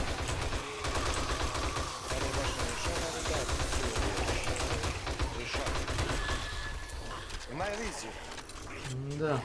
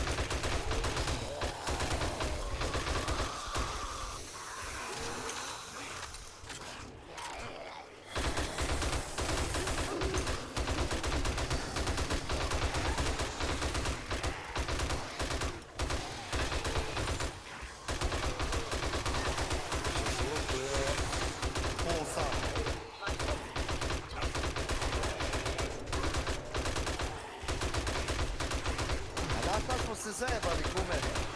Da. Zajebali smo se, smo ovdje ostali, trebali smo da odemo onaj zapaljeni biom naš. Ništa te ne košta da odeš u taj zapaljeni biom, tamo kod se dođe. Pričam za Honda, no. Znam, Jer to je onda boss. se ovo što bi lutalo, ali to bi bilo ono... ludilo, razumiješ?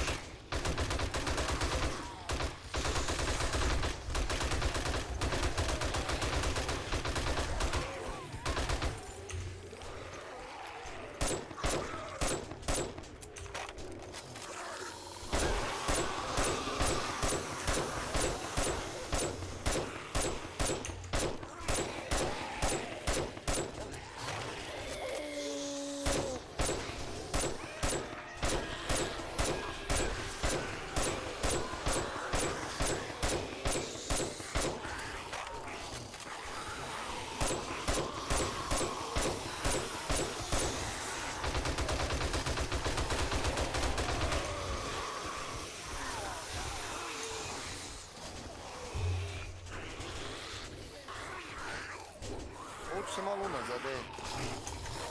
Uči se unazad. Makse!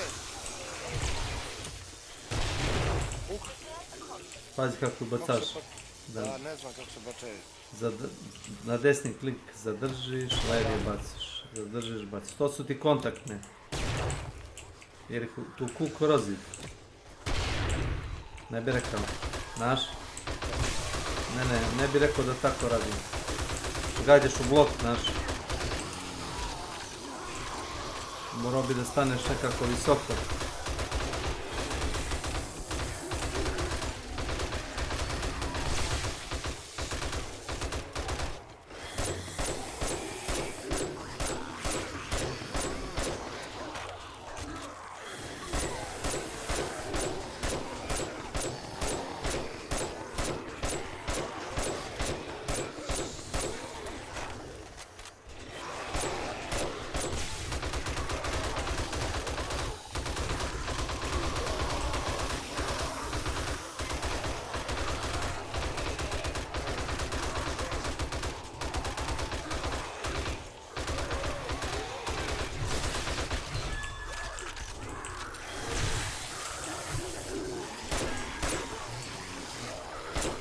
To struja trese.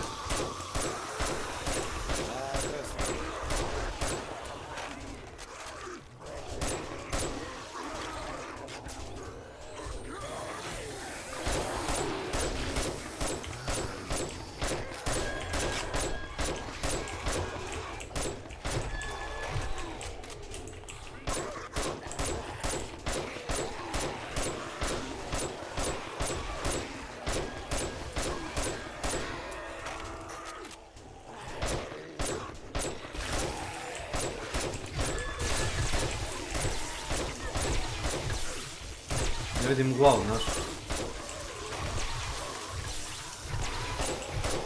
Mrtav.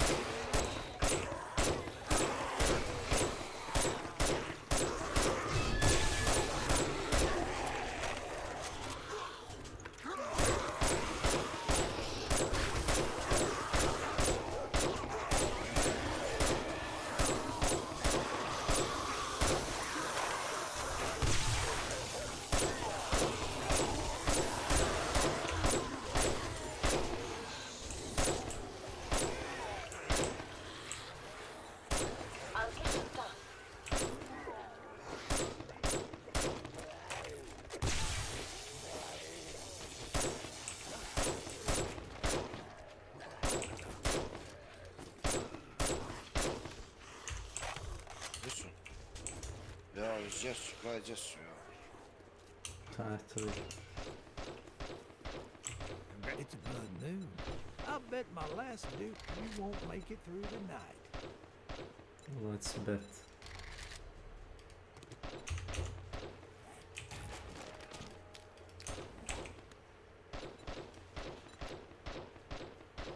Just get the fuck out of here.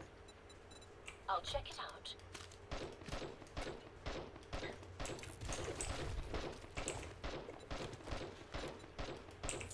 Thank you very much, and now you can go fuck yourself.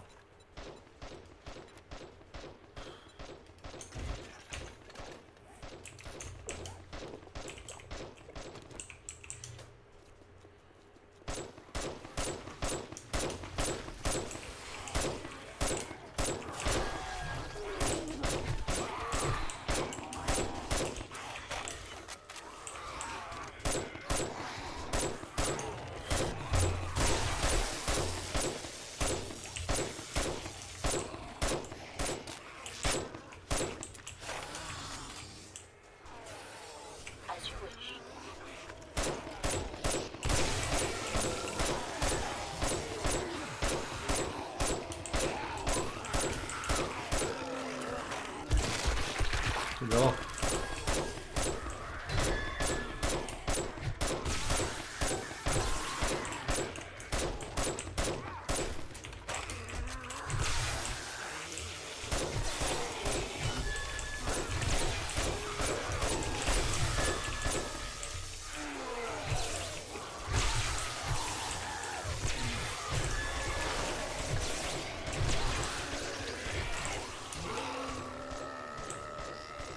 With pleasure.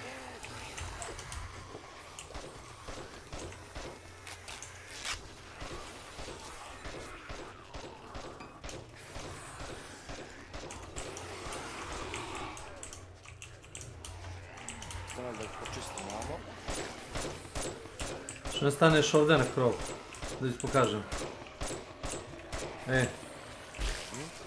Stani ovdje na krov. Kako se popnete? Na burat, dođi na burat. Dođi.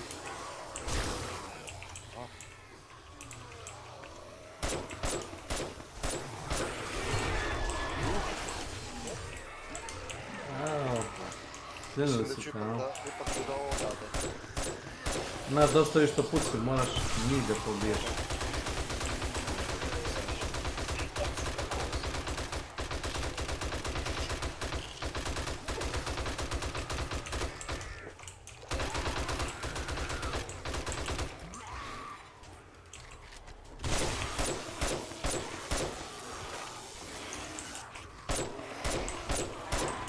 Evo gas tu lampu, majke, ti ne vidim ništa od nje. Ugasi lampu, čovječ. Ja? A ti, ne mogu, ti ne vidim ništa, brate. Šta da ugasim? Da upalim šta? Da upalim sam. Ja? A, brate, mene još ja pukam ja, molim te. Pa šta svetli u tvojoj glavi? Ugasi lampu, čovječe, ne vidim. Češ da izađem iz igre, šta? Pa ne, nego ne vidim, jebote, pucam napravno, bez veze. Ali to ne radim ja. Ti, tvoja lampa je upalila. Evo gledaj. Čuješ da ti kažem? Evo sad sam upalio. Sad da Gori pađem. dalje, evo gori sve sija ovdje. Evo čekaj ti print screen, evo gledaj. Evo, sad vidiš. Evo, sija sad. Da sija sad.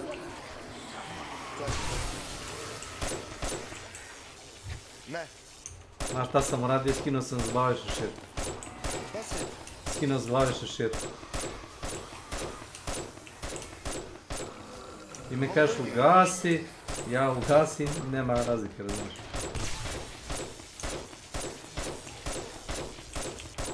Malo pre sam, pazi, udalji se od vrata. Dobro.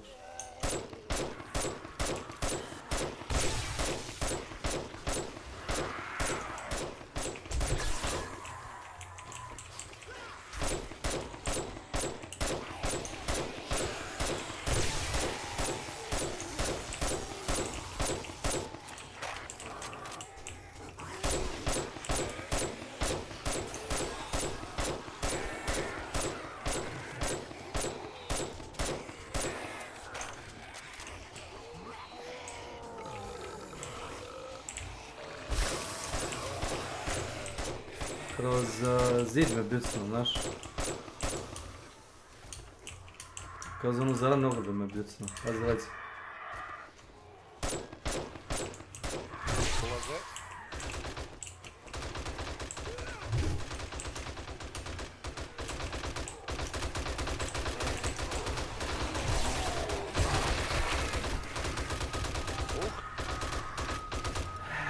Puklo je nešto. Znaš. Aj, tu dalje. Vidio sam. Nisi imao health. Nisi imao health, nisi imao lekova.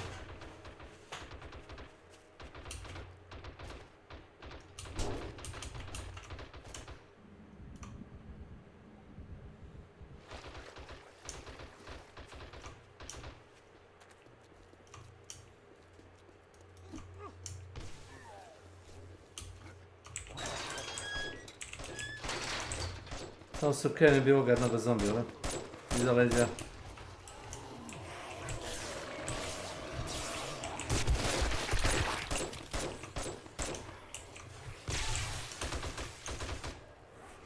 Od rame. Got a bad feeling about this. Ovi što gađi su jako dugotrazni, znaš.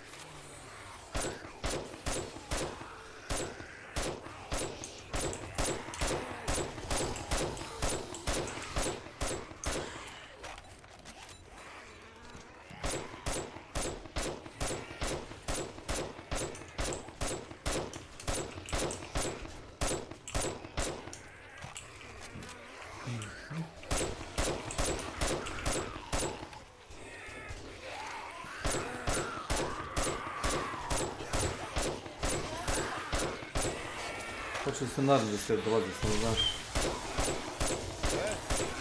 Naravno da se počeo dolazi. To redovno. Tebi je game stage ovu zonu, znaš, 200 skoro.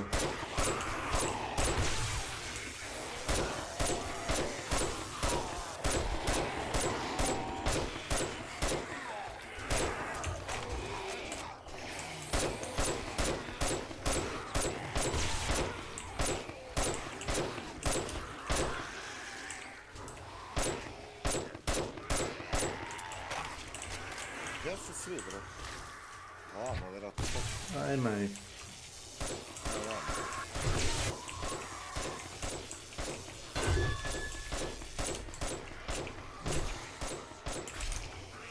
Svuda ih ima.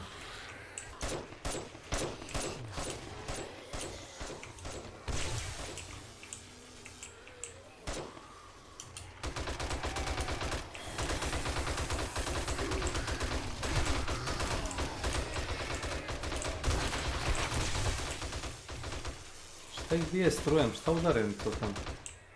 To ti plavi te razvali. I on strujom šiba, šta? A ne, nego on njegov udarac ti kao struje, znaš. A vidim da ga elektricitet šiba.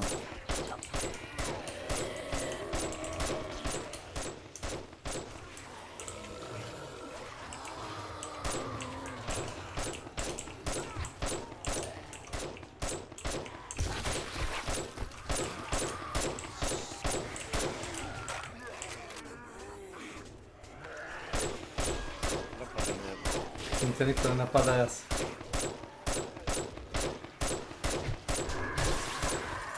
Ptica se popala na bijelo. Ja skočio tebi na glavu, ptica skočila na mene.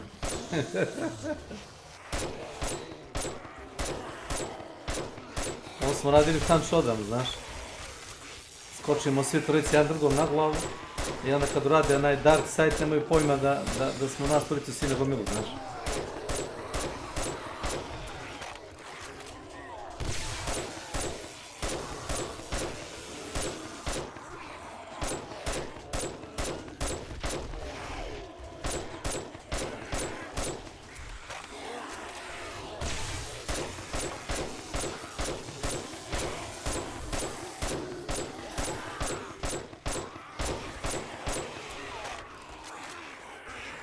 A mislim, ti uzeo onaj pasiv na Perception Master i da radiš bleed.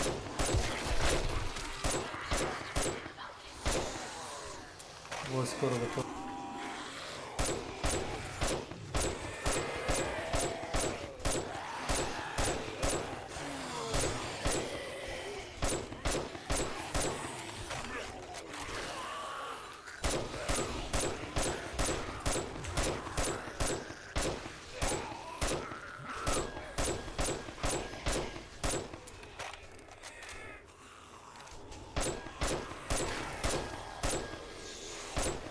Tu imaš jedno 20 torbica isto, znaš.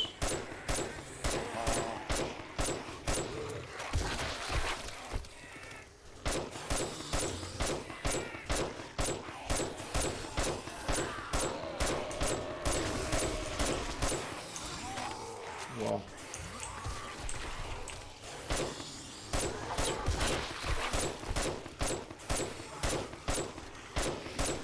Molim.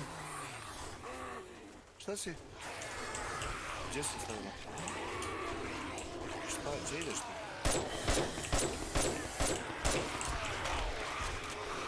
Kada ćeš doći?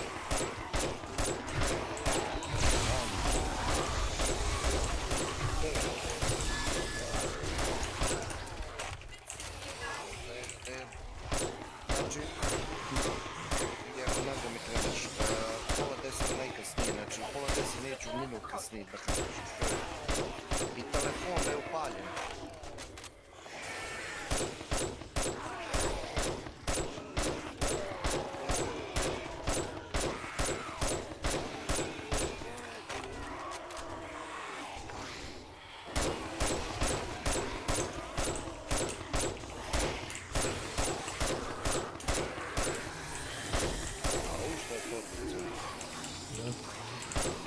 Ja vidim zato što sam se popeo bio tebi naleđen, da vidim preko zida što se dešava.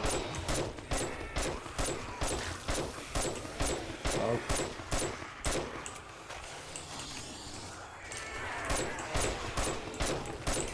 Ja sam zeleno s municijama, nego počnem da... Nema potrebe, po 20 sati. Vidim. Stvari mogu ovo da uradim, sve ne? Evo, nema municija za dobro. Spaznio si mitrez. Sad imaš 150-200 metara za sve.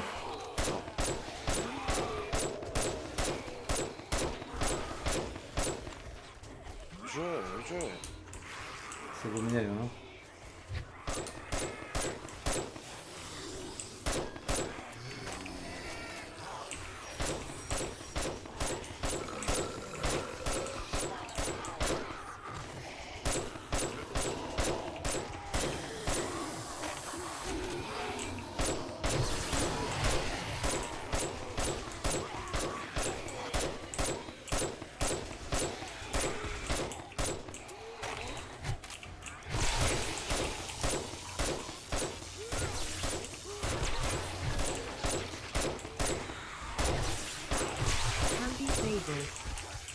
Welcome to my channel. Hey. Hey. Hey.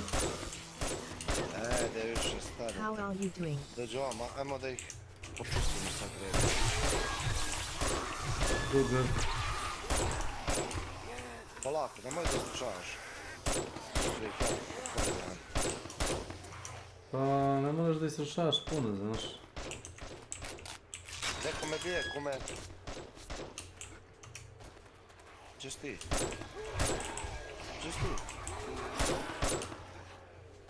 Evo tu su. Kume? Da. Označene! Preskaču, no? Pa gdje si ti, brat? Sad vidi kako ulazi. Dođu vamo, čuj. Čuj.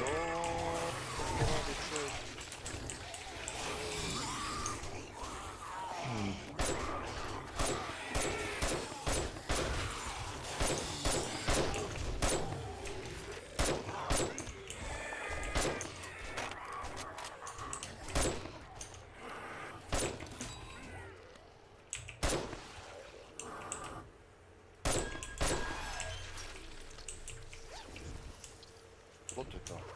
Pogledaj, ovo ovdje otišao na glavno, brat. Gdje veštice je tu, pa? Kada nam je bilo dosta show program.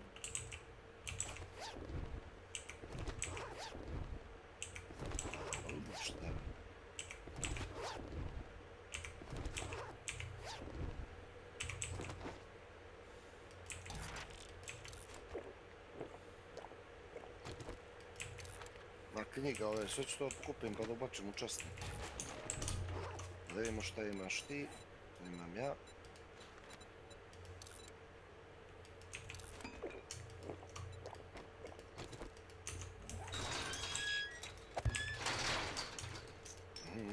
Što? Ne? To ja samo bacimo. Daću knjige, daj knjige trpaju. Stani! Težak čak. Ekstremno. Nemam vremena za knjige, uzimam sredno.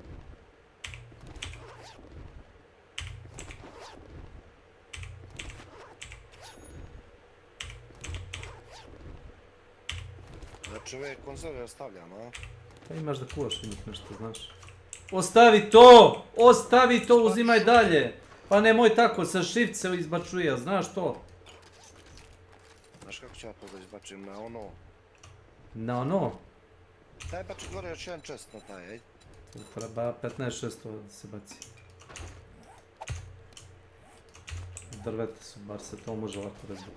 Da, to sam sad. Imaš ono dugno? Da, pretisneš ako nisi znao. Si valjda prevlačio jedno podno lebati. Ja? Ne. Uči kao da jesi. Uči kao da jesi. Uči kao da si shift, ne iskoristio shift levi klik.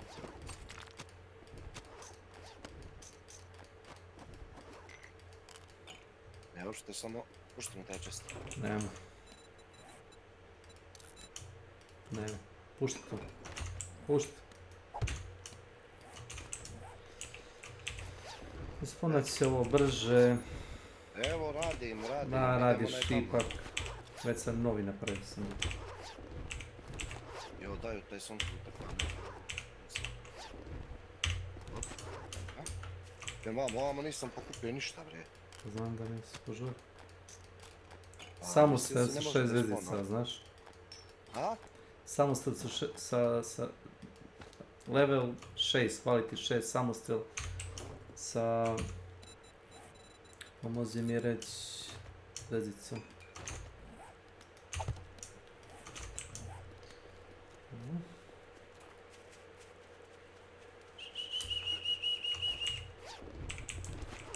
Mislim ovo birka, ja ne birka, možete samo rad, brate. Sve redom, šta ćuš birka, sve sam prepavio. Jesi ipak, ima si malo deset sad. Da? Sve redom se mišaš, šta pričaš?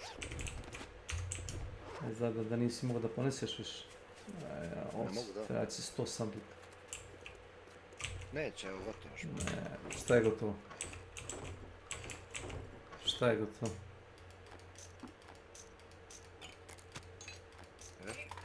Šta? Daj mi. Čekaj, daj mi.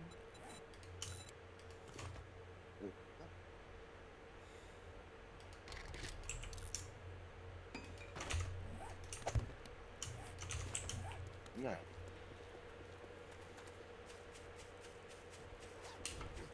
Viš, birkaš je kad ste već. Pa birkam, šta uperaš, jednom idem. Ja sam iz 2 tura obrnuo.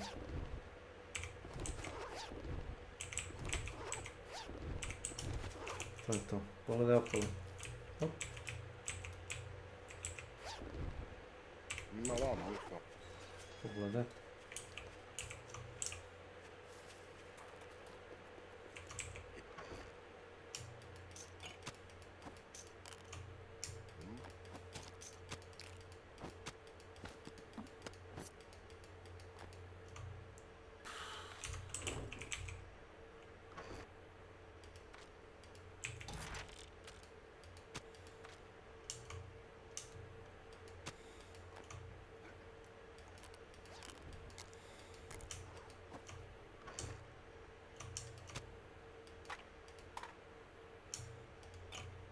Da ću sve u jedan čas da stavim ove časopise. Pazi, ovaj lijevo skroz. Sve su puno, nisi primetio.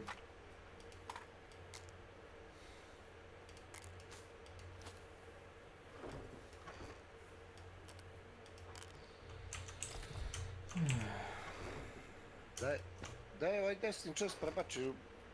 U šta? U šta da prebaci?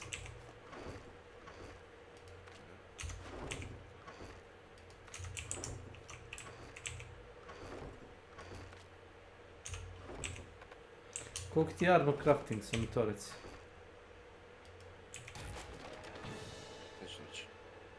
Gdje da vidim to? Ne mogu ka? Gdje da vidiš? Aha, da. As you wish. Level 3. Pa imaš ti tu još, neđe se vidio par časopisa za taj armor crafting. Meni ja mogu level 2 da pravim.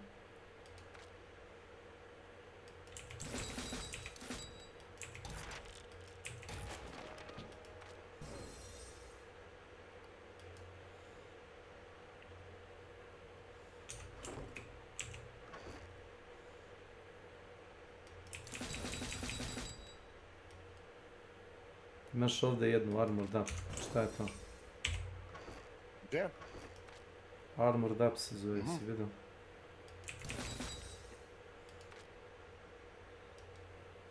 Ne vidim.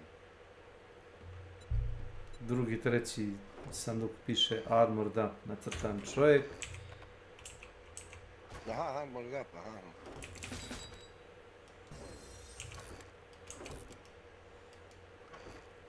Evo ti ovaj zadnji.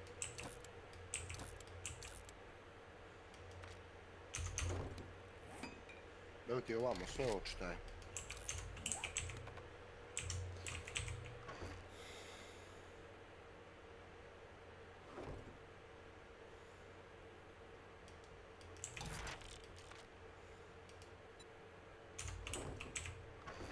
Drugka. Očitaj to sve.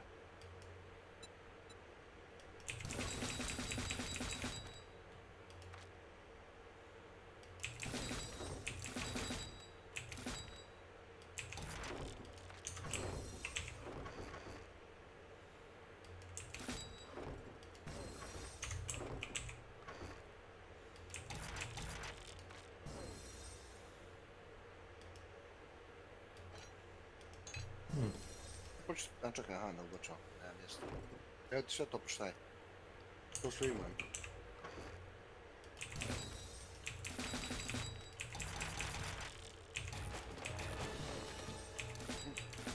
Imam i ovo, pušti još.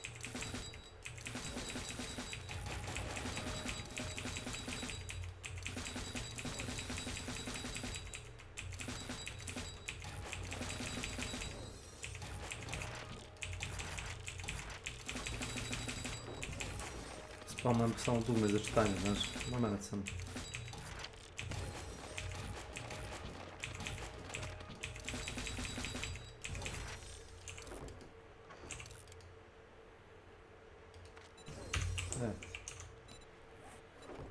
Evo ti još knjiga unutra.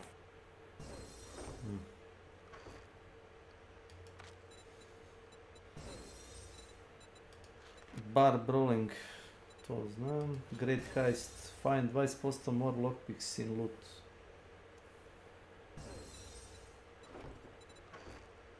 Super.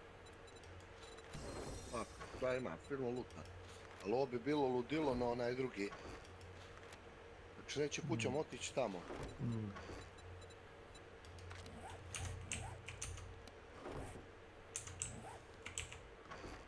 Power up complete.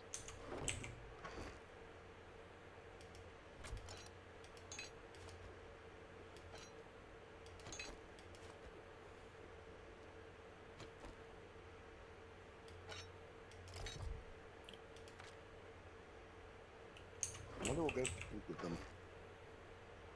Super.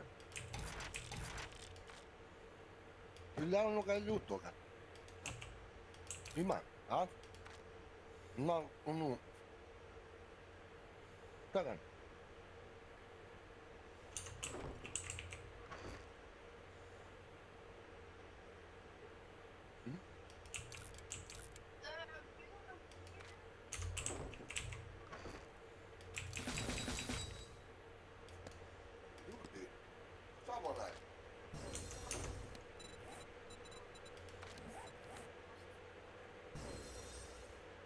Bilo je puno, bilo je puno na...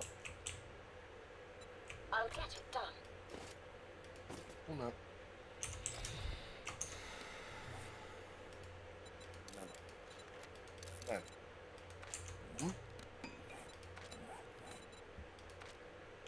Ne. Sjajno.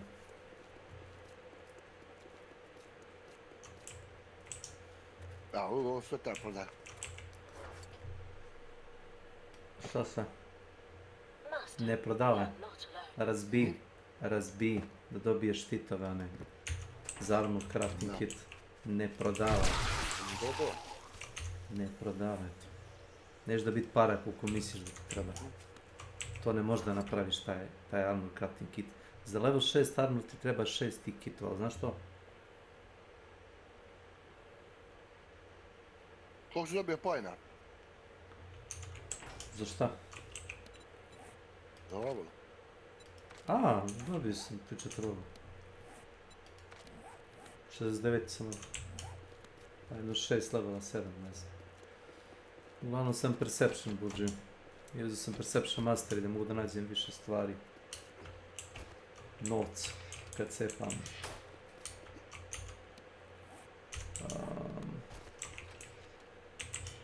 A vidiš ima ovo Treasure Hunter, aha. Da, vidiš da ima Treasure Hunter na Perception. Da. Da nađeš više para, ne možeš naći oružje, pare, legendarne delove možeš naći, znaš.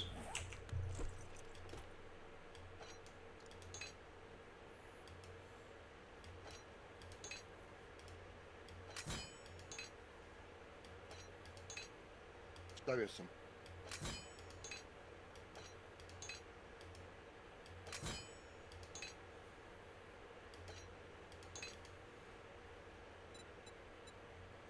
Stamina cost 9,1 na gvozdeni ekran.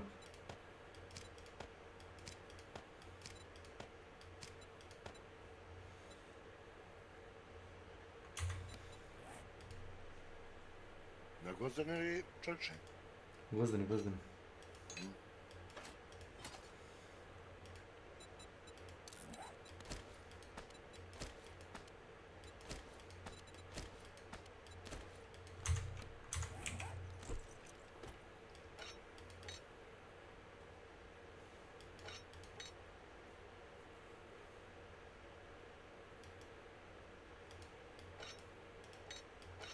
Oh.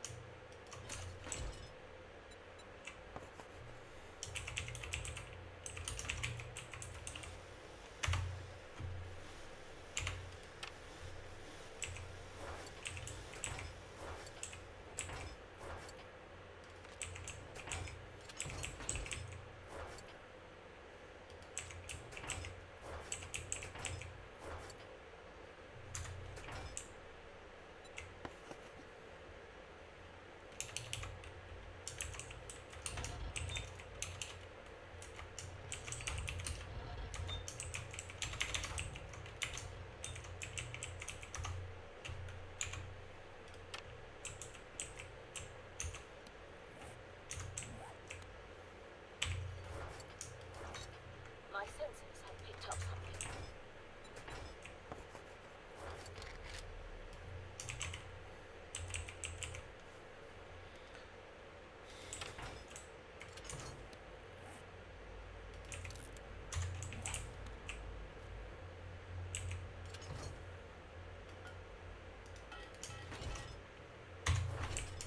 Toliko.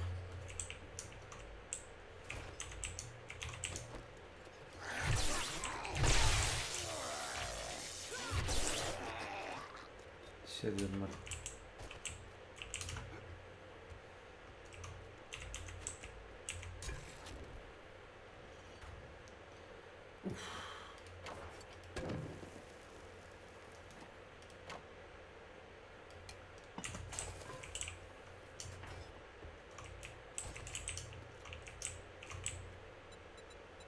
Affirmative.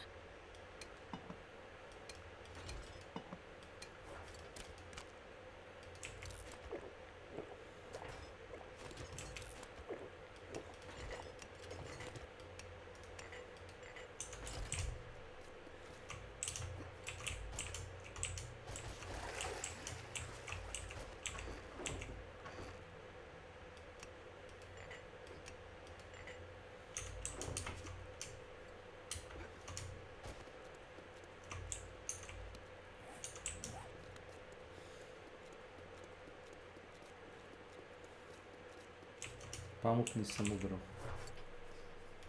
Znaš? Pamuk i pečurke. Nisi ima vremena, mora se s tobom se povlači.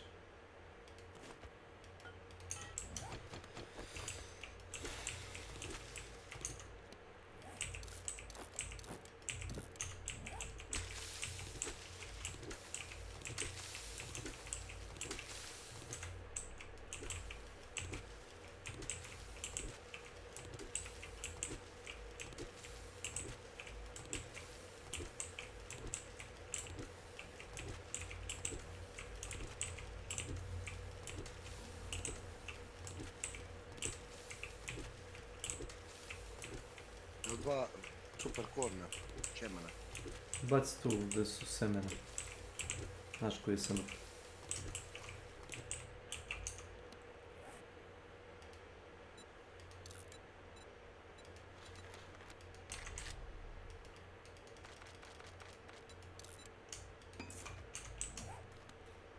Siš ovo? Vrši. Pamuk.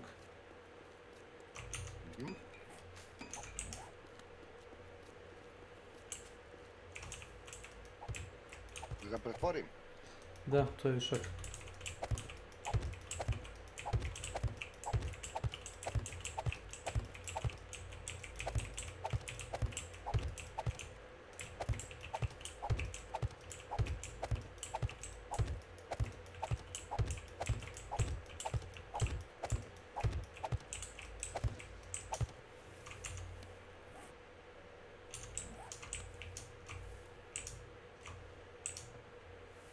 To je dobro, to je tvorno, hop.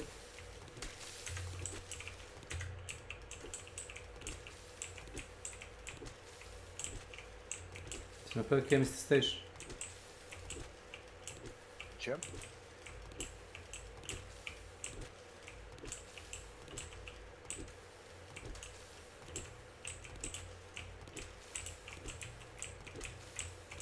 Ti napraviš level 4 armora.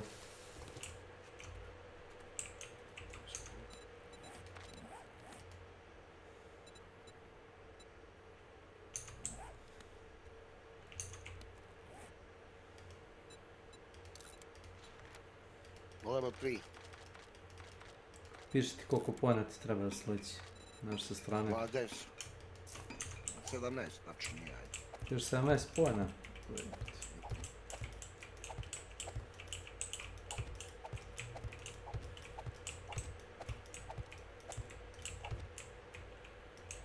Još mi poslije možda napraviš koji si šarma, samo ti treba ni... Samo treba da razbucaš one nekvalitetnije armore i dobit ćeš jedan onaj materijal. I treba ti onaj plavi, onaj koji zove Sewing Kit.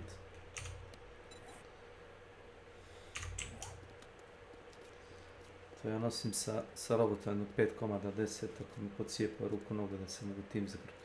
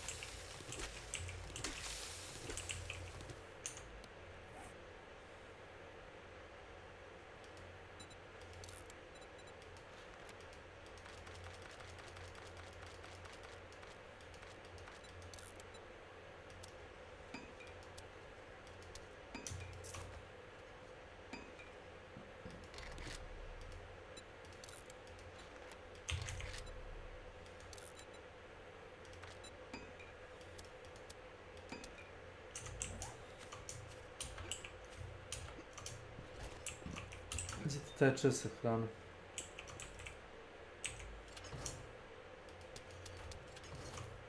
Evo ti još pečurki i hops. Cijelo pečurke ne moram da berem ako ih ne budeš potrošio. Evo tu uzmi hrane, hoboš tu gotovo. Uzeo sam već 9 pita, znaš.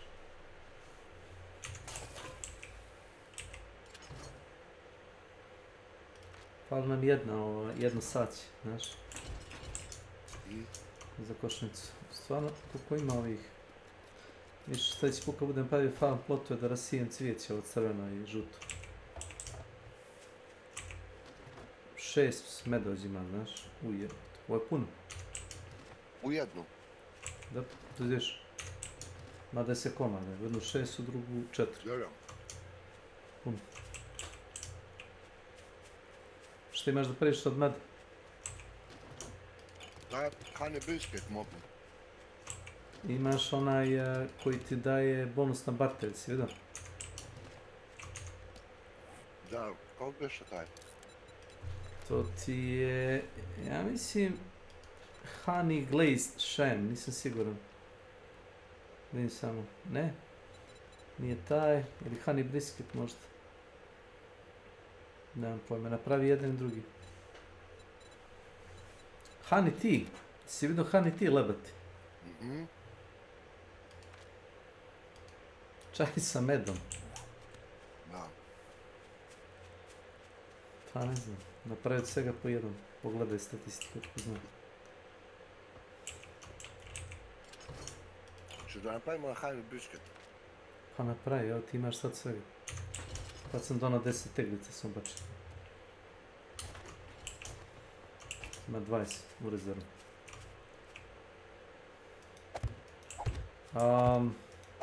Jesi ti pročitao Wasteland Treasure? Od tih per knjiga. Wasteland Treasure... Nisam siguran. 1, možda pogledaš. Kaže ti add small chance to harvest honey from... Nije, je li taj? Mislim da je taj. Ne. Wasteland Treasure 1. Ono. Mislim da ti on treba da bi imao šansu da... Da, imam. Pa onda kad god vidiš onaj panj, klepi ga motorkom riskiran. Dobit ćeš minimum med, a u najbolju ruku dobit ćeš saće. Saće. Da me se ne sjećaš, bol. To da se pitamo, ovdje sam stavio da se pravi 80 ovih grilled meat, tako da... To mi treba. Da ti grilovano meso. Mhm. Dobro, neću jes ako si mi to je meso. To dobro. Sad glupo mi je deden jelo koje daje ništa hrane. I tako 15 komada, kad ima mojih pita ako hoćeš.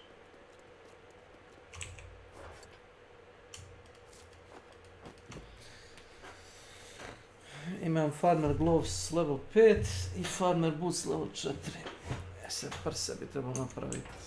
Možda ili kupiti. Čizme sam lutao sa nekog leša.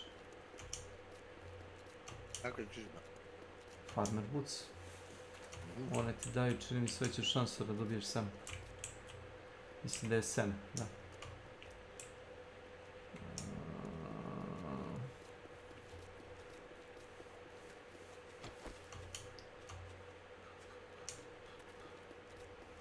Ja sam otvorio staj na parkingu. Super.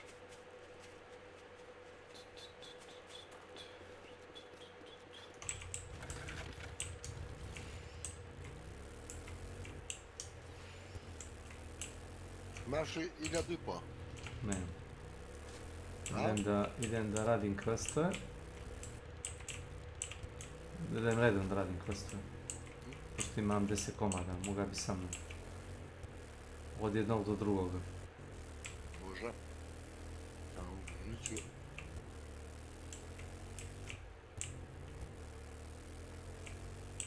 Plus imam ono da uzeo sam Perception Master i Perception Master level 1 daje ti šansu da nađeš pare kad pretresaš ono fioke, police i ostalo. To se vidi.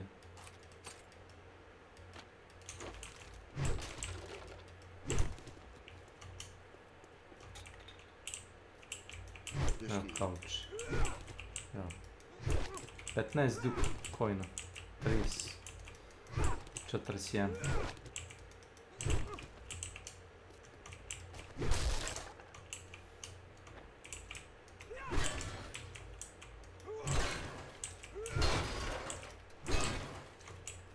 Mislim da od drvenih vrata dobijaš bres, a bres možeš za par da prodaš. Ovo je kući ovdje. Kafani, šta je ovo? Uf, čelik.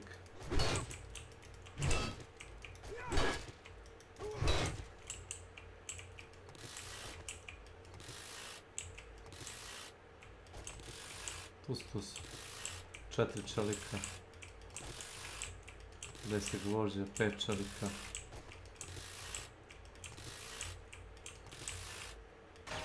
Hop, 6 čelika. Nice.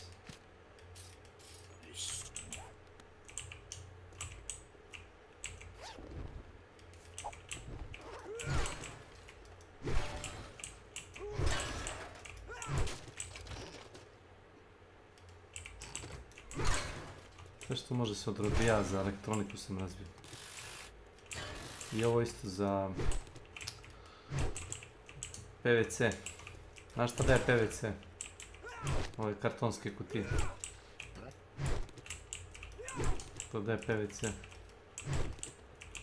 PVC ti treba, plastik treba za sve. Bukvalno za sve. A Electronic Parts, rekao sam ti, preko 2000 komada možeš slobodno da uzmeš da prodaješ. Šta ćeš da stojiš ovdje? Bolje da ubijem ovoga odmah. Bojim se da će biti toga malo više. Ne?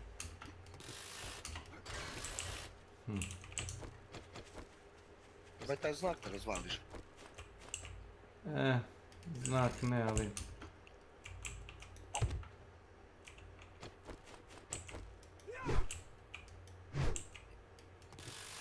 O, još dobio, 2 čelika. Dobro.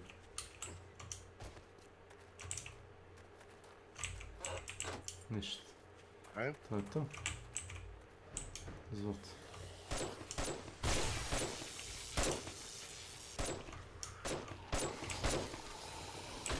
Brate, plavi zombi su unutra komenci. Znaš?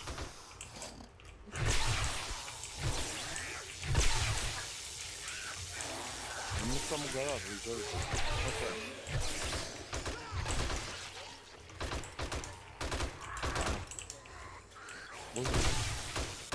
Imaš ovdje ATM, znaš?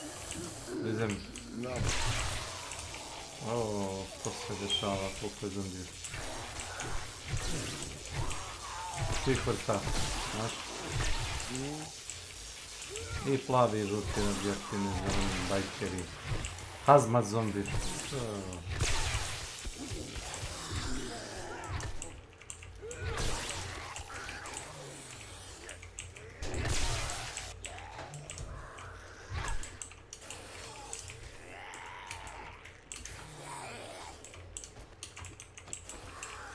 Evo, 44.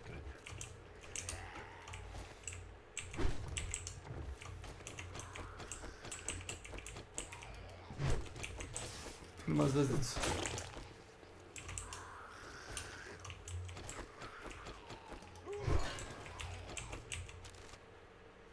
ATM. Ne zaboravim. Sad ću. Za fucking pot level 1. Ne radi, no.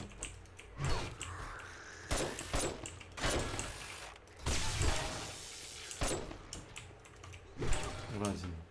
Very good.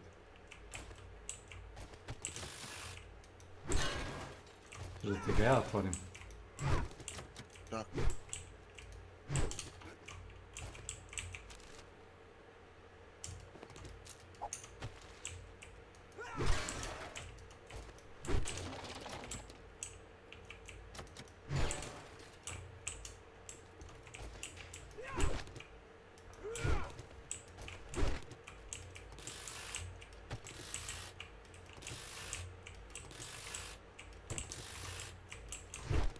Koliko si para našao? 500. Drži dolare, našao sam $100 iz kauča. S kauča sam razbio, znaš? Hoću.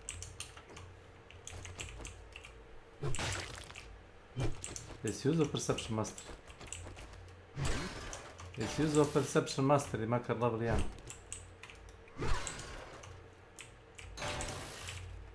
Dobijaš novac kod kauča. Perception Master je level 5. Kad razbijaš kauča dobijaš pare. Besplatna informacija.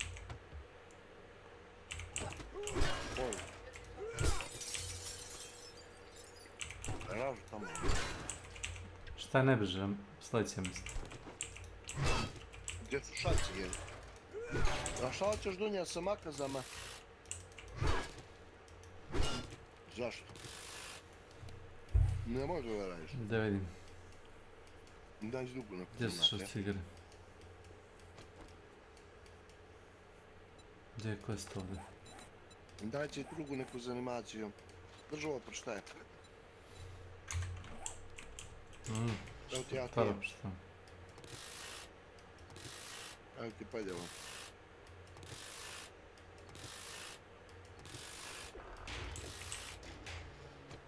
Meda jedan, da pada mi na pamet.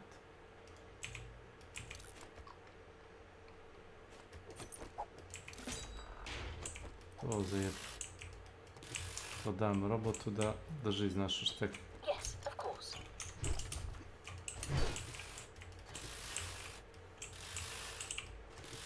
Ne, ti stoli tu neće dati ništa, već sam razvalio kauč.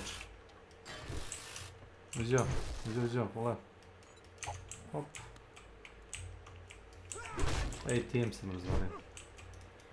ATM i banderu. A bandera se nije respawnala. Mrka karta. Za 196, vidio? Pole, vidiš? Ovo sam skupio sam iz ovoga mjesta. Koliko košta? Vidiš? Da, drži. To ste par. Ajmo sljedeći quest, aj. Koji je najbliži? Tvoj, ne znam. Pa gledam po metraži. Tire 2 fetch. Show on map. To je ledeni bio, maj.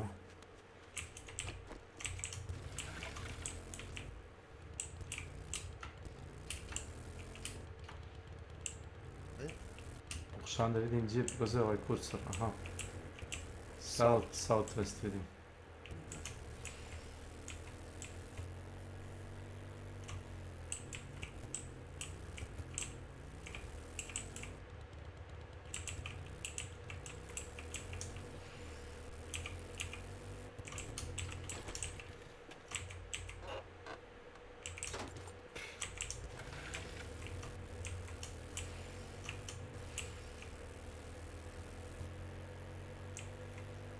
Teško ćeš ga ti naći ove panjeve ako tako letiš okolo helikoptera. Znaš što ja radio kad sam letio helikopterom? Ja letim nisko.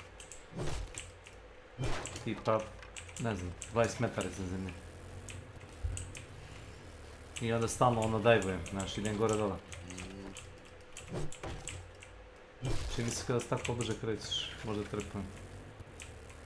Mislim da si u pravu, kad dolje staviš da onda njuško, onda je brži. Da, digneš ga na... Letiš malo pravo pa ga polako dižeš i kad ga digneš leđenu visinu onda planiraš u kosor ka dole.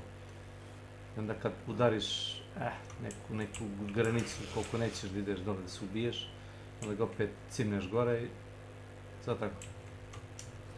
Samo letiš tako vertikalno, bukvalno više snage troši da ostane u vazduhu nego na to planiranje. A? Pa sir. Sir u Petru Banović. Za nas? Kupila sam 2 kila pod platiću. A bilo do puta kaže ona, oči tvoje puta tam kajmak. Hajde, sad mi mama voli kao kajmak, hajde da pođemo. Onda smo sad bili gore kod Petre. Volja kajmak.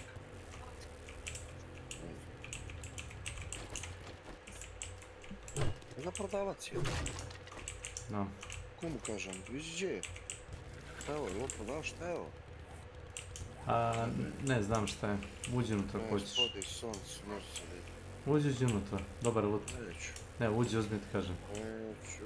Neš, strah te, a? Idemo ono. Strah te, da? Idemo. Fokus. Jeste, nego je ona guma treba da zamijenjam. Si uspjeli? A gdje će? Kod Rokija. Rocky Bilbo. A? Baggins. Nice. Ma nije ni bitno, nego otišli oni, ja nisam išao zato što nije mogao kupivati. Ja nam termalno deći mali, taj trgovac, on je... Nije to trgovac. Nije to trgovac, čovječe. Nažalost, to nije trgovac.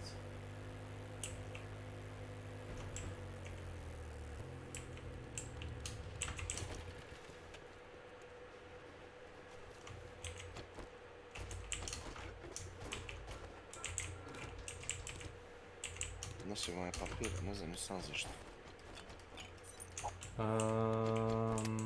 Papir ti treba za eksploziv, znaš? Pakuješ eksploziv kao papirne pušeke. Kada sam...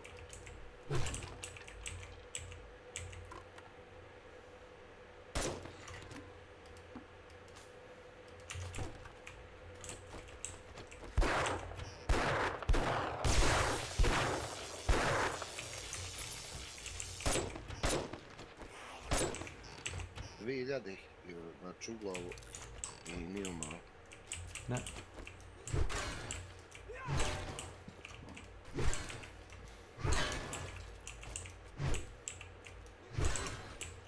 Sto bače par pojena na gilit.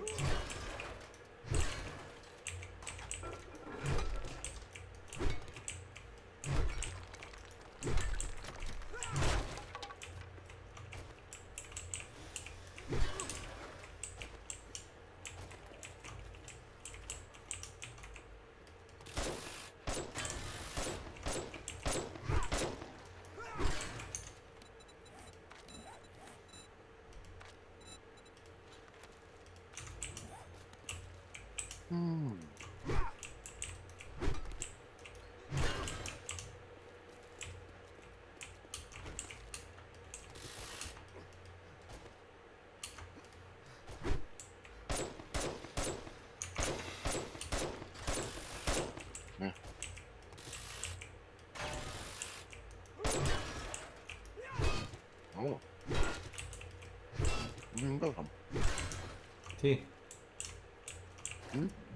Gde si? Ajme kažem ti će laži.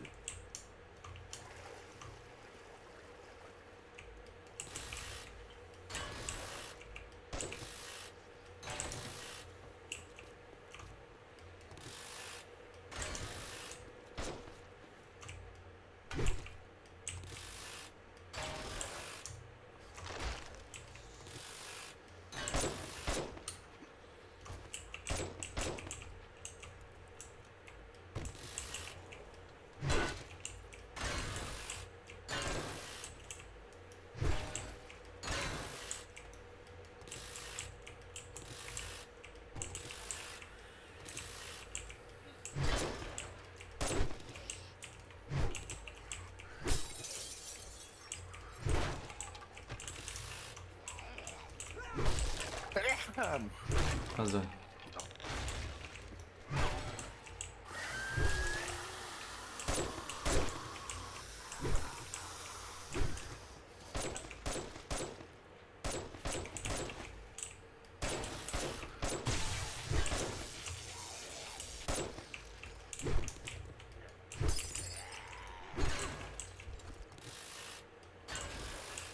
Sniper level 6. U chest. Eto, lepo se.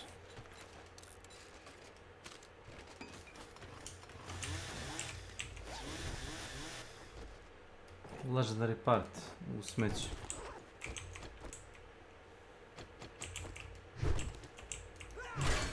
Dođe vam evo ti knjiga. Doći R6 sobe. Ovako. Evo ti legendary parts.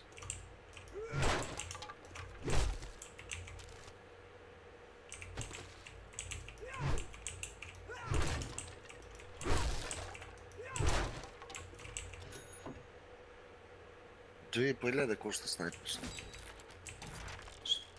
Ti što to prodaješ, šta? To ne sa zvezdicom, ili? Bez zvezdice. Odličan snajper.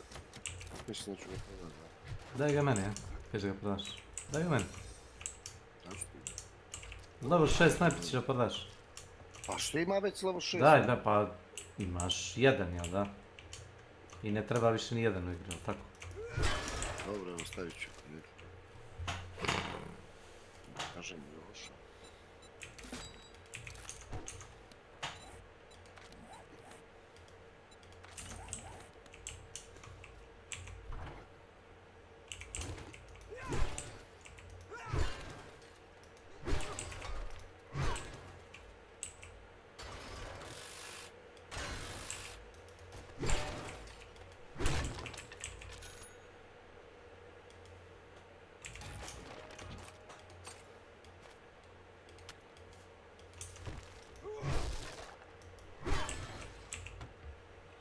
Nađe Floki Luther knjigu u kanti za smeće.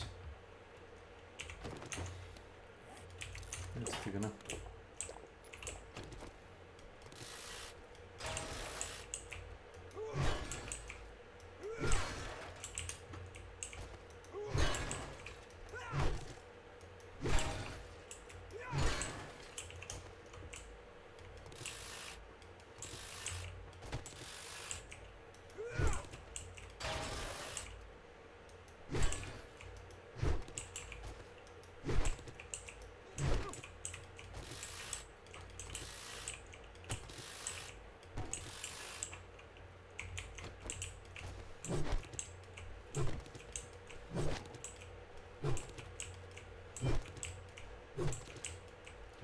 S tim izjao.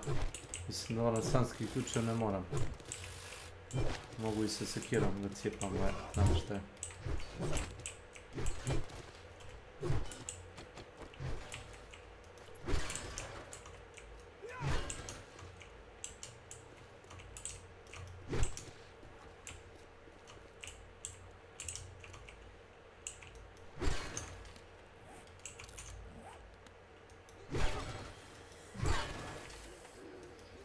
Ova ima ovih malih neonkih kunkure, znaš.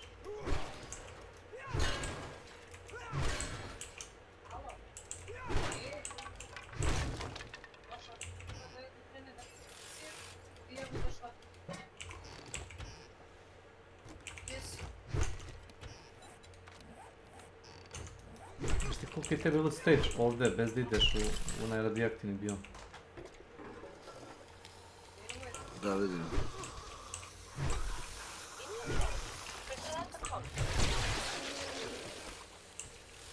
Možemo ne mislim i veći nego tamo.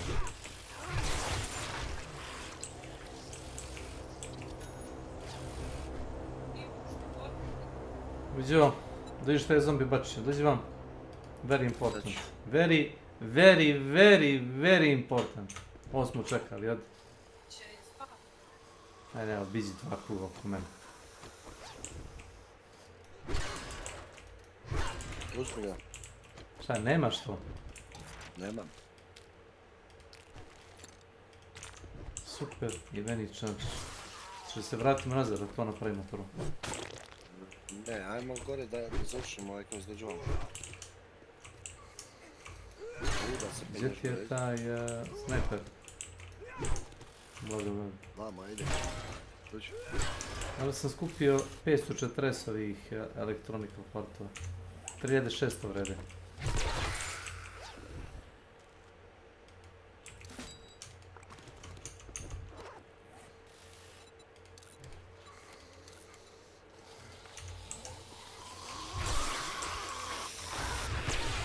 Evo, najezda medicinskih sestre. No offense.